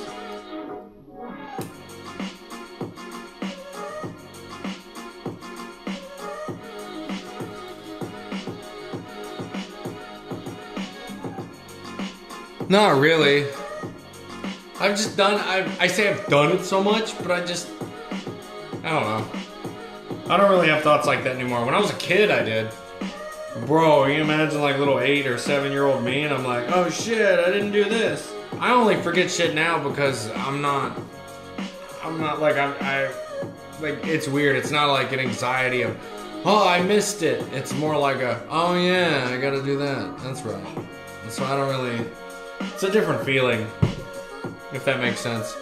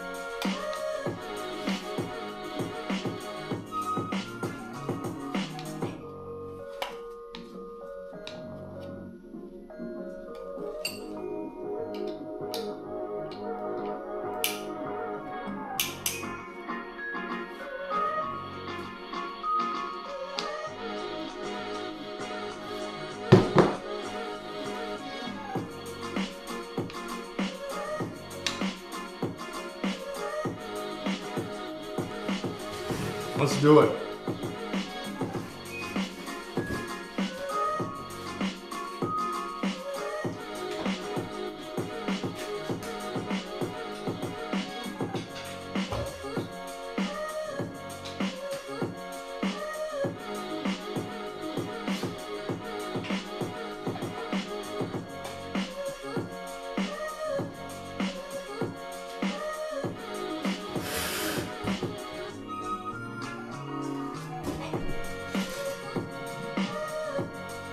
No oils on the ring and compressor.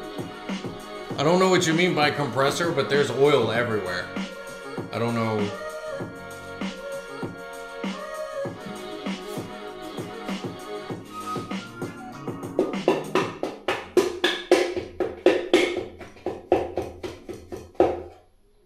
Oh, totally fucking. Let's see if I can't tighten.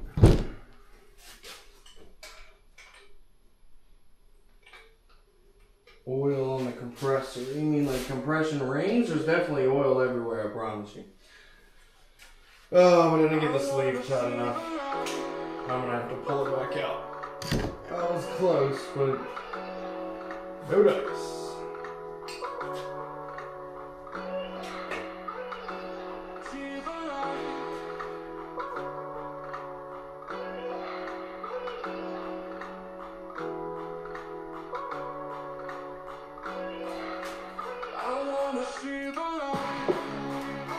Ring compressor. So once again, bro, I don't know how to convey, but this is fucking soaking wet. It's literally like dripping down. I don't know, yeah. Trust me, I'm a little bit further than that. I promise. I have a really nice fucking set of billet sleeves of ring compressors that I can't use because they're not here and they're at the real shop. So I have to stick with this fucking cheap piece of shit, which I absolutely hate with a fiery passion. Hate this tool so much. Hate this thing.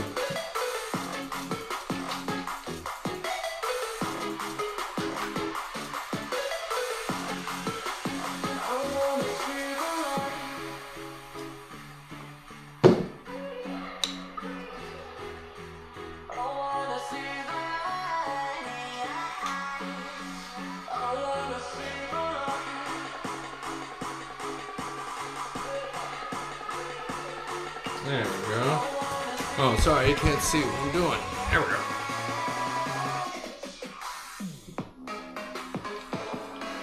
Oh, I'm about to change the song again.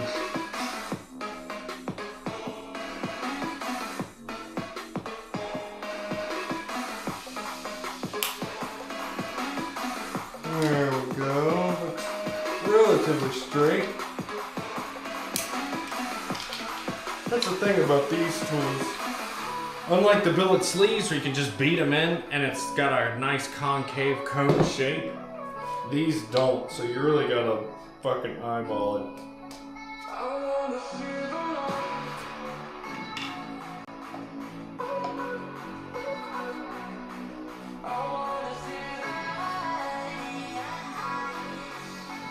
oh yeah, no, I don't blame anybody for not being able to see fucking anything in this. There we go. Nice. Yeah, no, I can barely fucking see in front of me. Huh.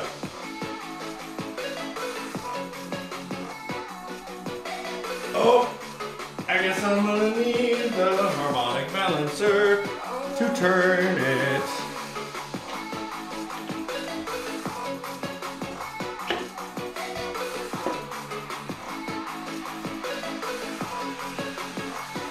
There we go.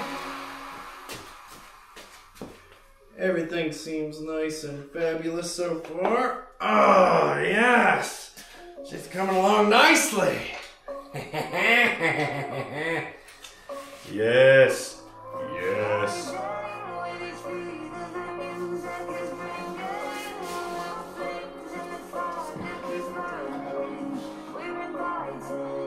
Fucking looks like a little bit.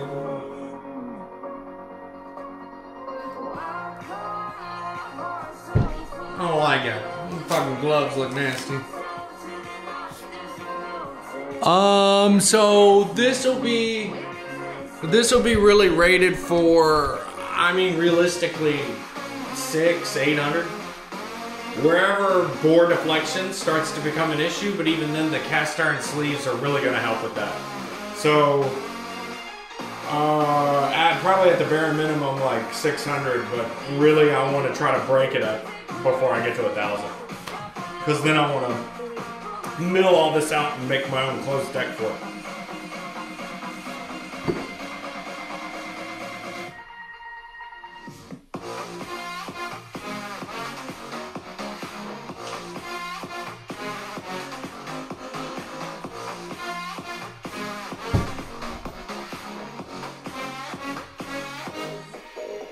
I mean, you gotta think first it was 300, then it was 425, now I'm going all the way.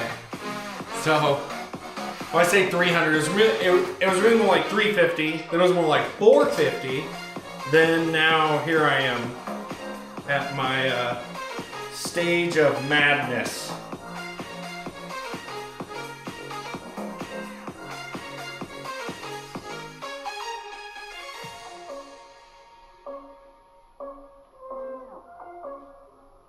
Okay, so then here is our alright, let's get this. Here, maybe we'll wrap this around and change the angle real quick. Let's see what we got here. Alright.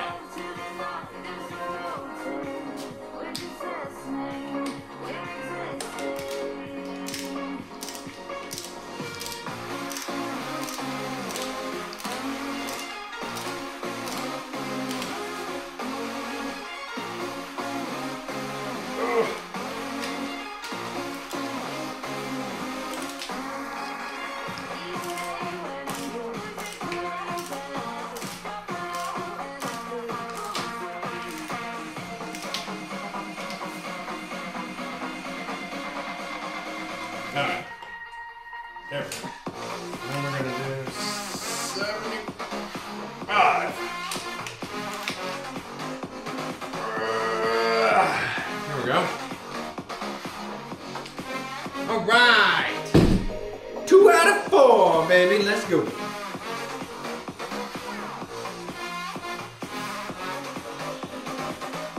Alright. Everything turns smooth and great. And look at that clearance in that combustion chamber. And them guys tried to fucking argue with me at TKM. Ha! Fuck them. Alright.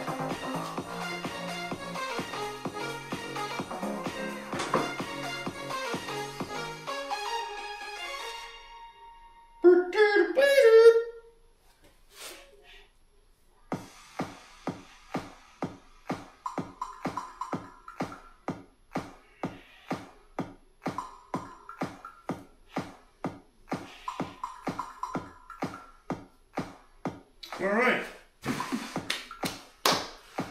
Let's get this thing rolled over. Oh, look how pretty she is.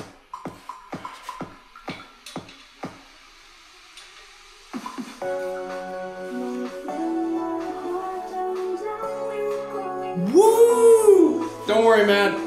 Putting these pistons in and I'm hopping on a plane tomorrow, baby. Oh, well, you didn't say that. Hopping on a plane tomorrow. Alright.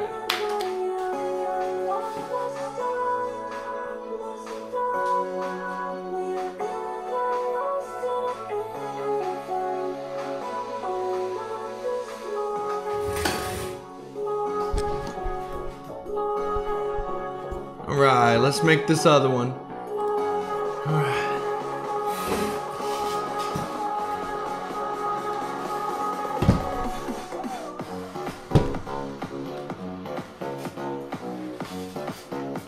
Let's do piston number 1.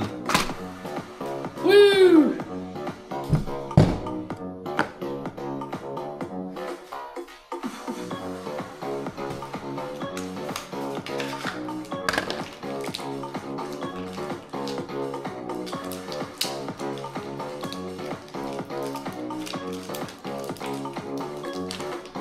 excited. Woo! Oh, by the way, Bagel, there would be, oh yeah, I forgot. Sorry, here we go. There would be some of the oil that you don't see that I am definitely like soaking all this shit in. I was wearing gloves, but I just gotta be able to feel with my hands because I can't. I gotta be able to feel.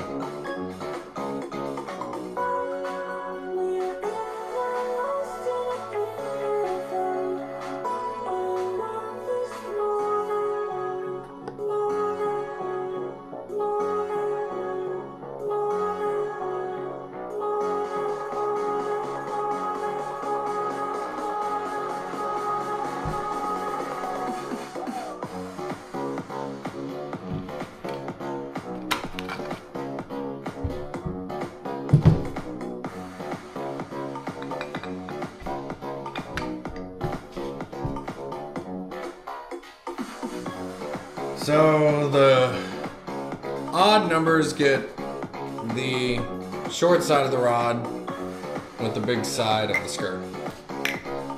And to confirm that, we will look it up real quick. I say look it up. I have my own documentation. Look at that. Number 1, short end of the stick. All right.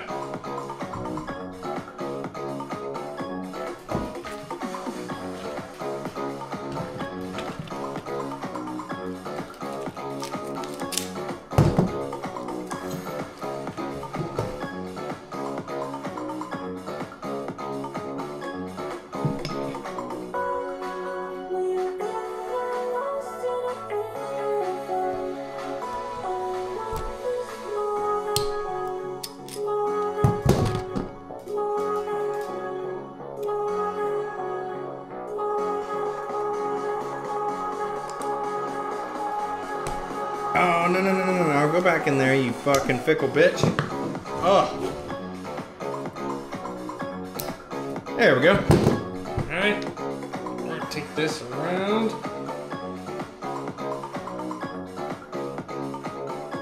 Oh, yeah. And, rotate that around.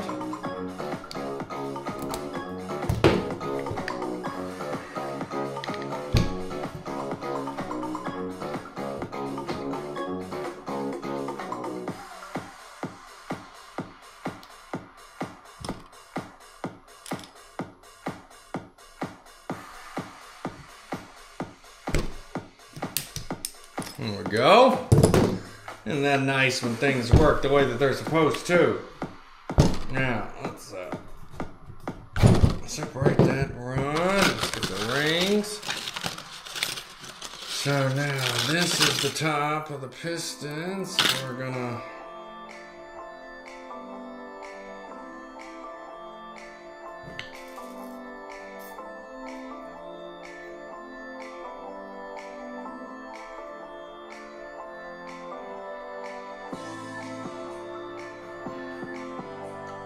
okay. And the bottom ring.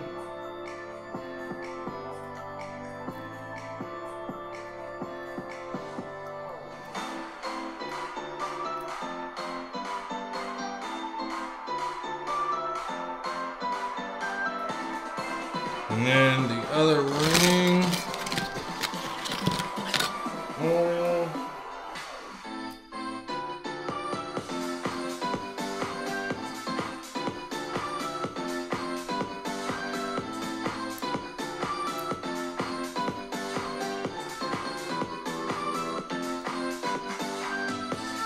Alright. Alright, so then now. Oh yeah, I'm still going, baby. I'm almost done putting the pistons in. I can't stop now. This is what happens when you work. You just fucking keep going until you're agitated. Alright. So bottom compression ring is going to go on the right side.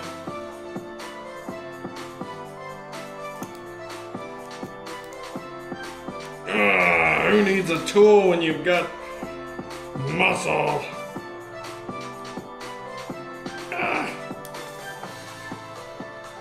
Okay, here we go. And then the top ring. Probably smoked crack before this. Yeah, well, I try my best. Only for my fans.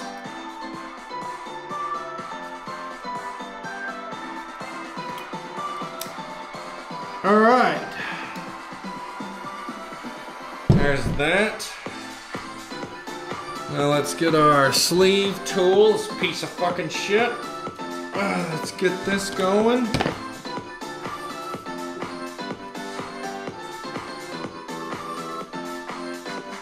Where'd the stupid, where'd I put the thing?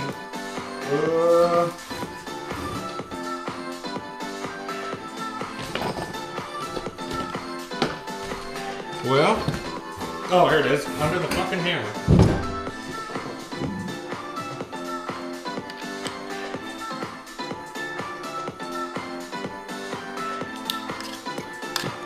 Shit,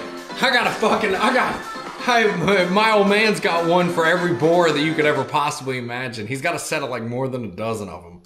It's fantastic. Those are the ones I'm used to fucking using. They're so nice. They're so nice.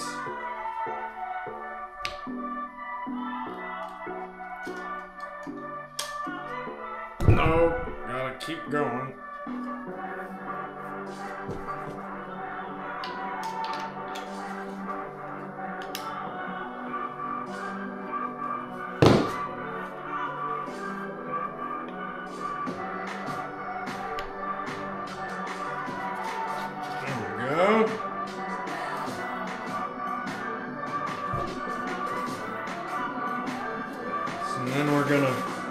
Gonna make sure it's square in the fucking sleeve, otherwise it doesn't work.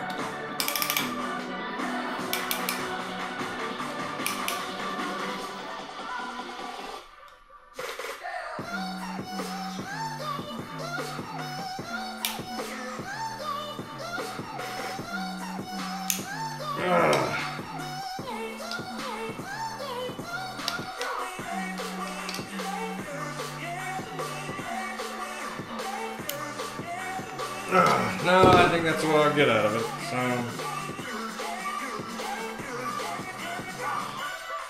Looks like it's compressed enough. Let's give it a shot.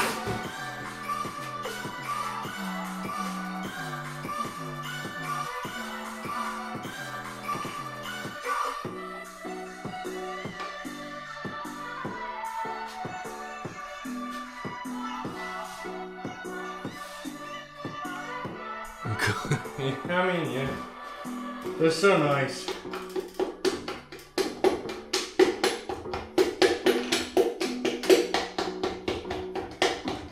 Oh, did I not get it? Oh, let's try to. Oh no, I missed. That one ring fell out.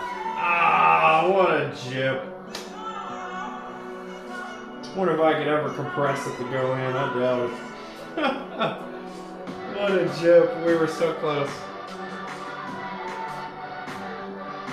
Let's try to rotate it around anyway.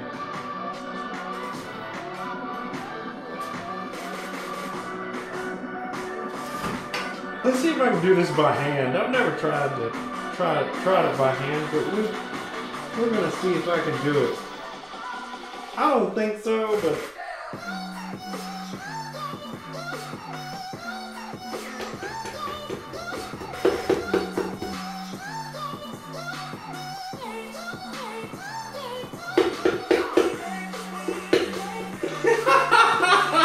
Oh, you guys can't see! No! Oh, I did that by hand! Oh. That's okay. Alright, let's rotate this thing around here.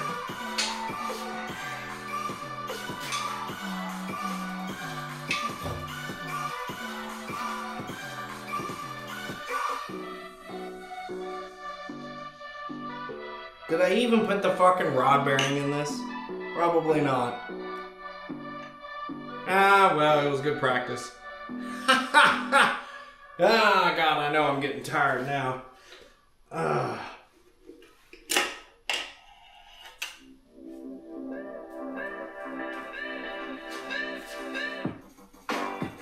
Yeah. Oh gosh, I need to do this and I need to go to bed.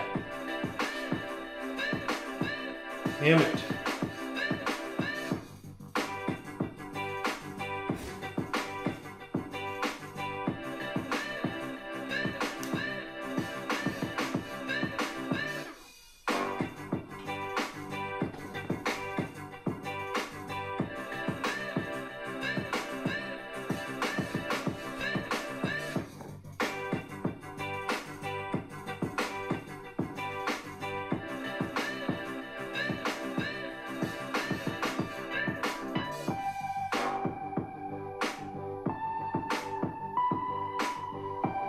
Alright, let's get the damn thing again. Wherever I put it, okay. Sometimes it takes a try or two, that's okay. Good night, Gilmer. Hope you have a good snooze, homie.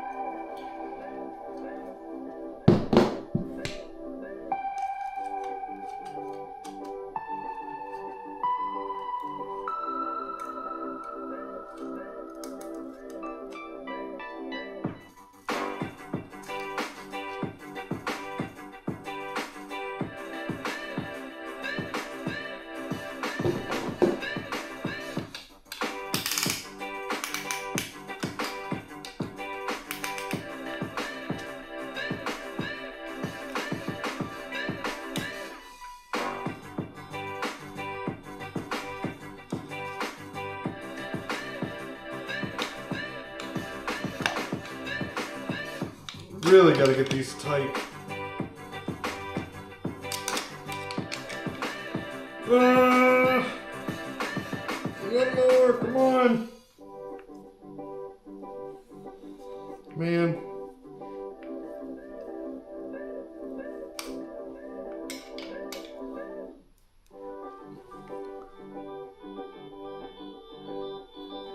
Oh yeah, man, don't worry, I'm just literally constantly fucking working.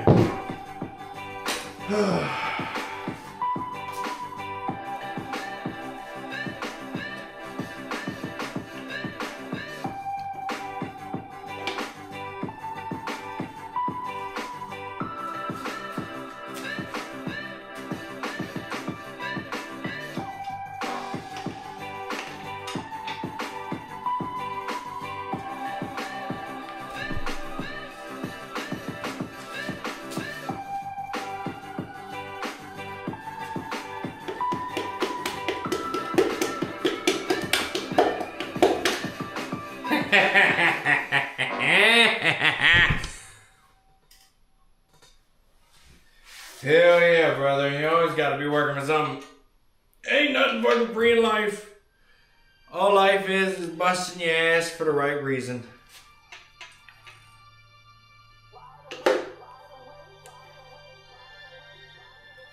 Alright. Let's get this other run temp in. We got one more to go. There you go. Have you that goal? It's good for you. I'm working for fucking car to drive.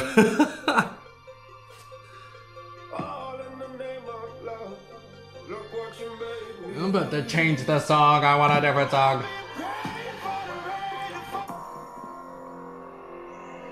Okay, I don't know what this is. We'll change a different one. Alright, here we go. Yeah, we're clubbing. Woo! Yeah.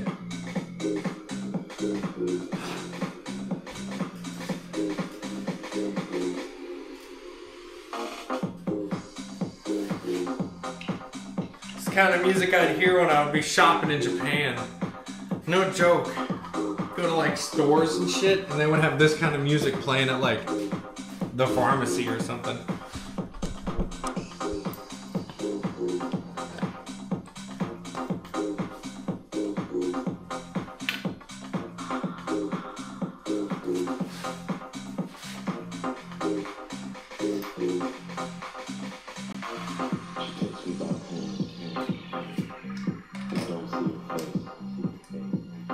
Not sure how I got to it.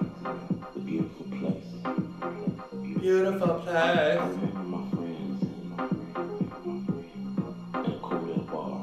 Oh yeah. Don't remember how I wandered this far. How did I meet you? What is your name? Oh, what do you mean? I'm gonna meet you. She smiled the same. The sun in her hair and beautiful face. Welcome, she said. Alright. Let's get ready to torque these. 75.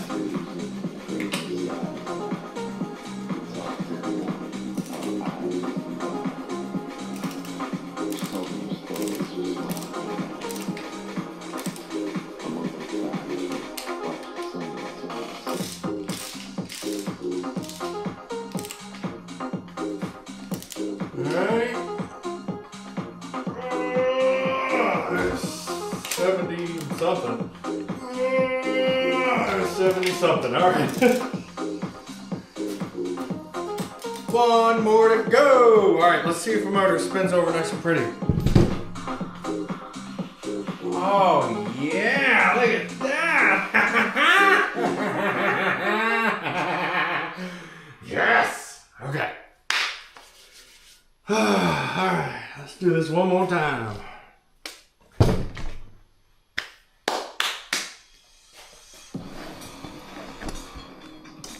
I'm gonna stick a little bit of motor oil in each of these combustion chambers. Now that I'm spinning it more, I gotta keep them oiled up casually.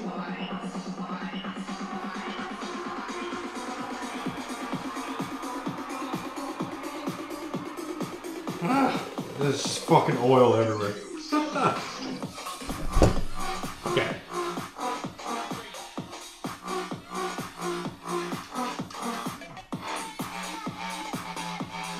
I'm just excited.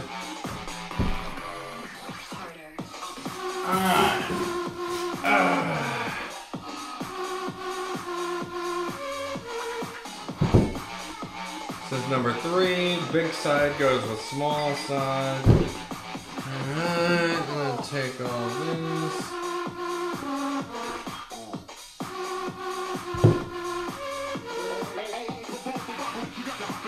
God, this song is crazy.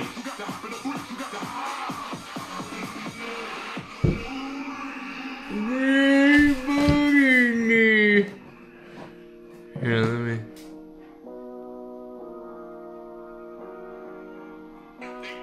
Yeah, so if you want to see real quick before I do this, because once I do the cylinder, I'm done. So I got the heads over here. So I've got basically upgraded cams from a 2020 Outback, and then I've got the double valve springs, the rocker arm and lifter retainers, and the nice newer lifters, and titanium seats and hats. I gotta glue all the shit back together. I'll have to do that when I get back from Maine. But yeah.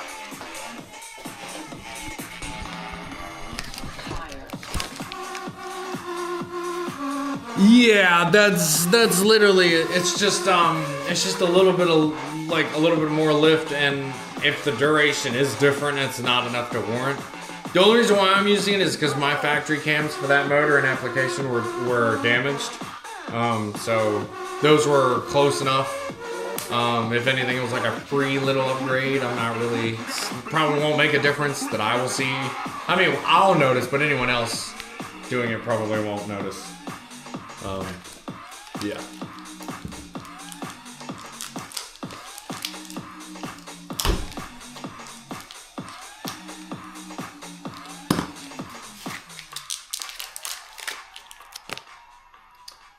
Nice little pin here. I'm gonna make that gross for no reason. Alright, so big end gets the short end of the stick.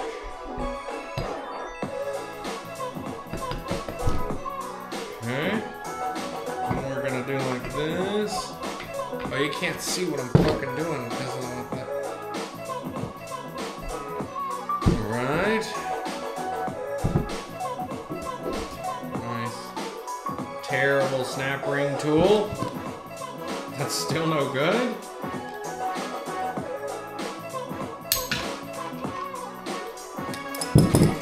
Try that again. I appreciate the hearts, whoever is sending them. That's always very fabulous to see it when it pops up. It's nice.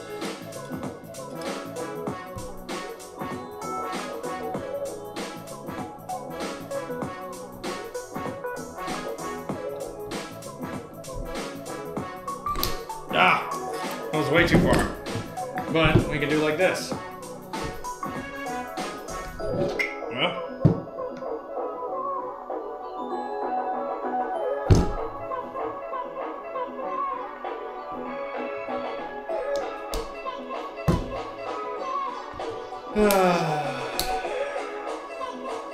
Why don't we clean that out, shall we?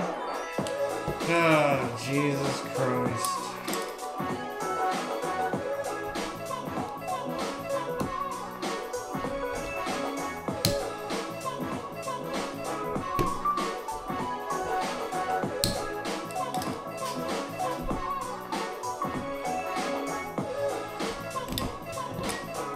I hate this, man. I can't wait to get real tools again.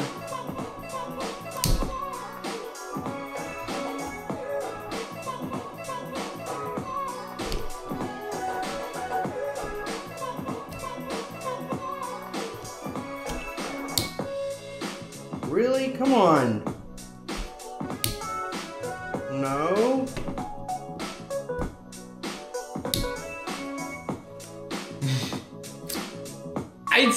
It's always like this. It's the last one. Ah!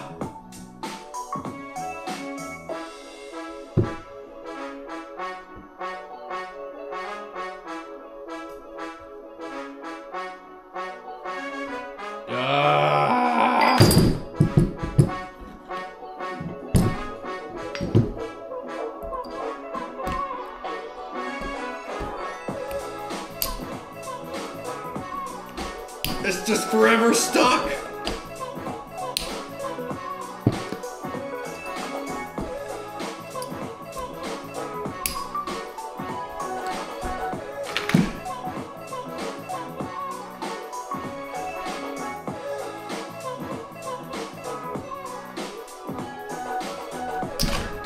Oh man, I'm just gonna fight this O-ring for the next half hour.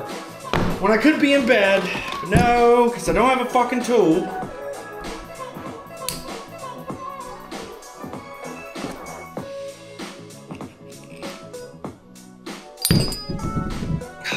I just really need to...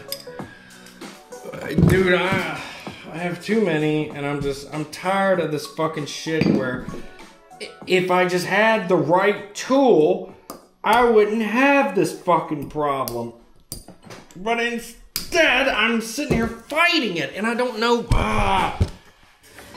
Fuck, man. I'm sitting here fighting shit when I should be working.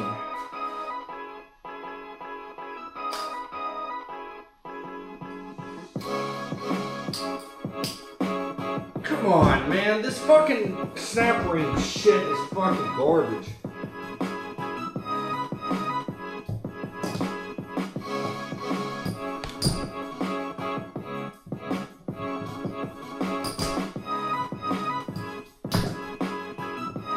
Come on, man. What the fuck? I've had goddamn 10 bolts with easier snap rings. There we go. Damn. Goddamn gouge up the inside of my fucking piston. I hate that shit. Who in the fuck designs tools that nobody can fucking use? Ugh. Damn it, man. I got aluminum in my fucking hand. Damn it. Hate working on shit.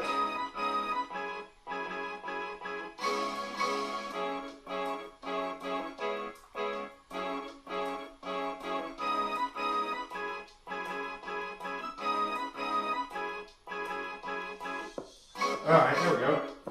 Pulled the aluminum out of my fucking hand. Now I can try my best to fucking clean up where the fucking bullshit cheap ass aluminum.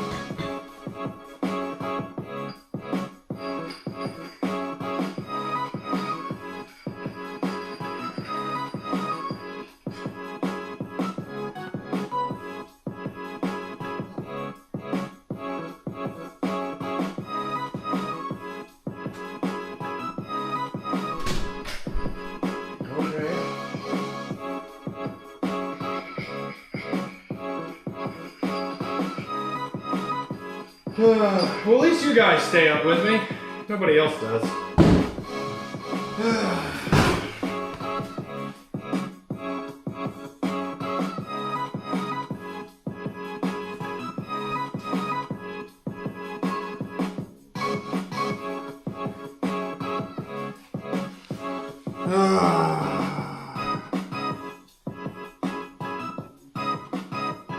Well, I'm gonna have the right tools here fucking real soon.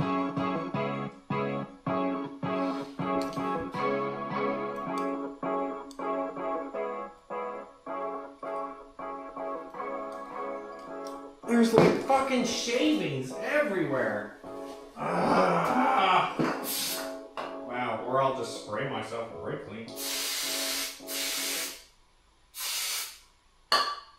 Fucking how's that, motherfucker? I bet you're clean now. Alright. Let's try this again.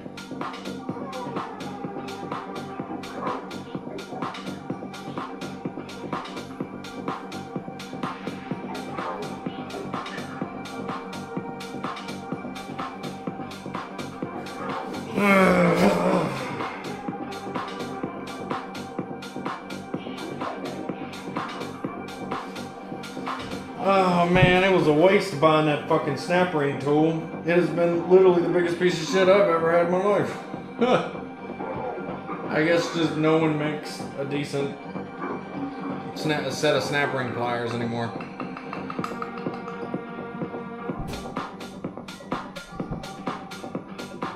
Make sure you use the chlorinated stuff. Oh, please. Chlorinated stuff is the only way to go. It's like leaded fuel. Or unfiltered cigarettes.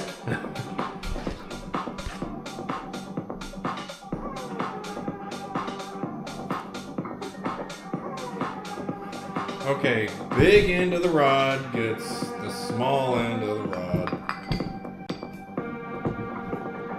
Alright, whatever happened to that O-ring, we don't care. Instead, what we're gonna do is we're gonna do this the right way. Even though this is got marks on it. Well, not really, actually. That looks kind of okay. Well, that's the side I tore up. Well, whatever. It all looks the same to me. Fucking goddamn it.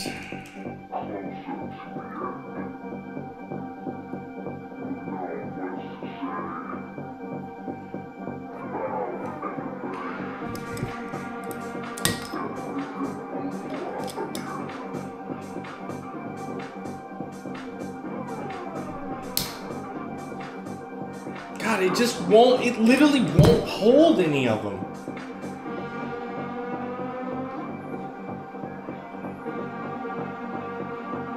And it's always at an angle. None of them actually like close them, they just kind of twist.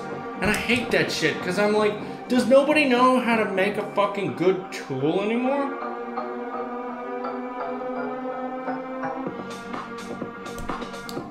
There we go. God, it just takes an absurdity. Why do I, in a fucking garage with hand tools, have a better standard than a multi-million-dollar company? Like, duh, the frustration is so real. I'm like, are you guys fucking kidding me?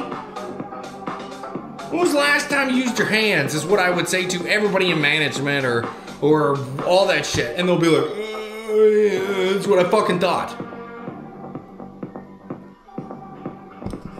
Because then I have to do this fucking magician's dance.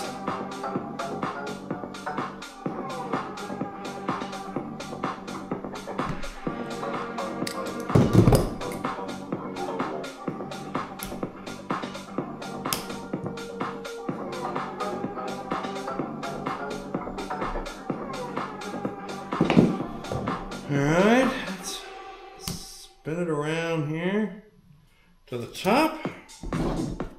Spin this around to the top. Alright.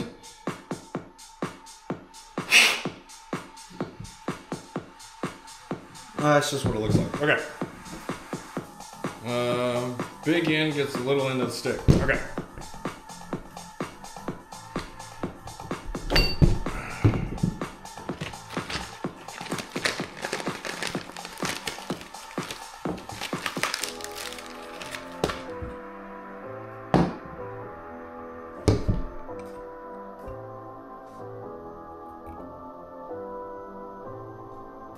Okay. Let's put this on. I can't stop praying. I'm only burden. We always run to catch the moon. Nobody can stop me, I'm running. I can't stop praying. But now you know why it takes so long, because it's like, oh, I'm gonna do this. Where's my tool? Ah.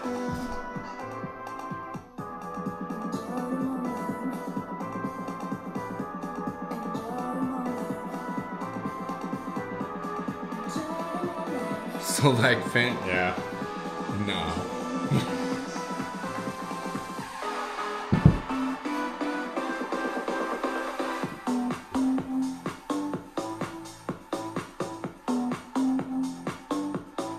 Subaru's got some stuff. It's like impossible to put in backwards. But you can definitely put these in backwards. I pondered over this for like ever. Oh, yeah, no, but yeah, no, oh. Well, just know that, that's why I don't work on Mopar. I mean, I will, but it's whatever. I can't stop praying. I'm only burden. We always run to catch the moon. Alright. Here's, so technically, this is the top. Can't stop praying. How we lost to what we love. Or no, that's the top. Well, I guess it doesn't matter.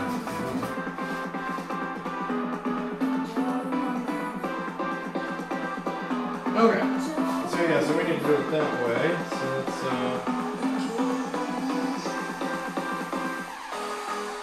okay. So that's there. Let's do the bottom oil ring.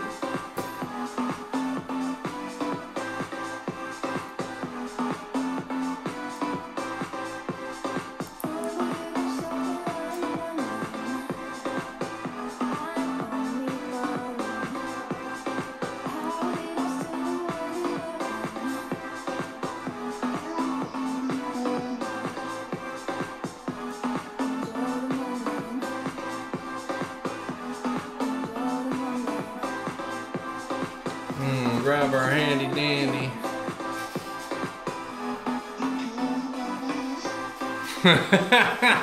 I mean, yeah.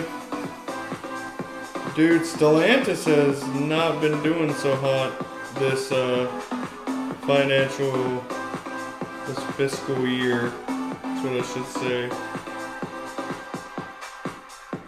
Alright, there's that. Let me get the other oil ring. It'll be over here.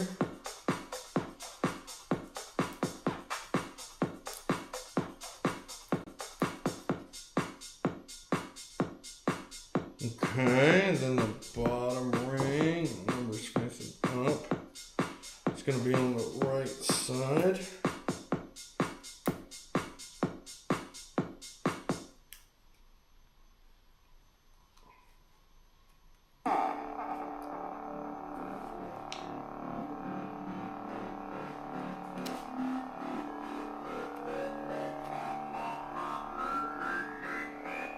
Okay. And the top compression ring.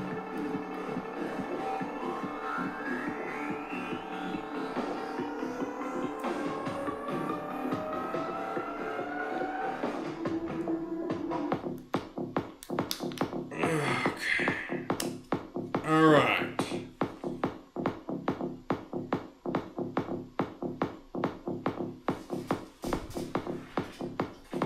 I left Dodge right after they sold it to Stellantis. It was really, however, before they went. I mean, yeah. I don't,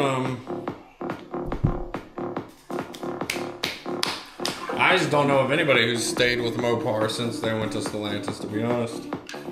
Well, the old guys I know, they're all fucking driving old shit. No, I don't mean 70s and 80s. I mean, like, just older stuff before Stellantis. And they swear up and down, they're like, oh, different car. And I'm like, no, you're right, man. I just think they're still all junk.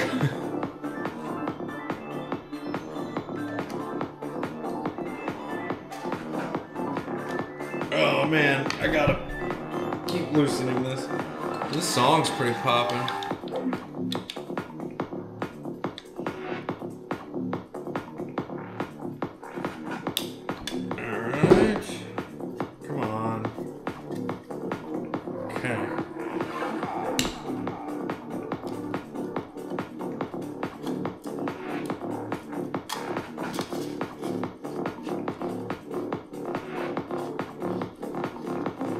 Okay.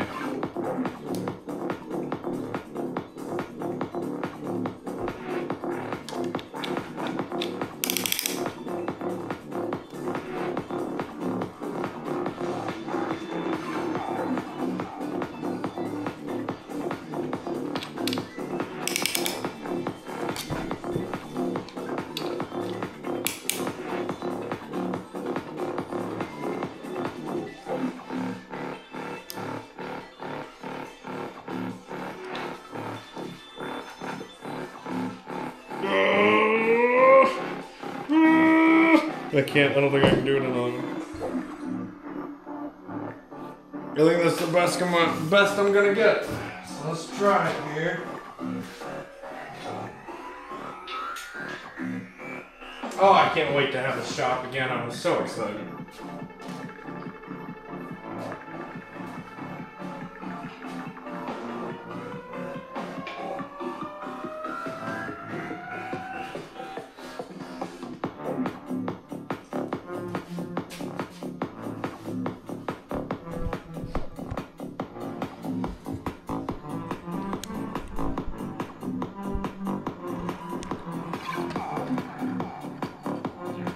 With an email and downpipe. That sounds like a bunch of boost on pump gas for something that won't last. As I say, while putting together something that Ran on pump gas and didn't last. nah, that's fucking badass. I wonder what motors are they in? 56s or 58s or fuck? I don't even know what they're on now.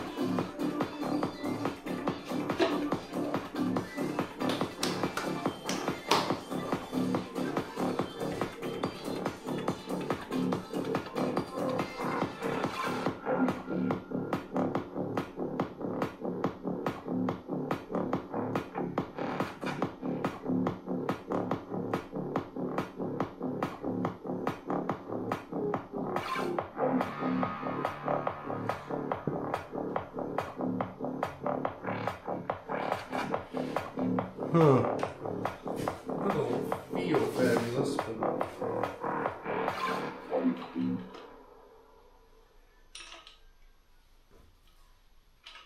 Oh my god, there's like Grand Theft Auto sirens outside.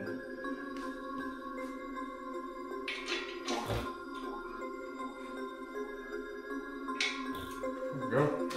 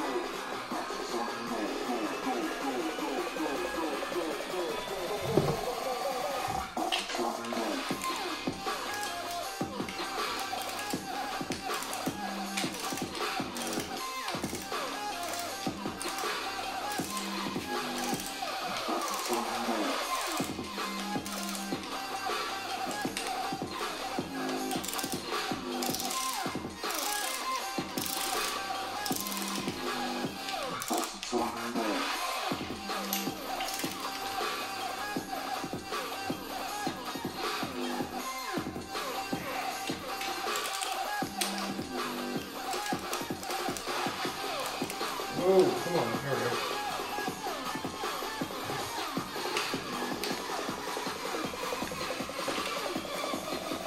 All right. Hope I put them in all right. Who knows? I definitely got it lopsided on the engine stand, but that's okay.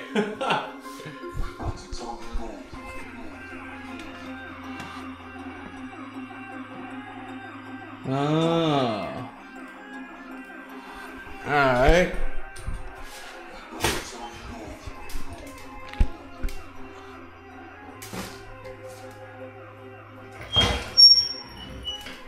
Alright, let's see if all this works. Alright. I don't feel nothing wrong. So that's a good sign. I'm gonna take some motor oil and put it on the inside of these combustion chambers, and that'll be tonight. I'd like to thank all my sponsors, which would be nobody. No. I had Michael come and help out, deliver some cam carriers. Definitely had Austin as our string babysitter. I want to give that out to him, and then also I want to shout out Matt. He's getting married this weekend, and all of the Atlas Beta guys. I want to give you a quick shout out. You guys are awesome. You've been working really hard on getting the program going. What else? Just a bunch of progress recently that nobody could have ever foreseen happening. And we really appreciate it.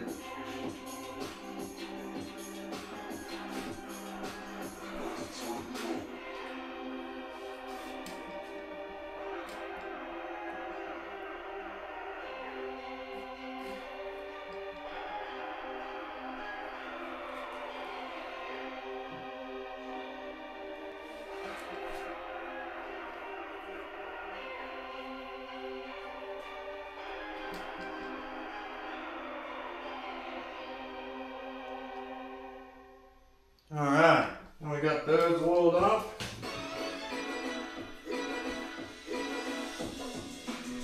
Alright. Give this a good spin here, let those oil rings suck up some of that oil.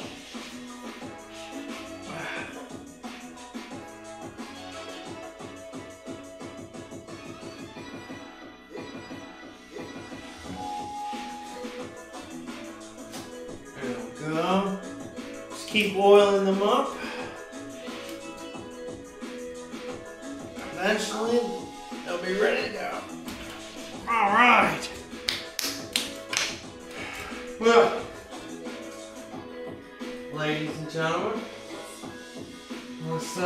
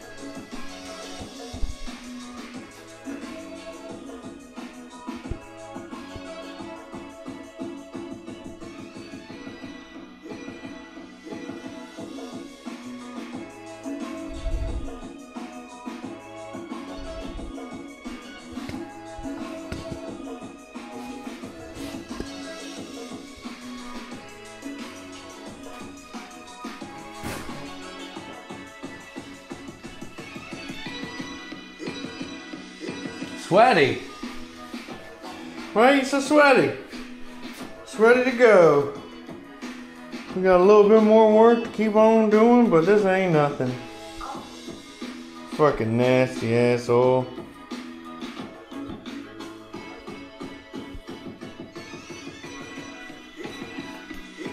No. I don't know what the kids say these days. I don't keep track. Yeah, here we go. So, thank you for joining me today. This took a little bit longer because, like, each time something always comes up and I gotta get this, gotta get that, blah, blah, blah. Fuck him snap ring pliers, man. That's some bullshit. I've got to figure out something of, like, buying better ones. So, but when I come back, I gotta put those on. I gotta finish gluing those together.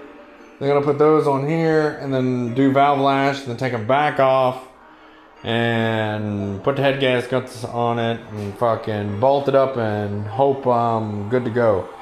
So, yeah. Thanks for tuning in to NAMR's engine build stream. We'll be back pretty soon. I appreciate the views and the support.